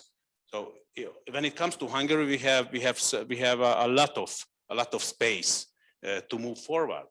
And let's say Poland is doing, or even Czech Republic, they are doing a much higher volume of business, let's say, with Uzbekistan. So I can see several opportunities. Central Europe can have benefits from this cooperation, and based on my experiences for these success stories, we need the mutual understanding.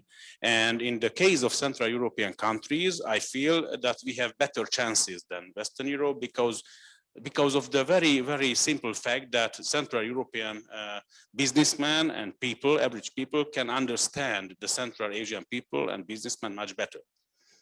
Because we were almost in the same situation, and let's say 20 years ago, when it comes to the economic environment, the overall environment, the living conditions, the overall living standards, and so on.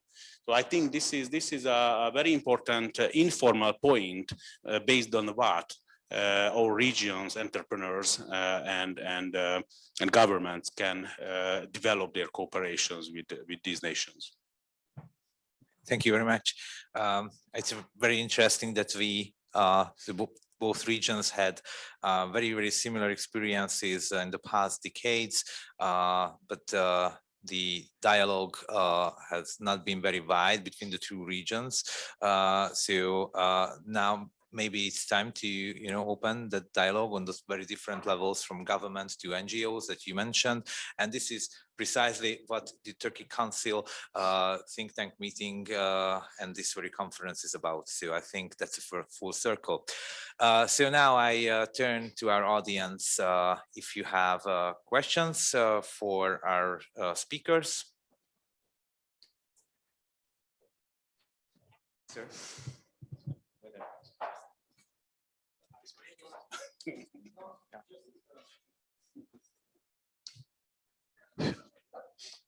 I want to pick up the last point, actually, about the,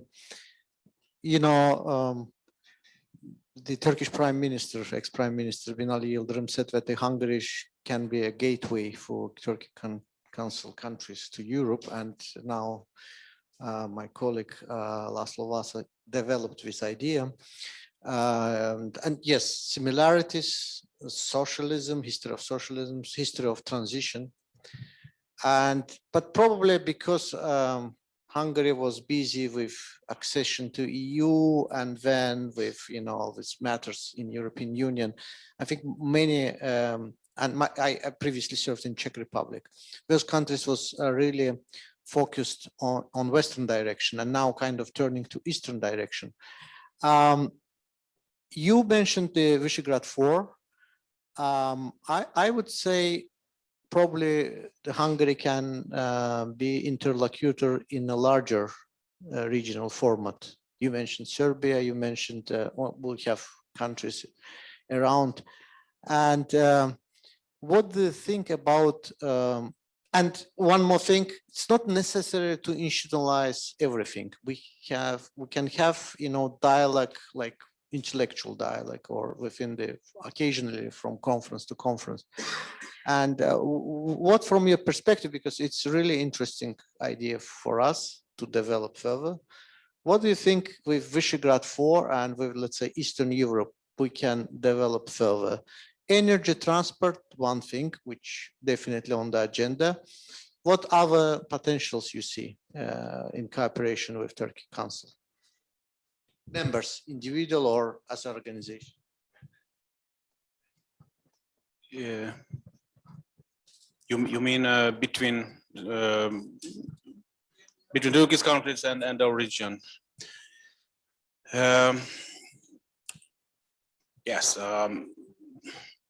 Right now, what I can see that after the first wave of the flow of goods, it's meaning the bulky goods or different agricultural products or horticulture and food products. Now it seems that that from the Central European region, what we can do is to export knowledge and service, different services, including the IT knowledge. But not in general, but finding the niches.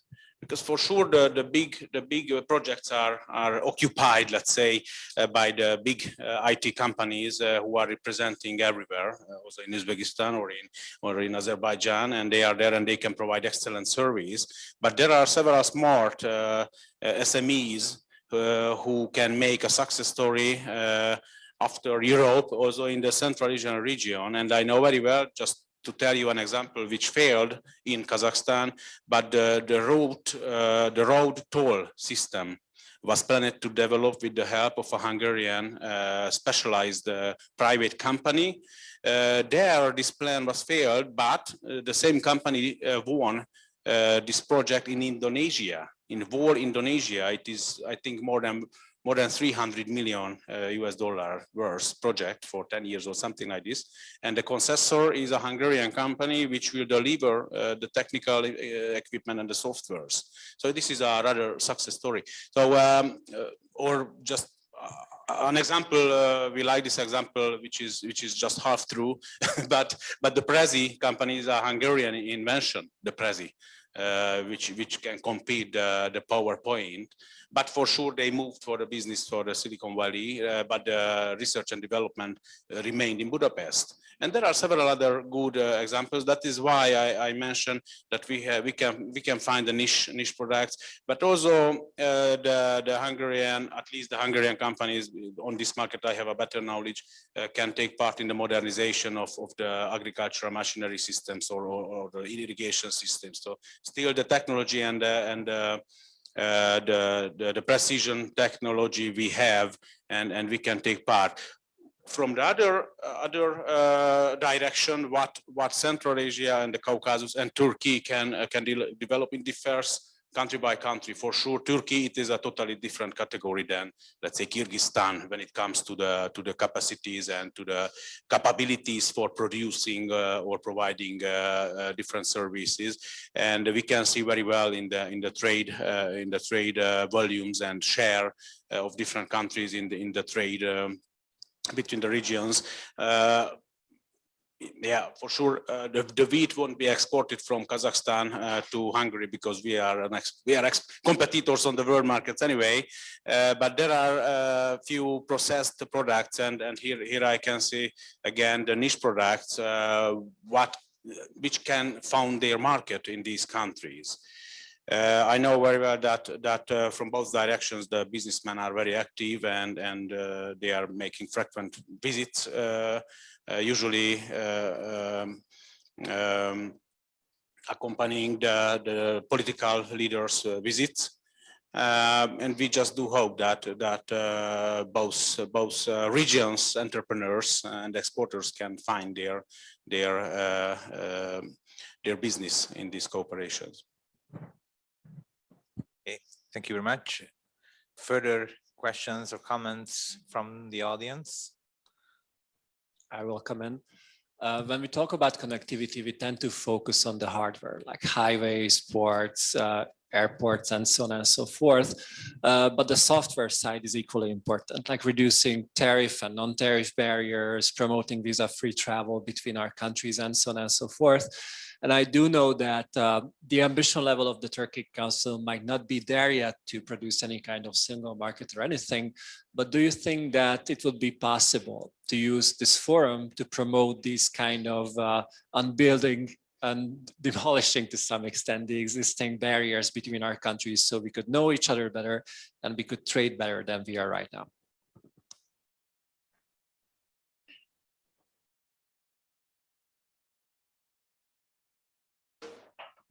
Thank you for your question, and actually it's very important issue. In order to solve this problem, I think we should work on the harmonization of custom systems of those countries.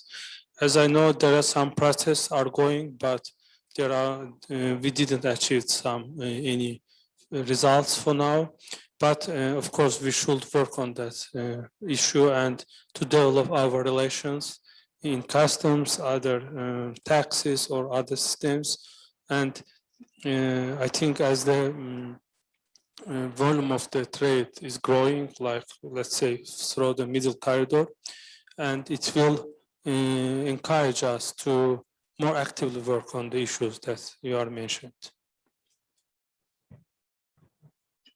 And I also want to add that my colleague is Azerbaijan is correctly noted that this sphere is indeed actual for all members of the organization, including Turkic Council, and we have and we should to discuss to negotiate in this sphere because it's very important for us, and maybe these kind of negotiations are not short term. Maybe they are more arguable, but however, we continue and we make efforts to develop this sphere. As I noted and other my colleagues of the panel noted that it's very, and we cannot imagine our economic perspective or development without this sphere, without consensus between countries of the Turkic Council and other bilateral sphere and multilateral in other organizations. Okay. Is there any further questions or comments from the audience? Geopolitics, regionalization, geoeconomics. Yes, we are coming to an end of a very tiring conference day. Maybe I will have just further comment from a Hungarian side. So we've just discussed at the Q&A session that Hungary, as well as other Central European nations, had these very exclusive Western orientations after the democratic transition, after the withdrawal of the Soviet Empire from our country.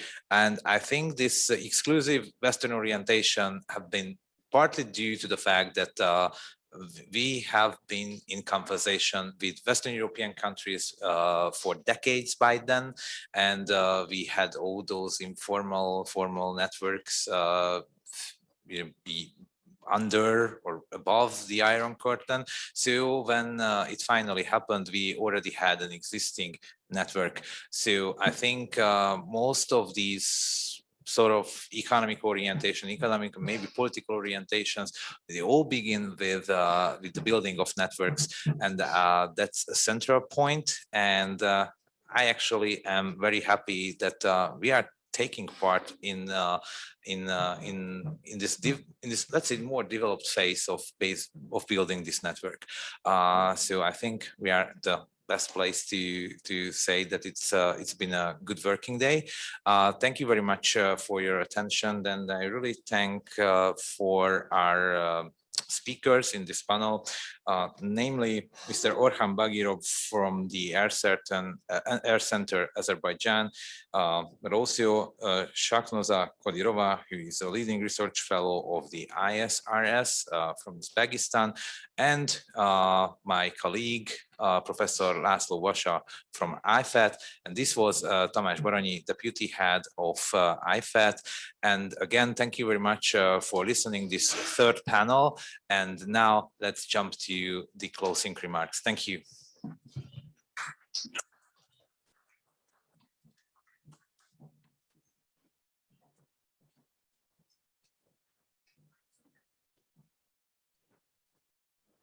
Well, in the end, this is all indeed very, I think, maybe a bit tiring, but very fruitful day of discussion.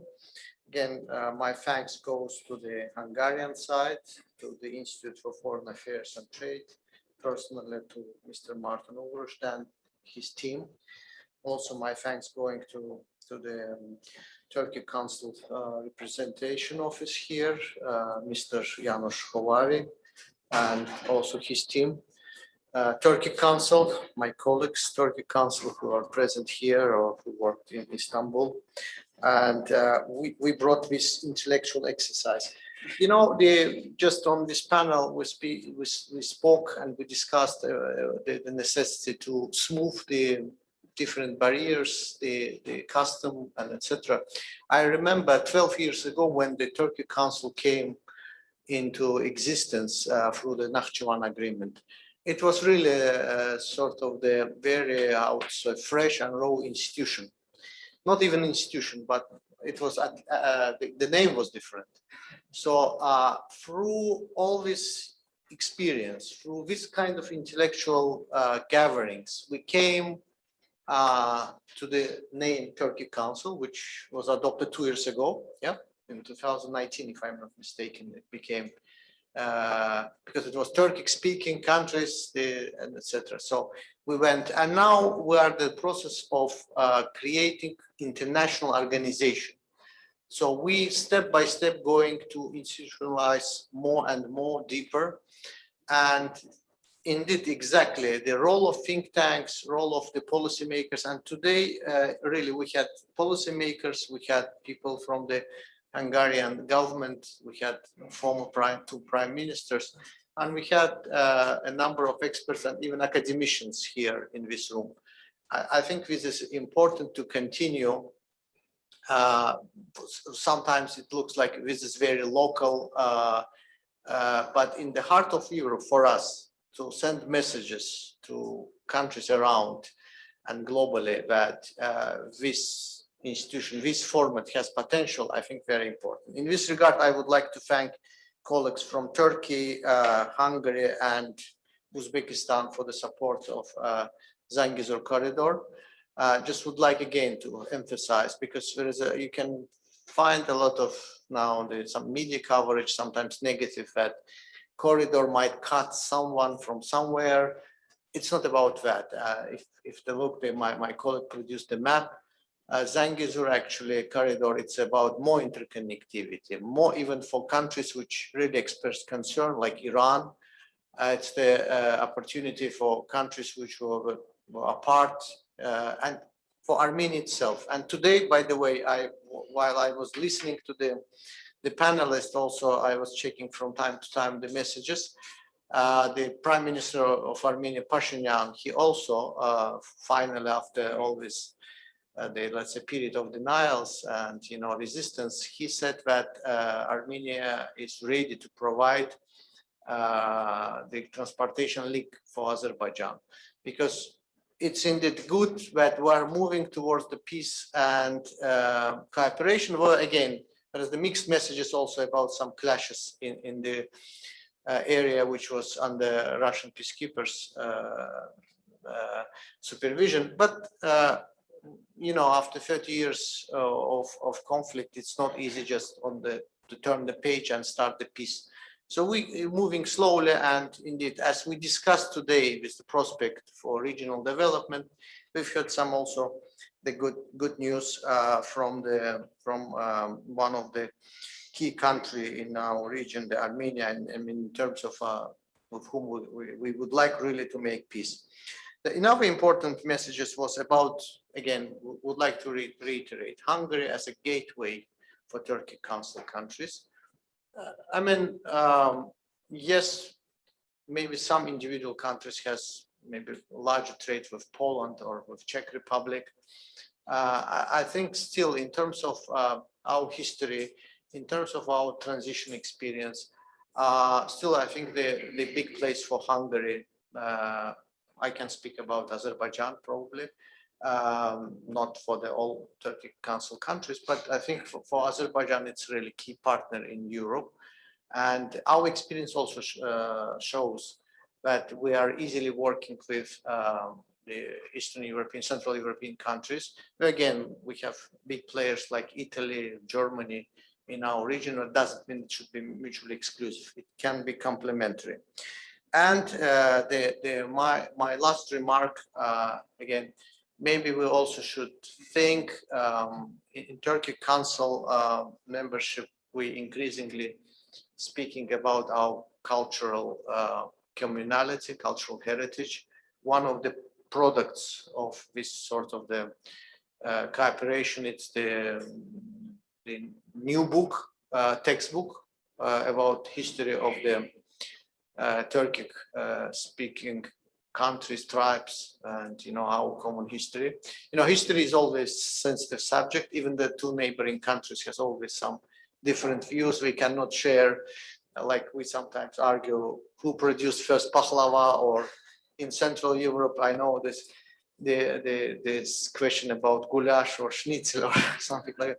But still, I mean, this is the very useful for the young generation to read something on which the scholars come to some agreement. And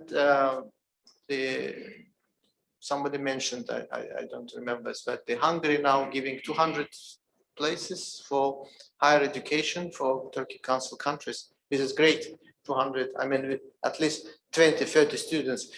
We have, among my colleagues, we have people who studied in Budapest, and they spoke today. We have, a lot of people in Azerbaijan, especially. We had state-run program for 7 years to educate students abroad.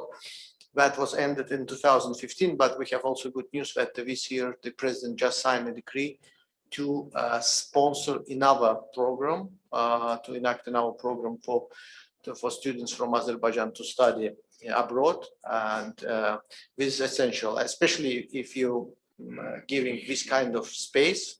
I think, because from the experience of all countries, it's really good soft power, because the people who study in a given country, let's say in Hungary, when they return, of course, they can be interlocutors for our mutual cooperation. Thank you very much again for your attention and for organizing this conference.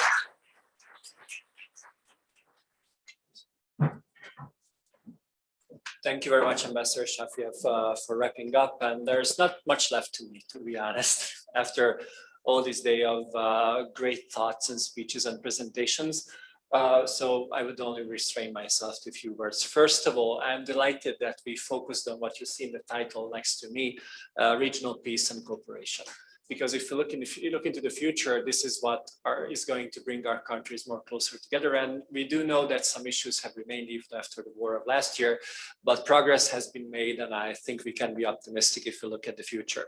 I think it was also important to talk about economic possibilities, because we know that people-to-people contacts are important, high-level political meetings are important, but if we would really like to build a fabric between our societies, that's going to be through business.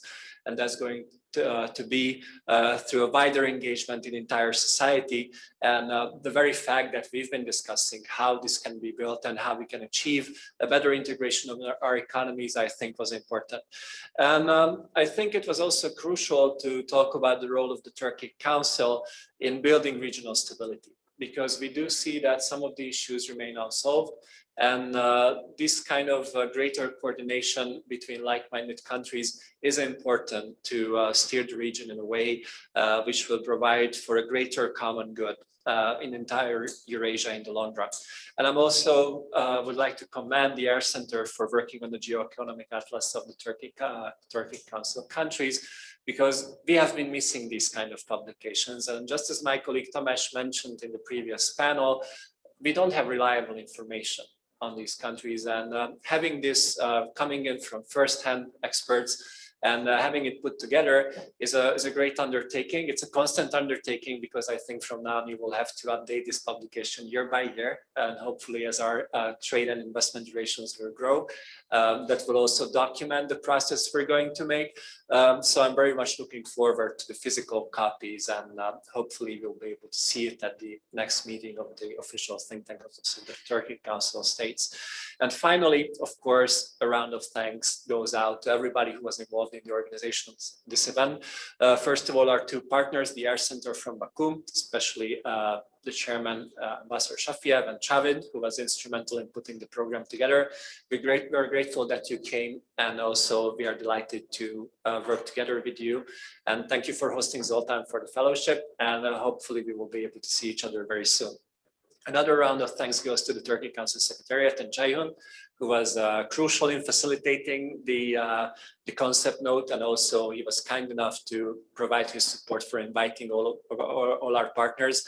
And I think the fact that the Turkic Council Secretariat was so very well represented today also shows that there's a great amount of interest in our cooperation. And we're also grateful for the Deputy Secretary General Bazalov for being here today, stepping in for Mr. Amreyev, who had to leave today. The Turkic Council office in Budapest, especially Ambassador Hovari and Elbay, who was very helpful throughout the entire organization process. And I know it's been a busy week for them because they had the transport ministers meeting in the previous days, but thank you very much for being available all around the clock and helping us putting this together.